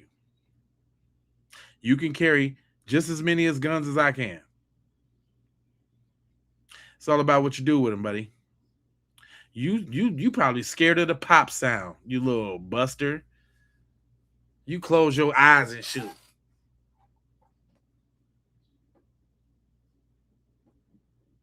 He said, we. And so you white now? Oh, you adjacent, huh? See, that's what we be saying about you tethers. Y'all be trying to suck up to them folks so bad.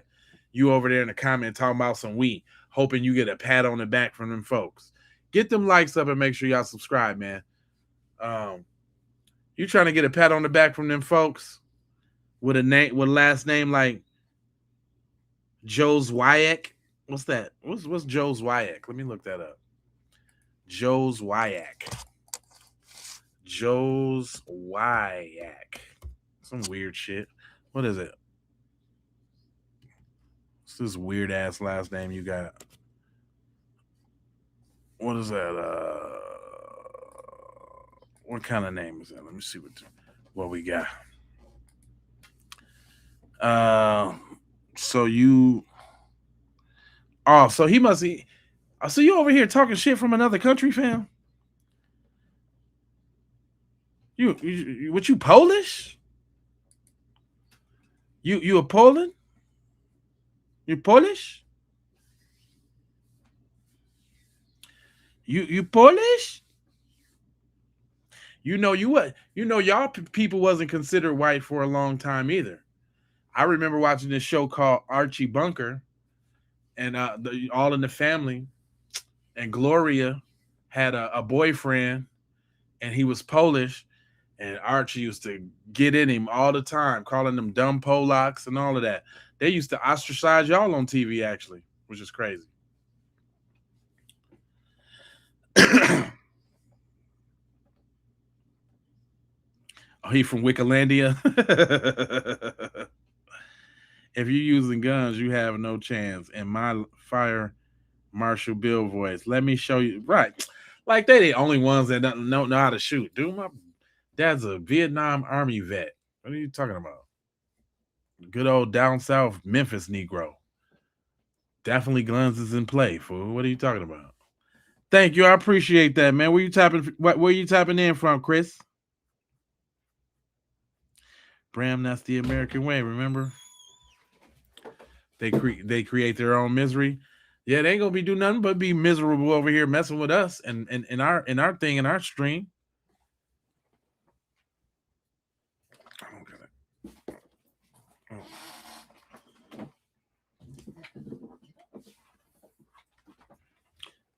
It said be marksman and let every bullet count. Yeah, whatever. Y'all don't really want, man.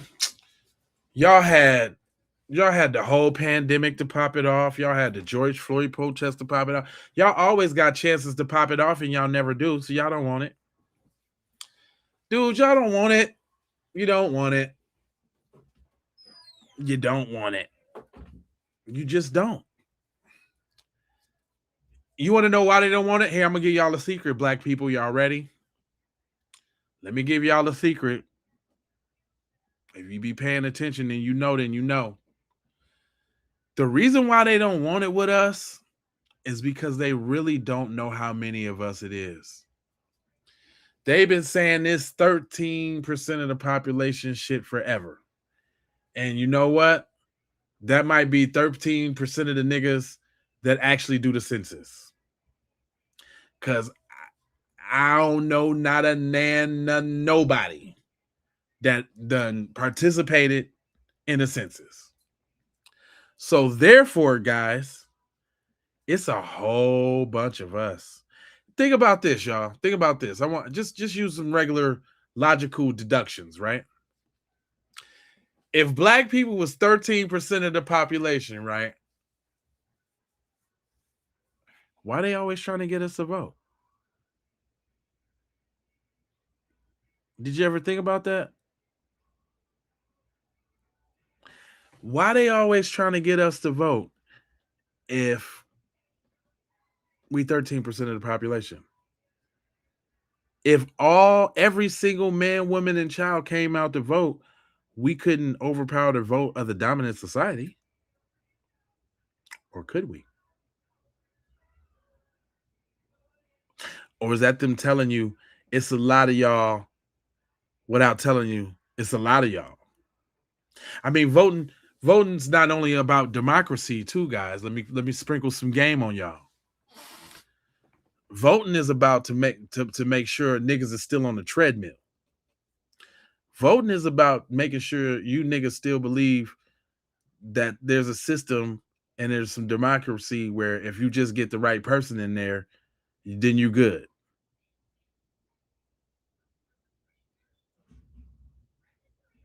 But did y'all think about that though? They need I'm talking about they be pandering hard to us during. Why do you think that is? Why do you think that is? No, get your booty to the polls. They was, man, they had us messed up.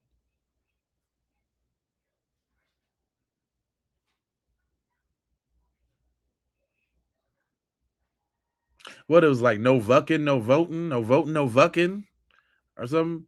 They was trying to get chicks to stop giving us ass for votes, or something like that. What was that? Or was that the jab? I don't know. It was all a blur. That shit was all crazy.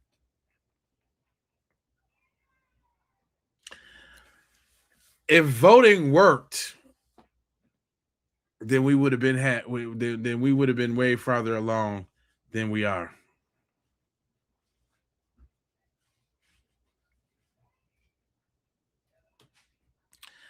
No, they want us to vote because we actually the ones that determine the shit.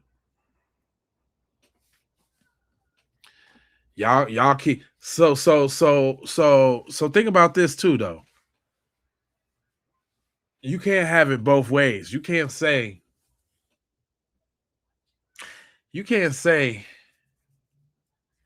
black people is only 13% of the population, yet all the so-called dominant societies' birth rates is falling. Why would you be worried? Why would you be worried if your birth rate is falling and y'all ain't having enough babies? You on top, ain't you?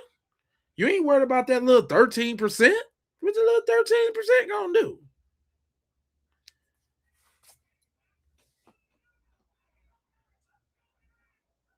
If y'all was just a little 13%, then why they always got to, if we was just 13%, y'all, why they got the bus, ship, fly, motorbike, scooter, goddamn go-kart niggas over here? Ellis Island. If they was so majority, why they have to bring in all the immigrant white peoples? And that didn't work. They all over here. They didn't incorporate everybody into being white. Oh, you Italian, you white. Oh, Polish, white. Scandinavian, white. Czechoslovakian, white. Asian, white. Mexican, white. You're just white. You're white. Why they gotta bring all the Mexicans and all of that over here and classify them as white now? Why is that? And then it ain't like they need more numbers to rule, right? Look at South Africa. South Africa's over there bullying all of the little beanhead niggas with just a few people because they got all the resources and the money. Well, same thing here in the United States. They got all the resources and all the money, but y'all still need to bring all the immigrants in and try to convince them to try to fast track immigrants for citizens and all of this. For the little 13%, them little 13ers.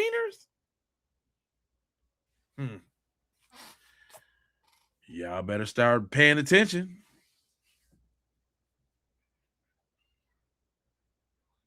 And okay, for us to be 13%,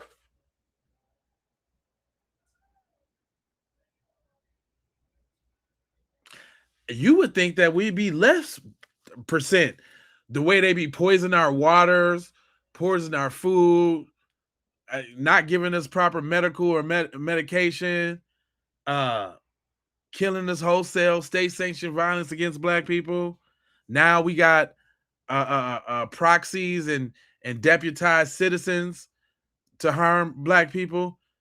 You would think we'd be less than 13 then.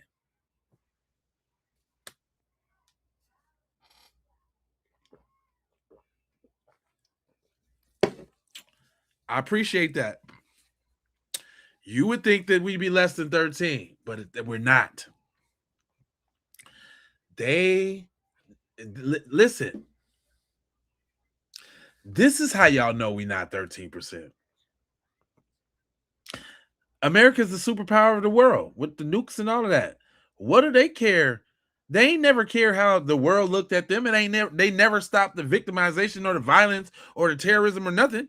So what would stop them with all of this technology and all of this stuff they got? What would stop them from just getting it done? They've been saying that shit for longer than 50 years. You're right, but they've been saying And I'm just saying. I'm just saying. And there's some big ass families too.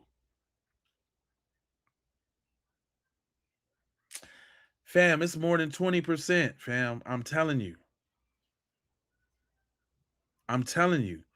Man, we somewhere like 30. We really between 30 and 35% of the population.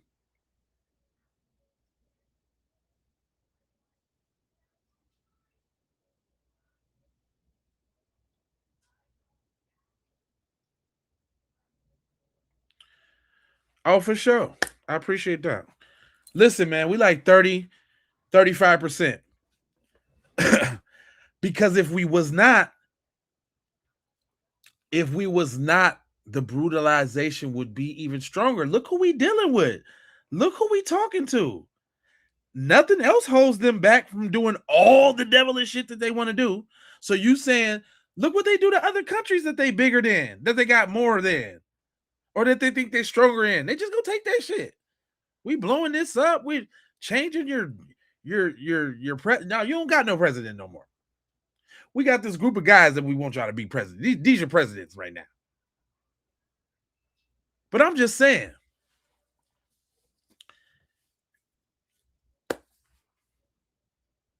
if we was the little 13 that they say that we was, thanks for the Jews, man. Thanks for the Jews. I appreciate that. If we was the 13 that they say we was, they would already pulled it. They trying to pull it now. Chat GPT is inherently racist and biased. Thank you, my Jamaican fan. That's what's up. I see. You know what? Jamaica is pretty high on my rankings. Y'all. When we talk about countries, it's U.S. and then it's U.S., the U.K., and then Jamaica. So shout out my brother. Right? You always my brother until proven otherwise. Black people don't have hate bones in their bodies. Tether doesn't describe somebody from the diaspora. It's an action word. It's something you actually actively have to do to undermine foundational Black American. But I say that all the time. We got some stomp down brothers in the diaspora. Thank you. I appreciate you tapping in and repping your fag. That's what I'm talking about. I respect my guy. Bo.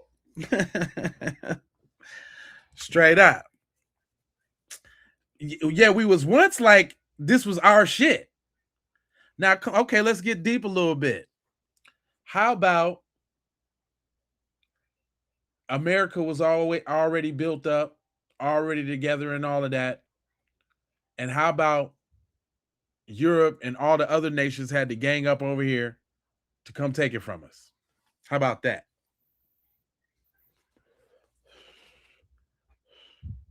Huh? How about that? Because I'm I keep hearing about this Tartaria. I keep studying about these Capitol buildings and the origins of when they was built, and none of it's making sense when you got a cathedral with all of this architecture in a town full of 1,200 people when it was the inception, and y'all roll around on horse and buggies with shacks with Abe Lincoln log cabins.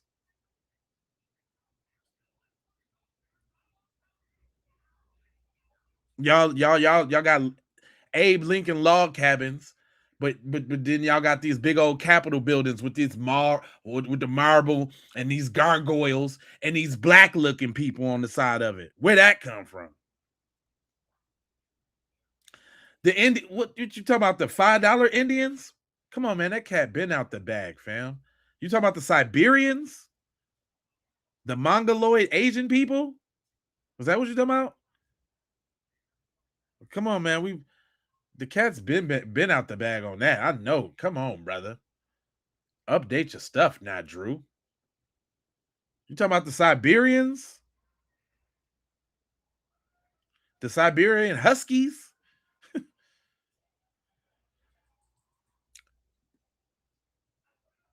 What did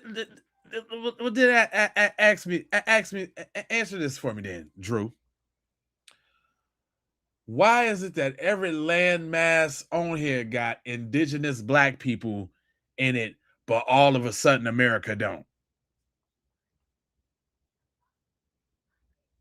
When we know black people is the original humans of the earth and have branched out to all the lands upon it, do you know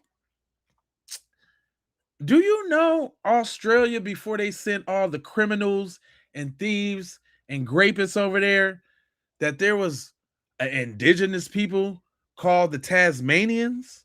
Do you know that? Do you know when the white people got over there, it ain't no Tasmanians no more? They done made this nigga a cartoon on Looney Tunes. It's a handful of, they ain't all dead, but it's a handful of Tasmanians over there. And if you see them, they got woolly hair, they got big noses and big lips to be out in that sun. Oh, that's what's up, Peaches. I appreciate you there. This is what I do. You lived in Germany. There are like 3 black people there. I always wanted to go visit Germany. I know Germany is a little different. I always want to go different, just to go visit over there. I feel safer over Germany because they don't play over there. They don't play that over there. They might have a little this, that, and the other, but they rock with black people over there. The German language was started by a black man. Just so you know, little tidbit, guys. Yeah, I'm dropping some jewels on y'all real quick. I consider myself a thought leader. I have some original thoughts of my own.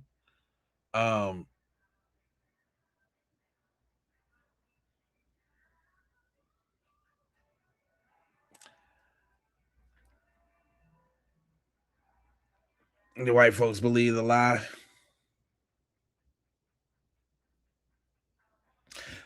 Dude, they listen. Not only was there Tasmanian people in Australia before all the thuggish, ruggish YT people got there, but do y'all know who King Leopold is?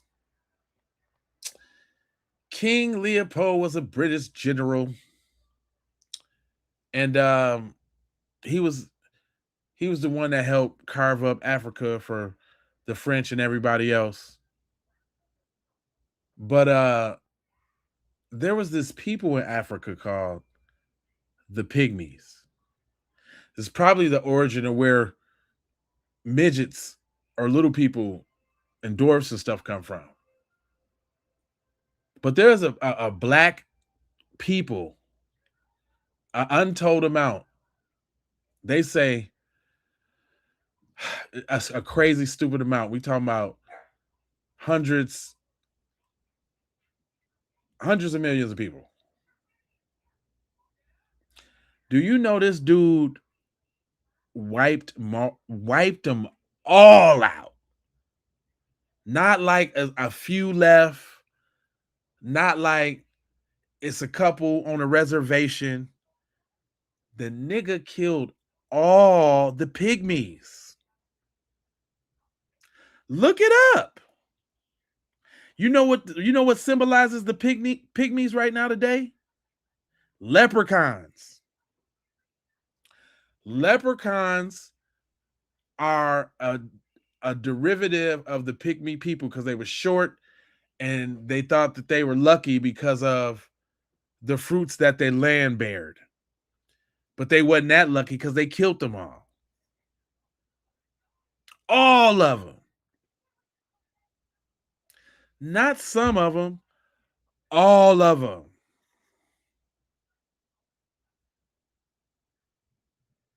So as you see, even Asian people was black. Europe was black before the Caucasians started taking over. And I've been studying about this Yakub dude. you know what I'm saying, who's supposed to be the father of white people. I got to do some more of my research because I don't be ruling nothing out, man. The truth is stranger than fiction. And if you know, then you know you don't know nothing. And you know most of the stuff you've been told is a lie. But the information's out here, though. You just got to read, have discernment, and decipher what's what. But I'm telling y'all some real stuff, man. I'm lying. Yeah, okay. Take you niggas to school real quick. Let me take you to school real quick. The pygmy people of Congo in Africa.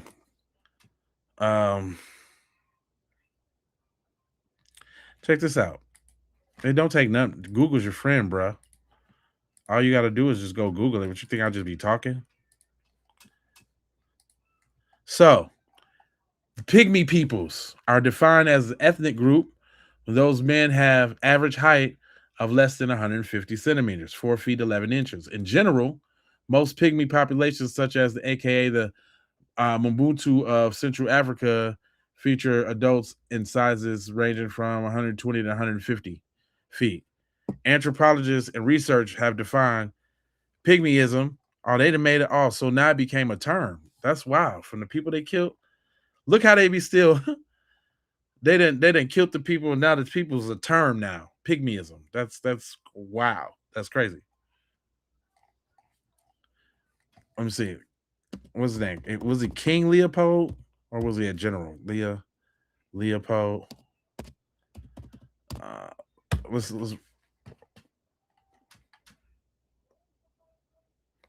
read about.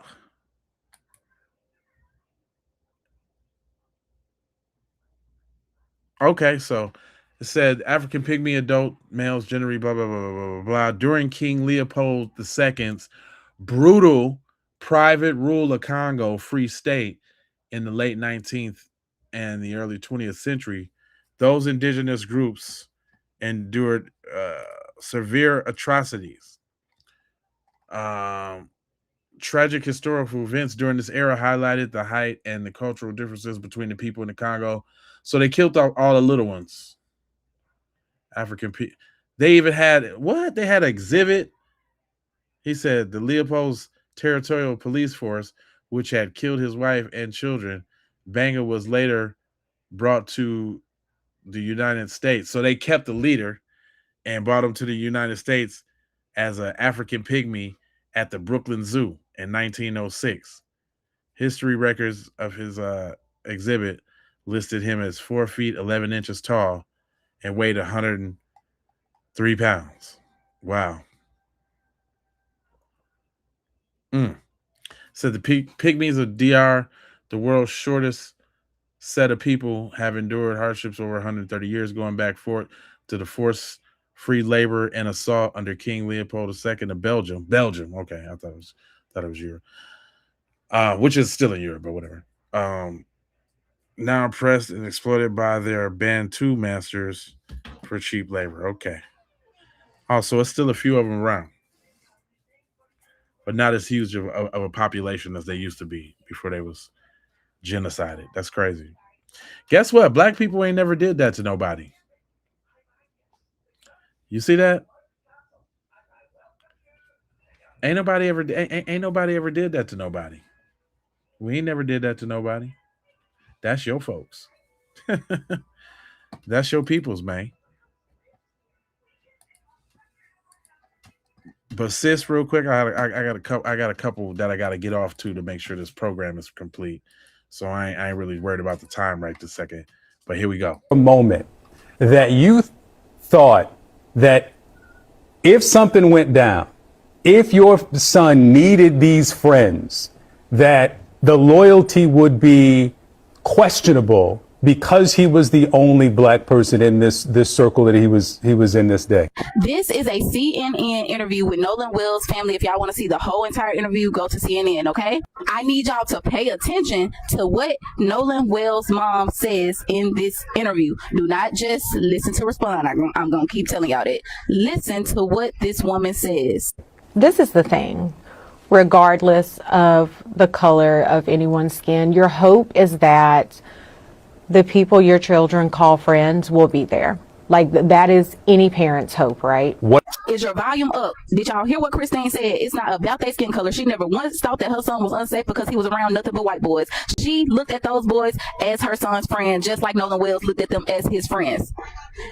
I'm gonna need y'all to stay out of my comments constantly saying that this family is putting this as a race thing. And then time, just like in my first video, y'all wanted to swear it was about race. I never said nothing about race. This woman has not said anything about race. What she is saying and what I was saying, this is the mother of the child that was lost. This is the father of the child that was lost. Listen to these people and stop just getting comments saying dense and out of these world. Like, y'all are saying stuff that just don't even make sense.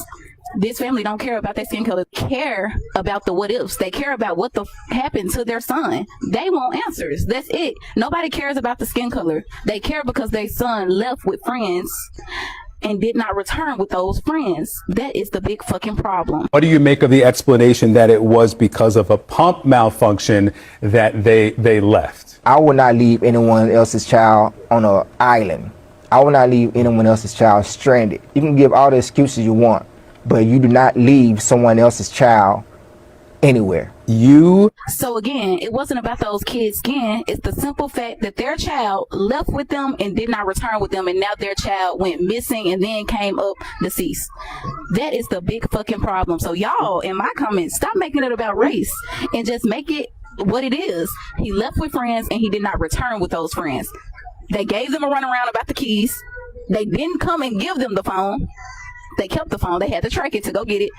It's the simple fact that their child did not come home, and he will never come home, and they want fucking answers, as they should get it. Just like she said at the beginning of the interview, any child should have the same respect. Any kid who goes missing, those parents should get answers. Those people's families deserve freaking answers of what happened. And it should be assumed that there was some foul play, just like they would for them. To their child. I would not be able to sleep at night. I mean, I can't right now, definitely we can't, but I definitely would not be able to, knowing that I didn't do everything as his mother to ensure that I knew what happened to him. And that's all we're asking for, is we're asking for answers.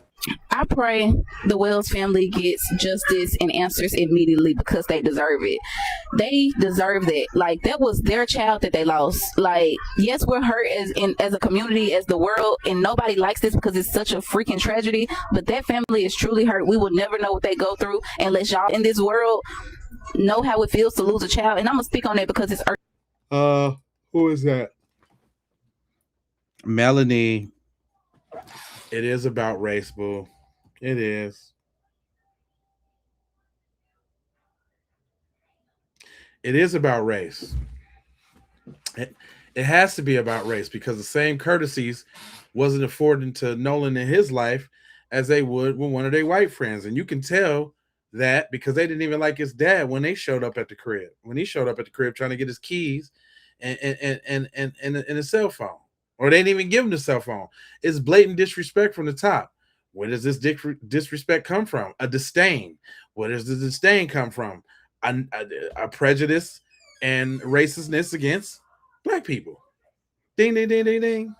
At me every time I see people in the comments talking about they're so strong. How are they doing interviews? How are they gonna get justice for their son if they're not doing the interviews? How is their son name gonna get big if they're not doing interviews? Of course they're strong. They have to be strong right now. I wouldn't dare want to imagine what the fuck they're going through. Why would you be in the comments even asking how can they be up there and oh my God, she hasn't cried once? That woman cries in every interview I've ever put up. I just do not put it because it's so fucking sad. A moment that you thought that if something went down, if your son needed these friends, that the loyalty would be questionable because he was the only black person in this circle that he was in this day.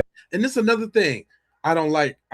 They keep trying to force them to talk about it. And you know, when Ben Crump show up, he is trying to play down the race thing, obviously not necessarily for the justice, but the monetary thing afterwards, like on the civil suit side of the game, in case there's somebody to sue. So I don't like that. I don't like when the money is involved. People can't say what it is and come straight down the middle. And no offense taken, Melanie. You know what I'm saying?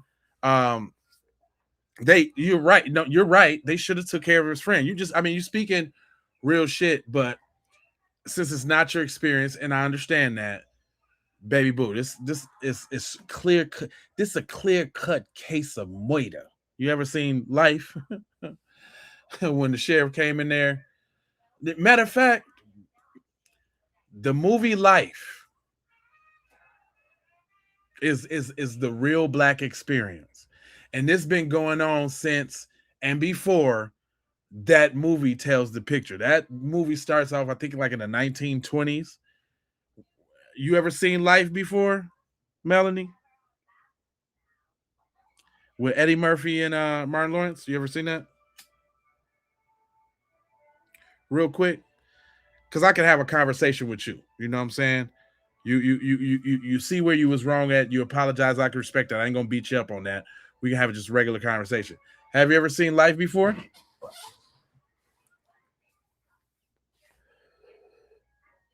So think about the principle. That's one of my favorite movies. I know every word back to back. Right. Matter of fact, funny story about that. I was watching that movie on bootleg for so long, for years. Like it was like a whole brand new movie when I actually seen it in color when it came when we got the DVD and all of that later. But anyway, the movie Life is nonfiction. Within the story, there's some jokes and some this, that, and the other. But if you really think about it, it's a very morbid, very the story of black people's lives, man. Like, it's not fair at all, but somehow we find a way through it and make it up out of it, which is another thing that I liked in the movie, because they ain't never stopped trying to get free. That was another underlining thing about that. They ain't never stopped trying to get free. They never gave up on the possibility of getting up out of there. But here you go, two individuals, black men, that would be doing anything else that a white man would be doing at that same time. Twofold too. There's two things going on too. One, you see two black dudes paying for something another nigga did, right? Because if old boy wouldn't have sliced Sheriff's little face like that, Sheriff wouldn't have killed him. And because he killed him, he needed somebody to blame the body on, or in his case, he was just being the devil and got joy and glee. Like, you remember when he said, at least the state of Mississippi got 40 years of cheap labor out the deal. Devil mentality, right? Total disregard for life, right? But in this story, you got two people, man. They had a truck full of booze. What was that gonna get them? A fine? What, 20, 30 days in the clinker, maybe 30 most, right? But they was a victim of the system that was set up around them. Shit, wasn't that it? That was in Mississippi.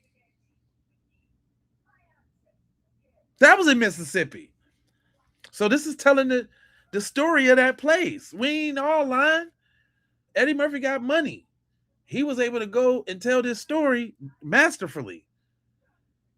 But here you go. These two niggas, they pay for something another nigga did. And one thing that's true that we also hoping that's happening in this situation, not all the white people was bad. Just like when the warden at the end of the movie figured out what had really happened, there was a stark difference between him and the other dude, and he rode for him. The only thing happened is he died on the toilet. You know, also in the psyche part of the game, though, that was actually deceptive in itself, and probably put in there because Eddie Murphy knows certain things about movies and how to get them greenlit, and he knew that he needed a white savior of some sort, or a white a positive white person of some sort, because you remember the dude that ran the camp, he was a dog. You know what I'm saying? The the sheriff was a dog. The people that was in the jail was a dog. So all the depictions of the YT people in the movie wasn't favorable until you get that one at the end that make you change your mind about them all. That was finna let them go. See, look, there is some good white people out there. He was getting ready to let Claude and them go, but it died. You see? Eddie Murphy is prolific. Boy, you better shut up. You just better shut your whole little mouth. That's one thing I won't have on this channel is black icon disparaging.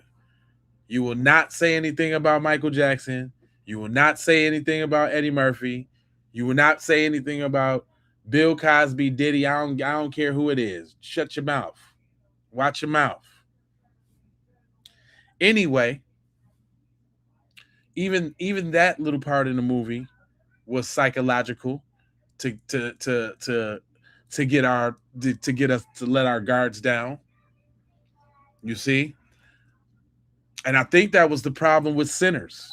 I think that's why the community was such an uproar of Sinners, because all the people in that movie that was YT was depicted to be, you know what I'm saying? Oh yeah. Now, I don't pass nothing. I just take it to the head, cuz I just take it to the head. I appreciate my core people who rock with me, man. There's a bunch of stories coming out, man. What y'all want to hear about, man? What y'all want to hear me bust down? I got some ideas for some stuff that I want to do, but would y'all watch? Like, I want to do these shorts, like, and short for me is like 15 minutes. We used to do a lot of like 15, 20, 25-minute content. I want to start ramping up my production on the channel. So I'm going to start putting out these 15-minute joints, at least like 3 of them a day. That's how I got up to 5,000 videos on my channel. We was doing like 3 to 7 videos a day, right? So I want to kind of go back to that. So I'm going to be like covering some little topics, but all the topics is always going to be centered around some B1 stuff. If I can't figure out how to teach a lesson, or something with, I don't just do gossipy stories. Like, that's just something that you won't catch over here. Although there are some gossipy stories that I could talk about that can be good examples of black empowerment, but I don't want to mix the channels up. So this is what I'm gonna do, y'all. Right now I'm on this like promo campaign where I'm doing the vertical and the horizontal stream. So that's why y'all see it'd be like 6 streams, right? 3 horizontal ones and 3 vertical ones. I know I'm cold like that. Don't worry about what I do. I'm finna break up the content. So on the J Lava channel, it's gonna be more me and like my hobbies, because I like do DJing, I make beats, I do a lot of other stuff, and I'll be recording that too. But I don't be wanting to put that on the Keep It P podcast, because the Keep It P podcast is about the people and the family. And then on Raw, on the Keep It P Raw, that's where I wanna get real petty, and that's where we're gonna snap, jab, and crackle back. I think even for since we now getting subscribers, and I appreciate that. I'm thinking the subscriber-based content should be on Wednesday or Sunday. It's something about them 2 days that I'm feeling. Members, maybe y'all can get in the chat. Thank you, Joyce. Members, y'all can get in the chat and converse with me, because it's really about y'all. I just want to make sure I do it when the members can be on there, because ain't no use of doing members-only content and all the members can't attend. But you can't go back and play it back. So matter of fact, if y'all ever do the playback, put playback gang in the comments, so I know you're on the playback or if you was live. But I call myself want to do another late night stream. I've been trying to do streams. Well, do that, man. Do that, man. What you see is what you get. I'm a real dude. I ain't taking no slack from no crackers though. Racist ass crackers. You know, I hate to make that separation. Like when niggas be like, there's a difference between niggas and black people. I hate that Chris Rock even ever said that. I think that's so whack. But if we're gonna go there, you know, there's a difference between white people and racist ass crackers. Racist ass crackers. You know? I'm cool with a couple cool. Matter of fact, somebody I forgot who was that just said, you got a white friend Nick, Jay. What's up with that? Well, I can't have a white friend Nick. What's wrong with my white friend Nick? That's my nigga. I can't have a white friend named Nick. That's stupid, y'all. Don't never get so pro-black where like you like I don't even go outside when it snow because it's white. Like, I don't even write on paper because it's white. You know what color my floss is? My floss is black. Fam, it ain't like that. Plus, that's not intelligent and smart anyway, man. You got to be savvy, man. You got to be able to talk, walk, move, schmooze, cruise with everybody. If you don't, you ain't gonna be successful out in this world. How could you say you don't rock with or do that? That's dumb. That's the dumbest thing. You know what I'm saying? So that I don't know if y'all know. People be like, you're racist. I don't speak in absolutes. Y'all see on this program, I put qualified white people up to speak some truth, just so not only that, have a new sub. Oh, that's what's up. See, that's what's up. He said, thank you for staying truth and honesty and grounded. I try to be. That's the Gemini in me. Believe me, there's a ghetto nigga on this side and there's a baby white supremacist on this side. Listen, let me tell y'all something. Every nigga got a baby white supremacist on their shoulder. And you can tell because you could hear it. You can hear it today. That baby white supremacist be the nigga on the shoulder telling all these niggas in these videos that be watching, I don't want to make this about race now because I don't want to hurt Miss Millie and them feelings now. Sometimes feelings got to be hurt. If they don't feel it, and when I use the word feeling loosely, because I'm not saying all of y'all is aliens. I'm just saying the ones that show up in my chat. Some of y'all be acting like y'all got some humanoid in you. It's just a lot of y'all, man. Yeah, a lot of y'all be off. That's why, y'all, another thing. Go head over there to that. We got a private Facebook group. It's Keep It P Podcast. Go over there, but more importantly, you. All right, first thing first. Get on over there. Javon them Williams. lava wheels, the reels on Facebook for them reels. These devils, man, I wish y'all could see how many notifications and how many people is calling me the scum of the earth right now over these reels. Look, this is Nolan's whole friend group. They're all devils. That's Morgan. That's that one dude, Morgan Seymour. That's the dude, Eli Jax Pitalo. He a devil too. That's your boy Wyatt, the big goofy lurk looking one. That's your boy with the with the rock hair in that picture with all four of them. The one on the right with the hair, look like he in a rock band. Eric Alcantara. He a devil too. Yeah, look, turn him into a devil too. They all. Oh, matter of fact, I don't know if I let you see the devil I turned them on to. Let me slow burn it. This one breathed fire. He's a fire breathing devil. This one, he's a cat-eyed devil. Him, he's I guess a swole devil. He got. I know his body don't look like that under that suit. The devil made him swole. Anyway, he's a fashion model devil. She that's the female that he was last seen with. Her name's Katie McCormick. And somebody said to me in my chat, "Do you think this is cyberbullying?" No. It's just my opinion on how I think they are and what I think their character is because of the actions that they did. I could think that they're devils. That doesn't mean that they're devils. But I think they are. And guess what? The First Amendment protects that, buddy. So yeah, Katie, I think she a devil.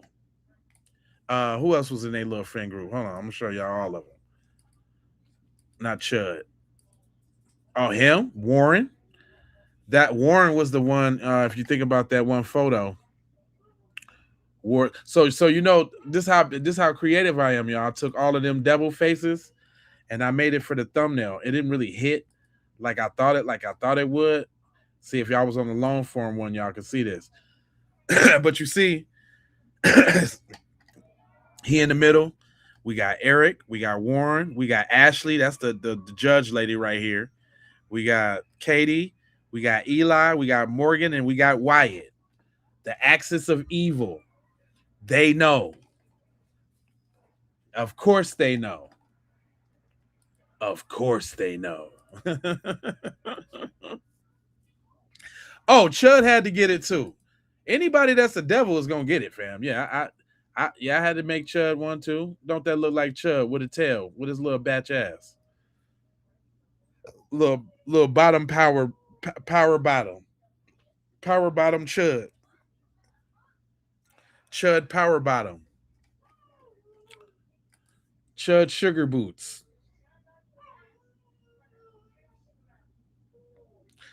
I need an AI for the thing that I called racist earlier.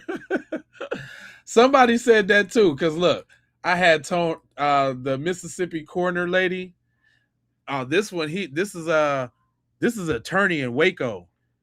He is charged in an alleged sexual assault of children arrest. Again, not once, but again. A second time.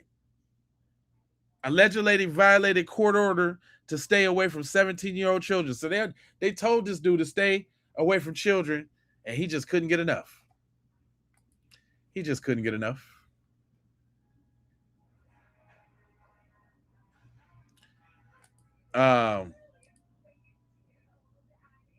That was the Warren friend. Yeah, he's a devil. Look, this the Mississippi Dr. Stacy, the chief medical examiner for Mr. Wells. Look, I turned her into a fire-breathing dragon. That's a fire-breathing Karen. Karen devil. Devil Karen. It is a lot of devils out there. And I'm going to have content for a long time. That's the Mississippi Public Safety Commissioners, the one that told us to stop speculating. Shout out to OG Ron. OG Ron put these pictures together. I just animated them because I'd be creative with the AI. Look, I got the head orange man in charge. He did some foul stuff too. Got to put him on up in there. He got some sexual abuse that he had to pay for. Dropped off a whole bag, 5.8 million, paid out to this lady, Jean Carroll, for his little implicities. Ain't nobody safe. Rick Chow, no, he got to be a devil. You knew. Lil Nas X? Okay. I never thought about it, but yeah. You know the next person I'm finna make a devil, though? Carmelo's friend. I'm finna make Carmelo's friend. He's the next devil on the list. As soon as I get off, because Facebook say my best posting time is between 8 and 2 a.m. And I dropped all of these devils last night.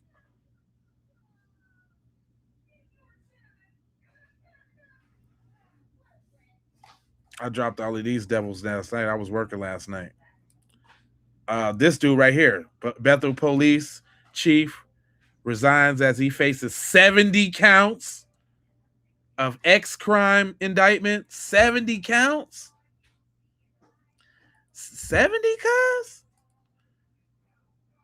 This dude I showed earlier, he didn't took out the wife and the daughter, gave them both a little head trauma.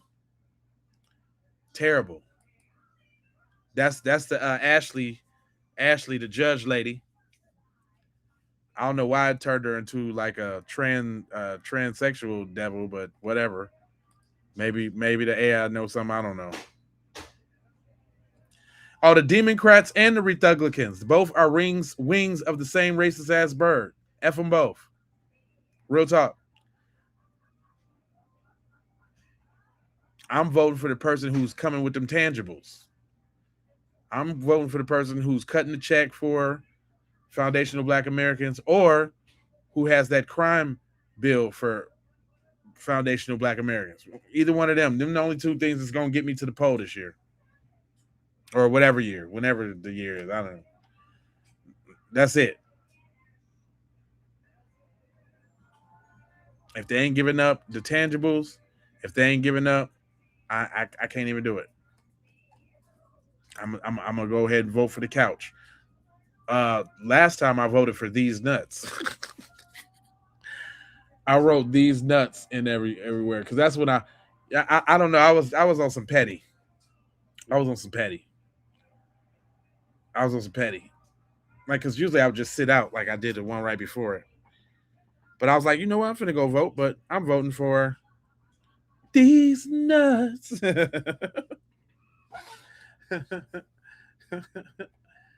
I did. I wrote these nuts in the ballot all the way down. Look at this dude. He's a devil too. He beat up a Black woman. This is my new thing, y'all. Everybody's becoming the devil. Like, and it's working for me. You know, it's so kind of so great to find something or like a niche that actually works. I love turning people into devils. Look at this Judge Roach. They made him a blue black devil nigga. They had Judge Roach messed up.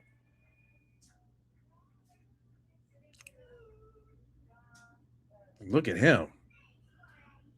See, that's how y'all look. This AI be trying to tell me something because it ain't like I be describing the devil. I be like, do a devil with a red shirt and a horns. I don't do none of that. All I do is say, this is my prompt, y'all, for the devils.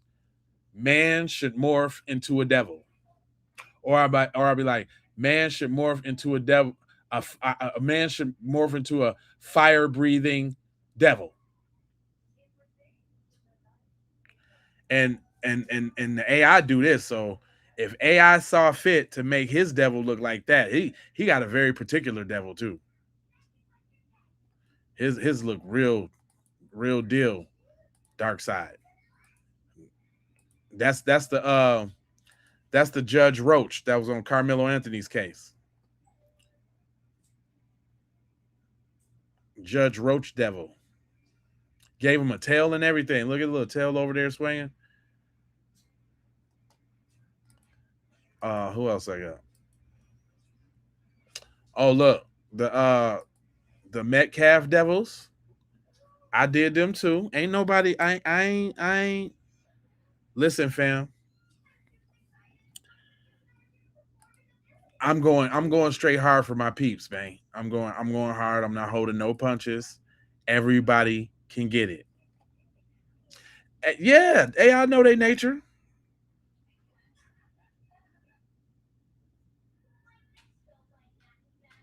You toured hell, nobody wants that. That's pretty interesting. What kind of stuff did you see down there in hell? Do tell. You want to tell, Taylor? Or are you just saying stuff?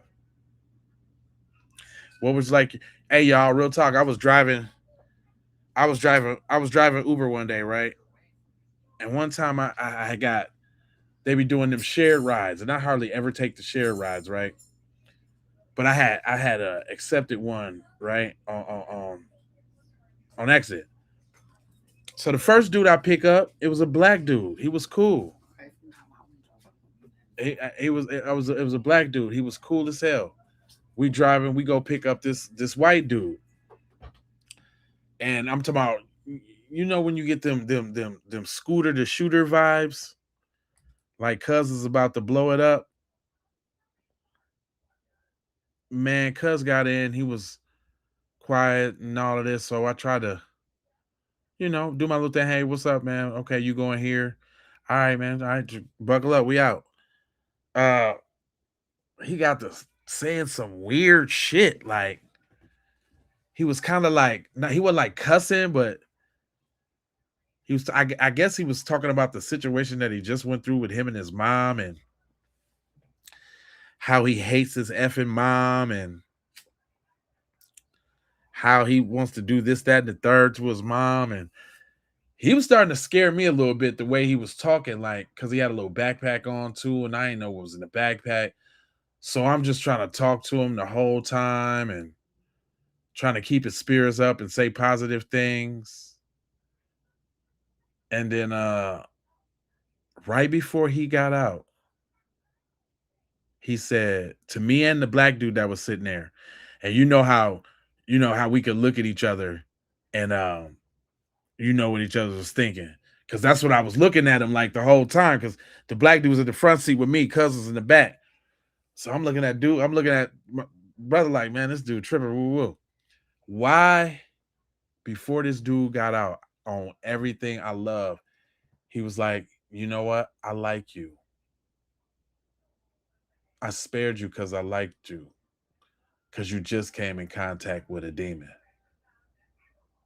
Just like that. And pimped off. Me and the black dude look at each other like, did you hear that, nigga? And when we started joking and laughing, he was like, yeah, that's when he's like, yeah, because when Cuz said that, man, I had to lift my little seat up and got on alert a little bit.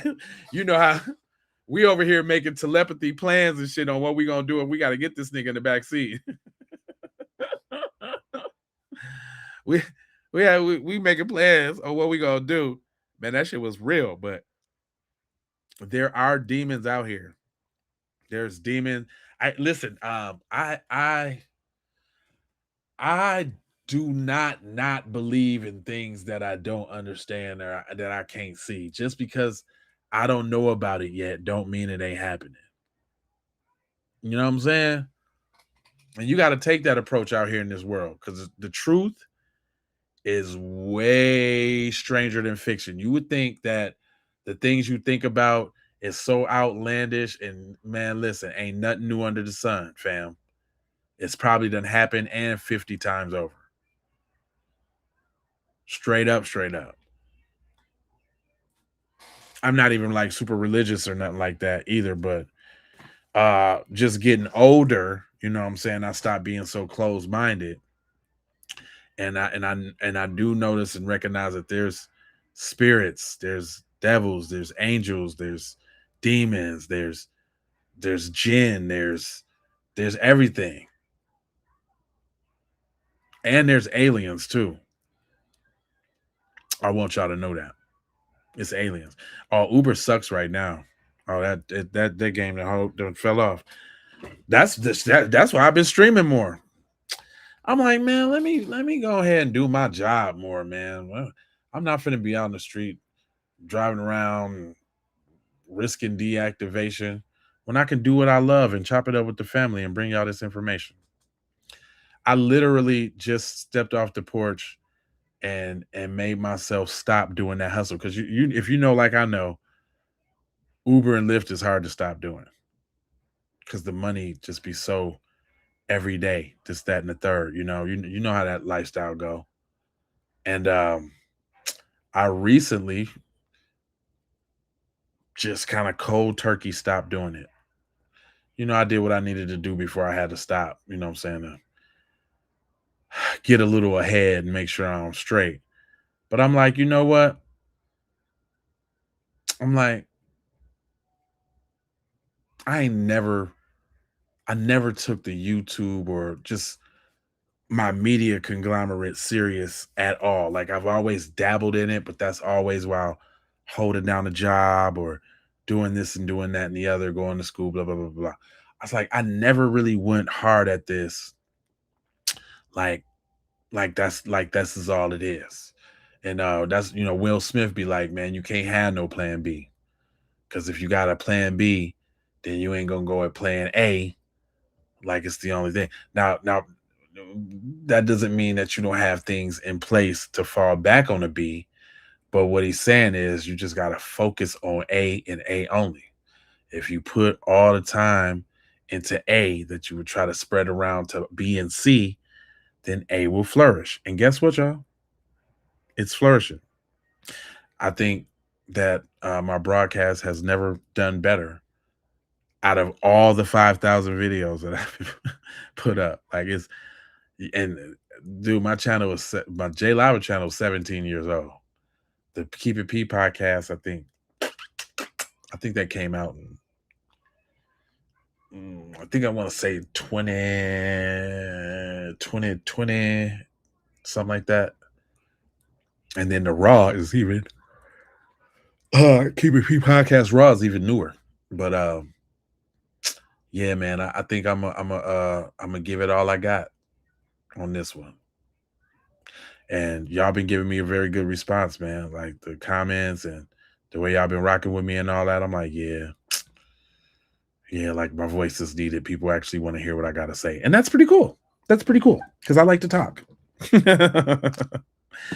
I ain't gonna hold y'all. Y'all see what is coming up on. Damn, did this become a 4-hour stream and I didn't even really wanted to? It did. So see, look, the time be passing. We just be talking. We be chopping it up, kicking it. These niggas trick me. Yeah, my J Lava channel is. It just kind of messed me up. I looked at it the other day. I'm like, what? But yeah, I've been on the J Lava channel since 2009, fam. 2009. Matter of fact, while I'm looking, let me look right now. I've been on the J Lava channel. Let me see. Oh yeah, June 27th, 2009. Yes, indeedy, Von Speedy. Can y'all see that little pop out? Yeah, you can. That's it. Yeah.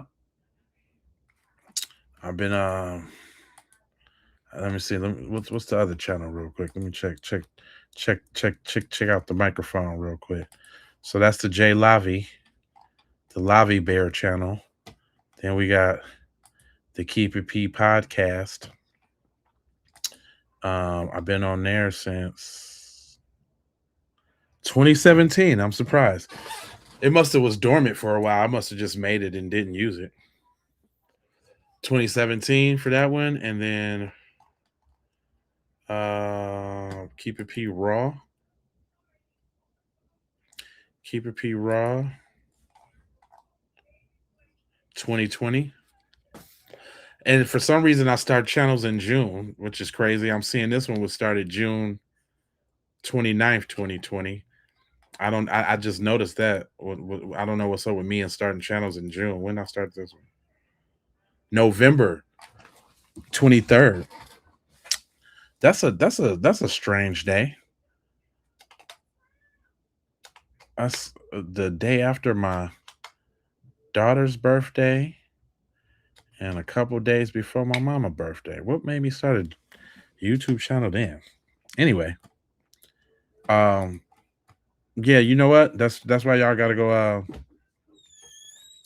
Yeah, I've been around for quite some time, sir.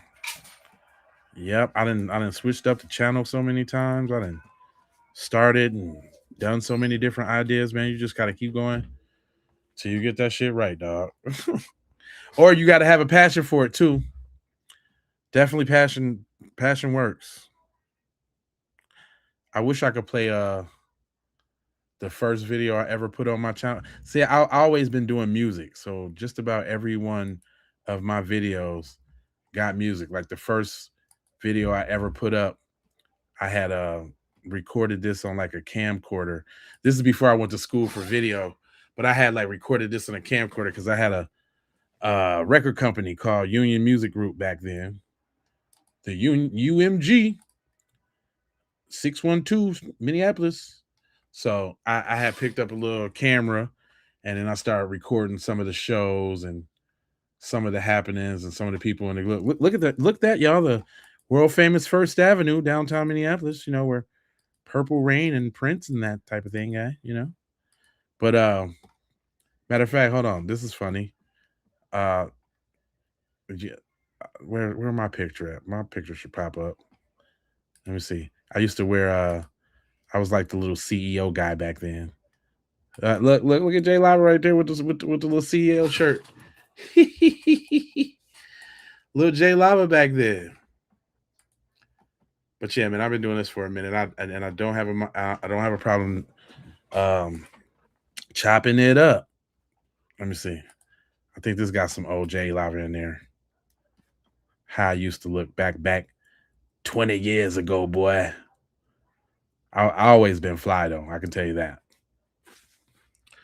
That's just something I'm going to be. Yeah. Oh, I actually had a hairline then too. Look at me with the sport coat on.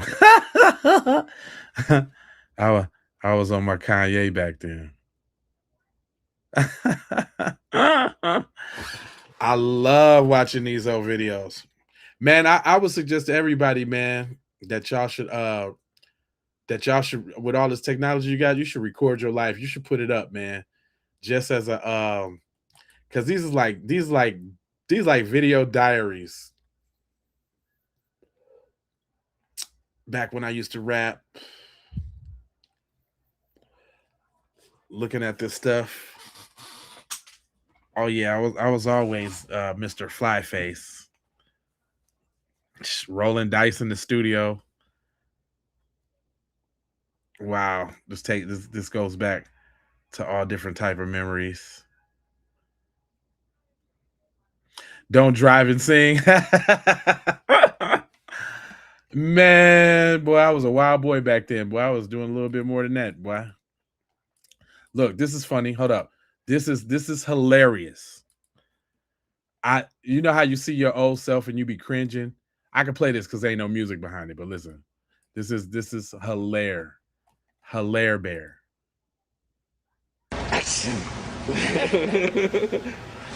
Yo, Jay Lava. Hey, shout out to my boy D on the camera, man. He unfortunately passed away, man. That was the person I started this record company with, and we fell out before he died. And we never really made up or nothing like that, but I did share some memories with Cuz. Shout out to D. You know what I'm saying? Day in the life of, you know what I'm saying, UMP, me, nigga OG on the video right now. I'm gonna make a little young small deposit into the young company account. Gotta keep that shit right, man. Got some bills to pay. We finna show y'all some shit. It's Saturday and shit. You know, it's like early to us. We just got up, 3 o'clock. 3 o'clock, I just got up. Must have been a wild night before. Is they close? TCF, that's how old this is. Boy, TCF ain't been a bank in so long. We're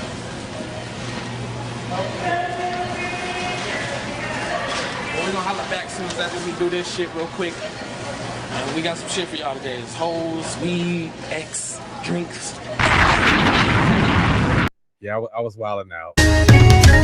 I ain't gonna lie. I was wilding.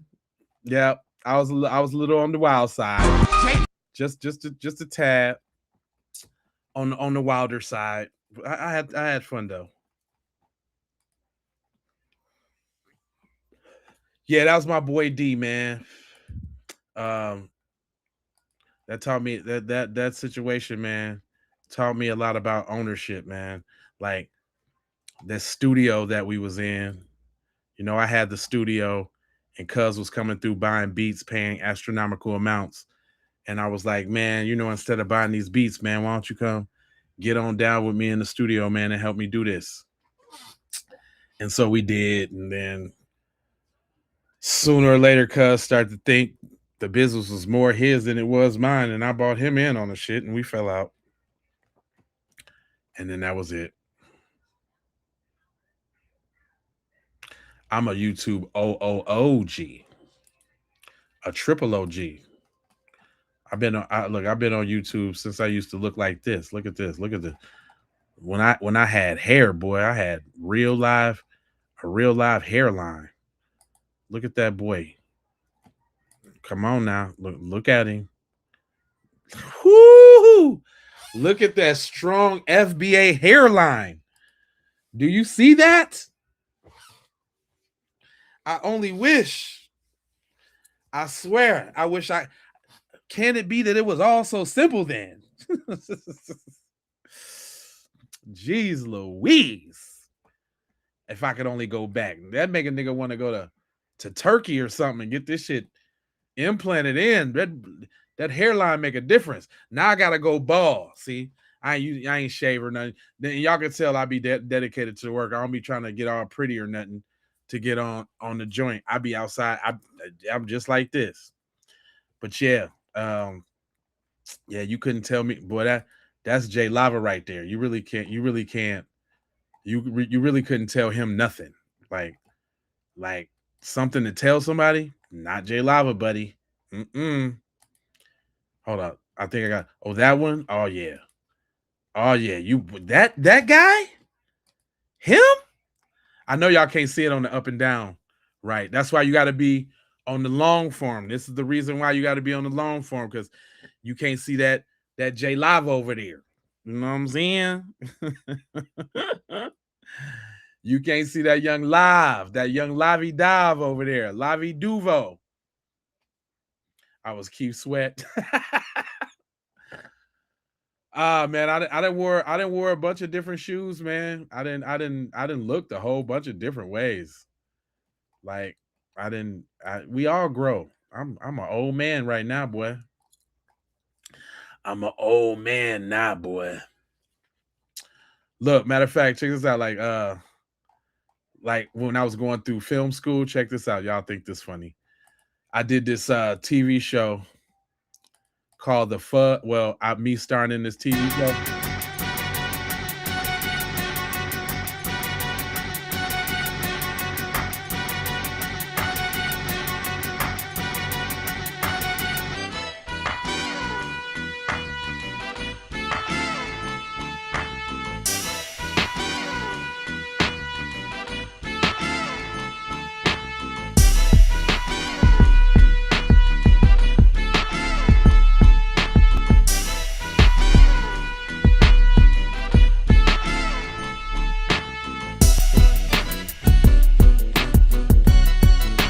Hey,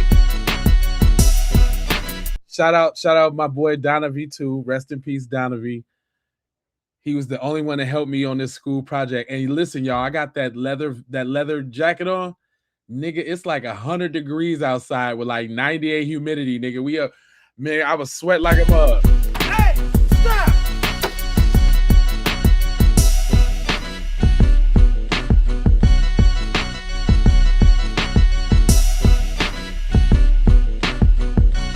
Those the mean streets of Minneapolis right there, y'all can.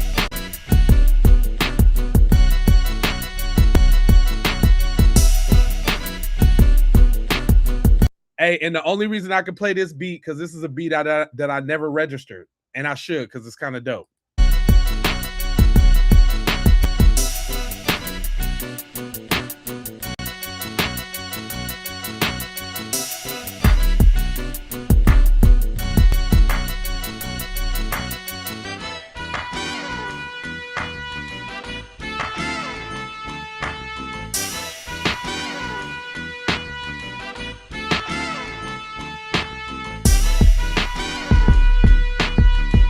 Yeah, mine.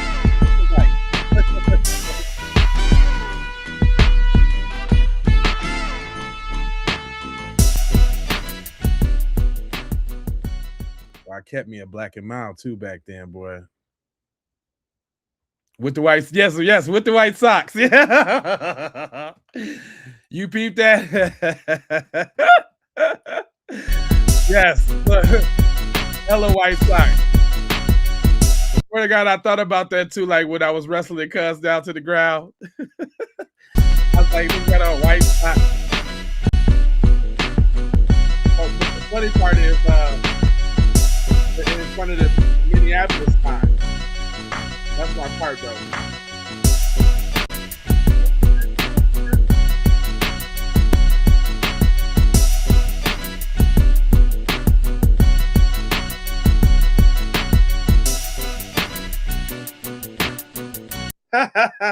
That's my part. I don't know what made me do that too. I don't know where I got that from. Like what made me go in front of the Minneapolis sign. I think that is hilarious.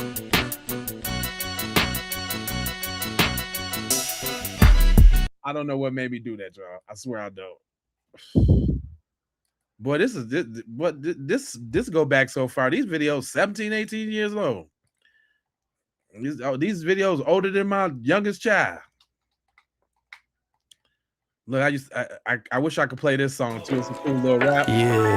I can't play the video, the music, but I got hella little joints. That was when I was growing my dreads. That was right before I had the little knots, the little baby knots.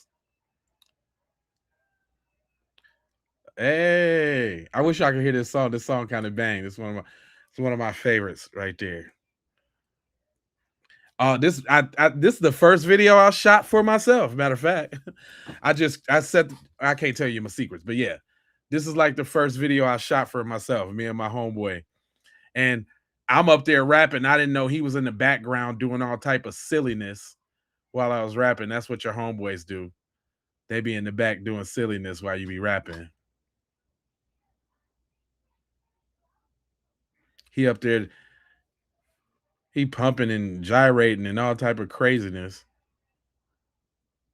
Look, he doing the running man and all of that. Yeah, I always been creative, y'all. Like I always, every since there was a forum or something to do something, I've been doing it. Let me see if I got something else that might be funny for y'all. Just so y'all can get a little load of me. Oh, look. I remember I did this for school too. Look, DV was that digital video 165. Leah and Isaac was people in my class. And then of course I had my homeboy come up there to school and do something with me too. I forgot what this was. I think we was doing like a little mob scene or something like that. So Tony's your man, right? Tony's my man. I handpicked him myself. He's a stand-up guy. Well, I want you to call Tony in. Hey, Tony, come in here for a second. Tony, the boss wants to talk to you. The boss wants to talk to you. I heard you do no talking. Well, one of you's been doing some talking. And I want you to handle the problem.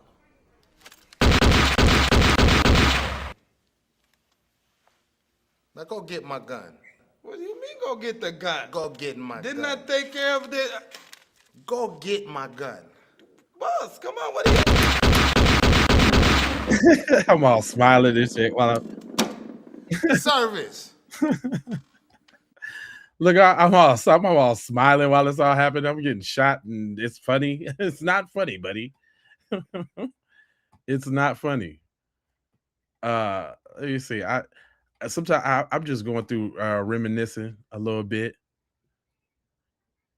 Oh, hey, we had a promo for Keep It P podcast back in the day for Keep It P Raw. Hold on. This is so funny. Look at this. This is funny. Music getting ready. Summer's firing up. Grills are getting hot. Charcoal grills, by the way. And you have a lot of people. Worrying about that. A raw steak. He's eating a raw steak, fam. I don't know about that music that I got behind it. So that's why I turned that down. But this dude is putting steak sauce on a raw steak. This is a promo for the Keep It P podcast Raw channel when I first came out. Yeah, we was on something. Keep it P raw. Always on the creative side of the game. Look, we had a channel program, uncut, unfiltered, black first, FBA Writers Forum, Keep It P podcast raw. Keep It P podcast raw. I know, cuz was eating the whole steak. I know, yeah, right? Straight up. This nigga up there eating a raw steak on some goofball. Let me see. What else could I show y'all? OJ Lava. Just look, them is old beats. I did a oh, you know what? Y'all remember this how long I've been I pro back me. I shot a video for my man Jim Beam. This is when I started getting a little bit better at videos. How you can kind of tell by the quality. But I had shot a video for Trayvon. You know what? I think I could play this beat too because I never registered it. So I.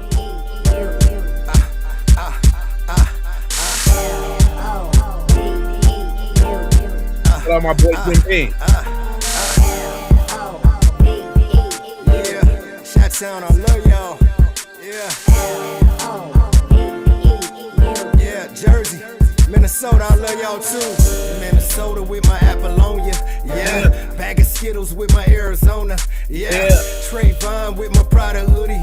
Bubble up to no good. Shout out to my man's Jim Beam. I made that beat. And we was kind of worked up about that Trayvon thing, man. Yeah, I've been activating for a little. When was this? Matter of fact, let me see the date on that. Just go back to 14 years ago. April 8th, 2012. Jeez, that's a long time ago. God darn it. That is an extremely long time ago, guys.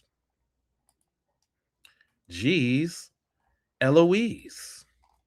Let me see what else I got on here. Something to make y'all laugh. I done a lot of stuff.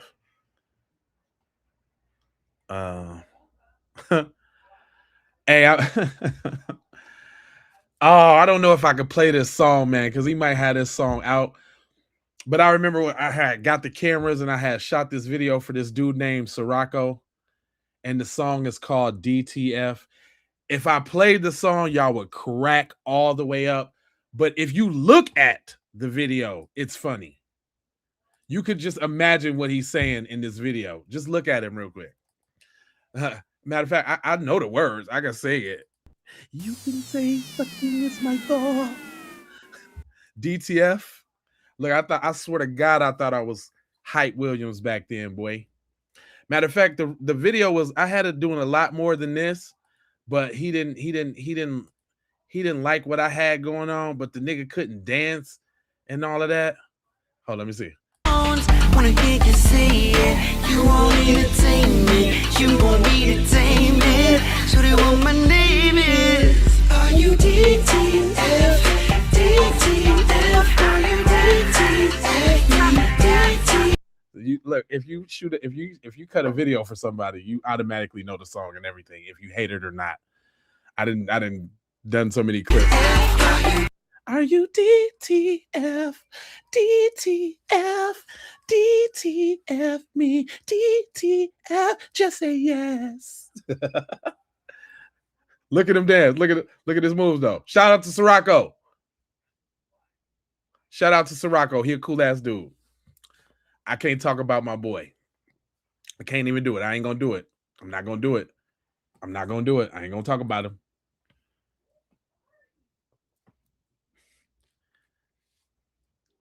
Yeah, I love this little video I did. I got way better after that, obviously, y'all. I got way better at the videos. But this like one of my first ones.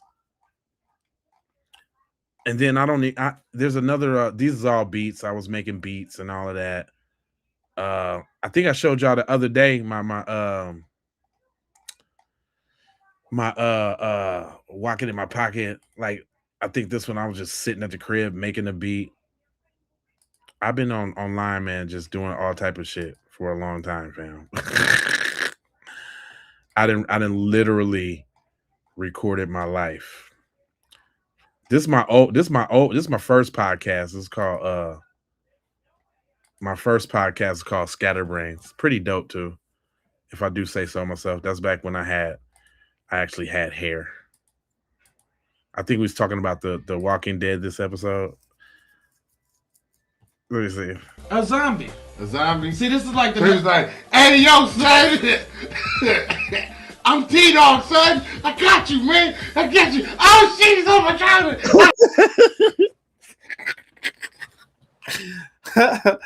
we was having fun that episode. I swear to God, we was. That was a fun one. But this goes as a testament, man. If at first you don't succeed, make a whole bunch of goddamn videos till one of them bitches hit. That's what you do.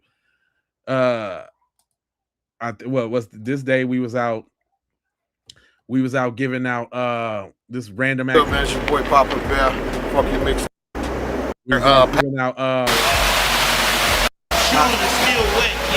We was giving out socks and this day, I think this day in Minneapolis, dude, it was like Yo, what's good, man? I think this day, dude, it was like 30 below, 40 below or something like that. It get real cold in Minnesota. We was outside. We went to the Goodwill. Man, it was a bit. And it's a zip up too. Yeah, for sure. Y'all good? Everybody good? We we're on the block like goddamn Santa Claus. Cause it's cold as hell out there. It's cold as hell outside in Minnesota. It was matter of fact, was this the lady the day we seen? Oh, fam. Oh, this is sad as hell. That particular day, there was a lady outside, and I swear to God, if we didn't record this, nobody would believe me. This lady was about to take all her damn clothes off in 40 below weather. They said, "Meet Hustle Man." He went from flipping keys to "Can I have $1, please?" We all make bad decisions from being here. Don't judge. Language and get organized. Right out here. Take you to a demo. Did I get one of your demos? Another one there? You got another? Real talk. Moon, it. Safe, bro. No, you know what I'm saying? We at 10-10 Curry, man. Go get them brothers some coats, man. Yeah, we go get them brothers some coats, man. Yeah, I didn't try to do damn near everything on YouTube. There's a dude that got shot in Minneapolis. And y'all know, if y'all remember, they had took over the police station. And since they had took over the police station, my man's was like, man, we might as well we need to do a video out here. Matter of fact, fun historical fact. This is the same day. This is like an hour before them white supremacists had came up there with the gun and tried to shoot up the spot and got popped themselves by some of the dudes that was up there. But this is everybody sitting outside the police station. They had took over the police station in Minneapolis because they wasn't having that. That's me. That's right. That's the police station behind me. Everybody was out there protesting justice for Jamar Clark. Oh yeah, that was a fun day too. And you know it's Minnesota, so it's gonna be some white people there. You know they be trying to be down with the cause and all of that too. You know, that's just something that's just gonna happen in Minnesota. Period. You're not gonna get away from said allies. They're gonna be there and they're gonna stand with you. Darn it, we're gonna get through this, Justin. We're gonna get through this together, guys. Oh, let me see what else I got on here. Oh, y'all can see me being Bow Tie Bandit. I used to wear a lot of bow ties and ties and stuff like that. I used to dress like this all the time, like I was going to a ball, like a ballroom or something like that. Actually, I actually had hair too. Look at my long, luxurious hair. When I see these joints, that's all I be thinking about is my hair. God, having some hair, man. Y'all don't understand how it is not to have hair no more. Y'all don't really get that. My hair is gone, y'all. Let me see what else I got on here.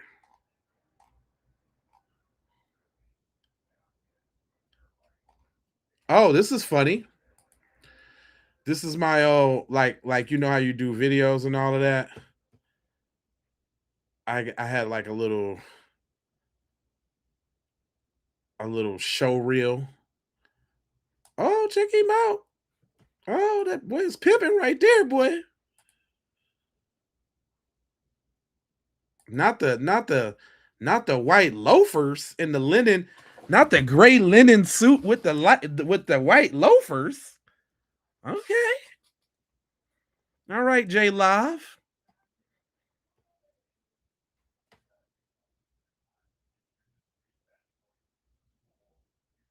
Oh yeah, this is fun. Graphics, videos, beats.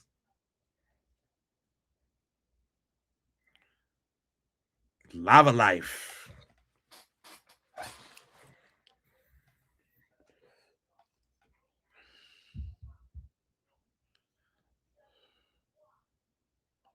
Oh yeah, I ain't seen this in a long time.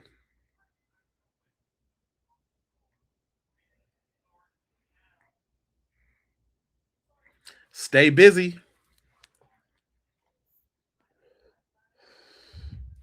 Wow. What's this right here? What's up, family? It's Friday. It's your boy Jay Lava going live again. I decided I might go live a little later since stay over there. That must be my daughter. Long's gonna be like because she really like you. She was always trying to get in my damn. She was always trying to get in my film when I was filming. Yeah, y'all, I used to have long, luxurious hair. That's all I really see. That's all I really see when I look at these old videos is my damn hair. I don't see nothing else. All right, y'all. I know y'all probably sick of me. I'm going to come back with some more facts and some more stuff. Man, I got a lot of stuff on this darn channel. These is all beats and stuff, by the way. I was real deep, and I tried to do a music channel for a long time. I tried to do music on the channel for a long time. Then there goes the Keep It P podcast. That's 5 years ago. This is when it started. I agree. I agree. Hold on, listen. I agree. Man, what happened to my FBA flag? Man, I'm pissed about that now. Where the hell is my FBA flag? What? I forgot all about my FBA flag. I used to fly my FBA flag proudly in the back. Proudly, y'all. Yeah, this ain't not. I ain't got nothing but a bunch of music. But you know what the funny thing about these though? Like since I used to shoot videos and all, I used to put like different back scenes. So not only is these beats, but they're also they're like shows and stuff that I used to do. You never really know what was behind them. Hold on, let me look at a couple of these real quick, if y'all don't mind. Let me see some, because I'm doing a little reminiscent. What's this right here? I just want to see where I was. Look, yeah, look. Oh, look, this is behind the scenes at the players ball. I be putting like little B-roll footage. Oh no, this is not the Players Ball. This is Kenny Red's birthday party, the Pimp birthday party. Or was that Fillmore Slim? One of them. Yeah, so not only would I do the beats, but I would put like different stuff for people to watch on the joints. Anyway, I know some of y'all at work and y'all just like rolling with me to hear me talk and all of that. But I gotta scour the internet, y'all, so that I gotta scour the internet so that I can come up with some dope stuff tomorrow. Oh, I remember when the time that the white dude tried to steal my walk it in my pocket idea. He tried to steal my idea. Seuss. It's Jay Lava, and I'm going to be doing a reaction video. I've never done a reaction video, but I figure if I'm gonna do a reaction video, I might want to do a reaction video to something relevant to the channel. So here we go. There's a guy named Wes Tank that does.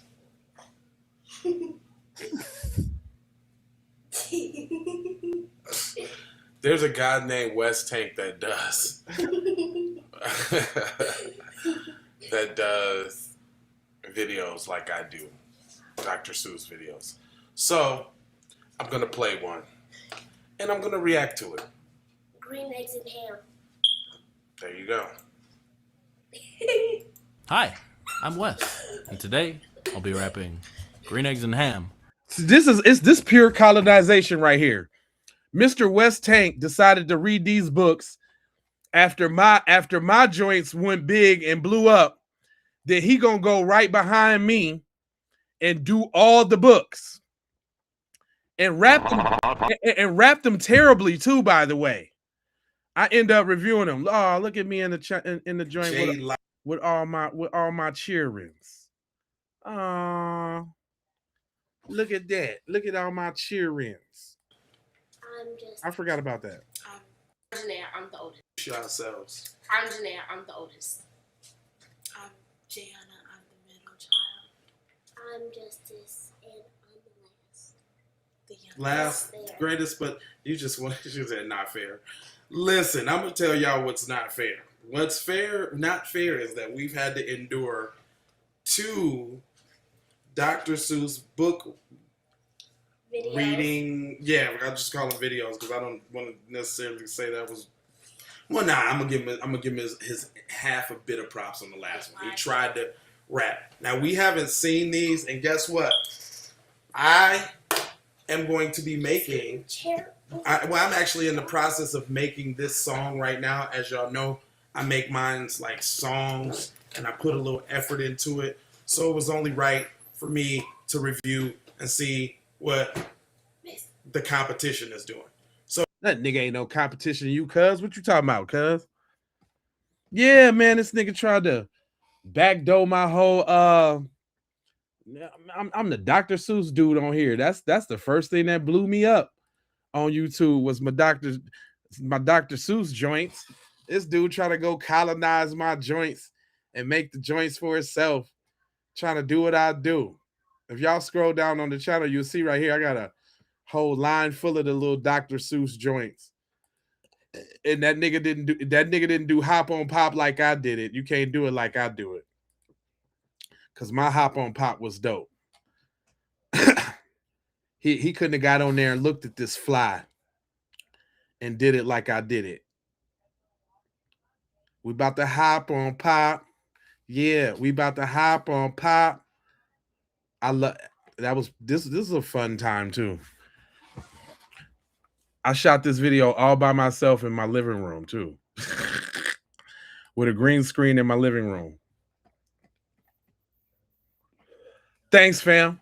Yep, I'm a girl dad, fam. I didn't get the opportunity to get the boy. So I got all the patience and all of that shit from dealing with girls. Fortunately, unfortunately. Anyway, man, I ain't gonna hold you.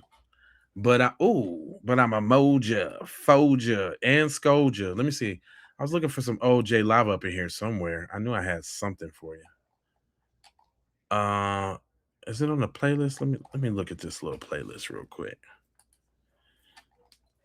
No, it's not in here. No, I thought I had some older little J Lives for you. Some little tidbits. I got that's another channel that I don't use right now that I'm finna start doing my conspiracy theories on. Mind Blown AI. That's finna be the one I'm about to do these conspiracies on. I just got it laying in the cut right now. I just got the channel laying in the kidnut. You dig what I'm saying? It's just laying. Oh, the old intro to Keep It P podcast. Oh wow. I wish I could play the music.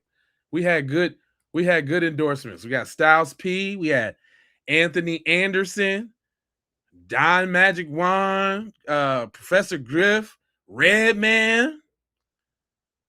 Was Tariq on this one? Yeah, Tariq shouted us out. Be one of you players. Hold on. What Tariq has said? Hold on real quick. This what really got me really I'm gonna tell y'all real talk. Tariq Nasheed be looking out early in the game, man. We was fresh out, no name or nothing. We reached out to Cuz to see if he'd show us a little love, and Cuz actually did it. He looked at the few episodes that I had did, and he actually did it because I'm sure he did his research. I'm sure he went and threw his name on nothing that he didn't think was, about that. But yeah, man. Let me see. Be one to you players. Y'all tune in. Be podcast. Keep it P podcast. Be one to you players. Y'all P podcast. Be one to you players. Y'all P pod. Keep It P podcast. Be one of you players, niggas. Boy, Tariq said that. Boy, we was super duper hype. You understand what I'm trying to tell you? When Tariq gave us the baby shout, the baby shout, boy, I'm like, man, I'm doing Keep It P podcast forever. Like it's over. Like it's over. Tariq had it's way longer than that what he said though. P podcast. Be one to you players. y'all tune in to their podcast here. Y'all tune in to their podcast here. Oh yeah. I got a few legends in the game that rocked with your boy. Matter of fact, who I think I had Kenny Red. I was fortunate enough to get Kenny Red to tap in with me before he untimely passed. Yeah, man. Keep It P podcast been doing a little sham on the sham shot of the game. Why? Just a little some. I don't even think I can. I don't know if I can go back further enough to actually even see my boy, because we got so much content, man. Like it's kind of hard to find stuff. I think I posted it. Let me see. What's this? Oh no, I can't play it. I can't play it because it got music. It's be that pesky music, man. That music will get you every time, especially if you want to keep your ad revenues. But anyway, now you got me curious. I'm kind of looking back to see what I see. Got a million of these joints too. These reels. Oh no, I definitely won't be able to find that. Anyway, I ain't gonna hold you, but I'm a mold you, fold you, and scold you about being on code. You know I got 4 words for you. I need you to go ahead and subscribe for the vibes, like for the spike in the algorithm. And just because you like the program, I need you to go ahead, comment your vomit.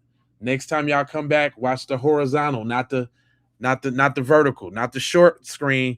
Watch the long screen if you want to help the channel out. And make sure you share if you care about getting Black empowerment everywhere. Please do that on the platforms that we are on Jones. And just to bring it all the way home, I got, it's all in my face, hold on.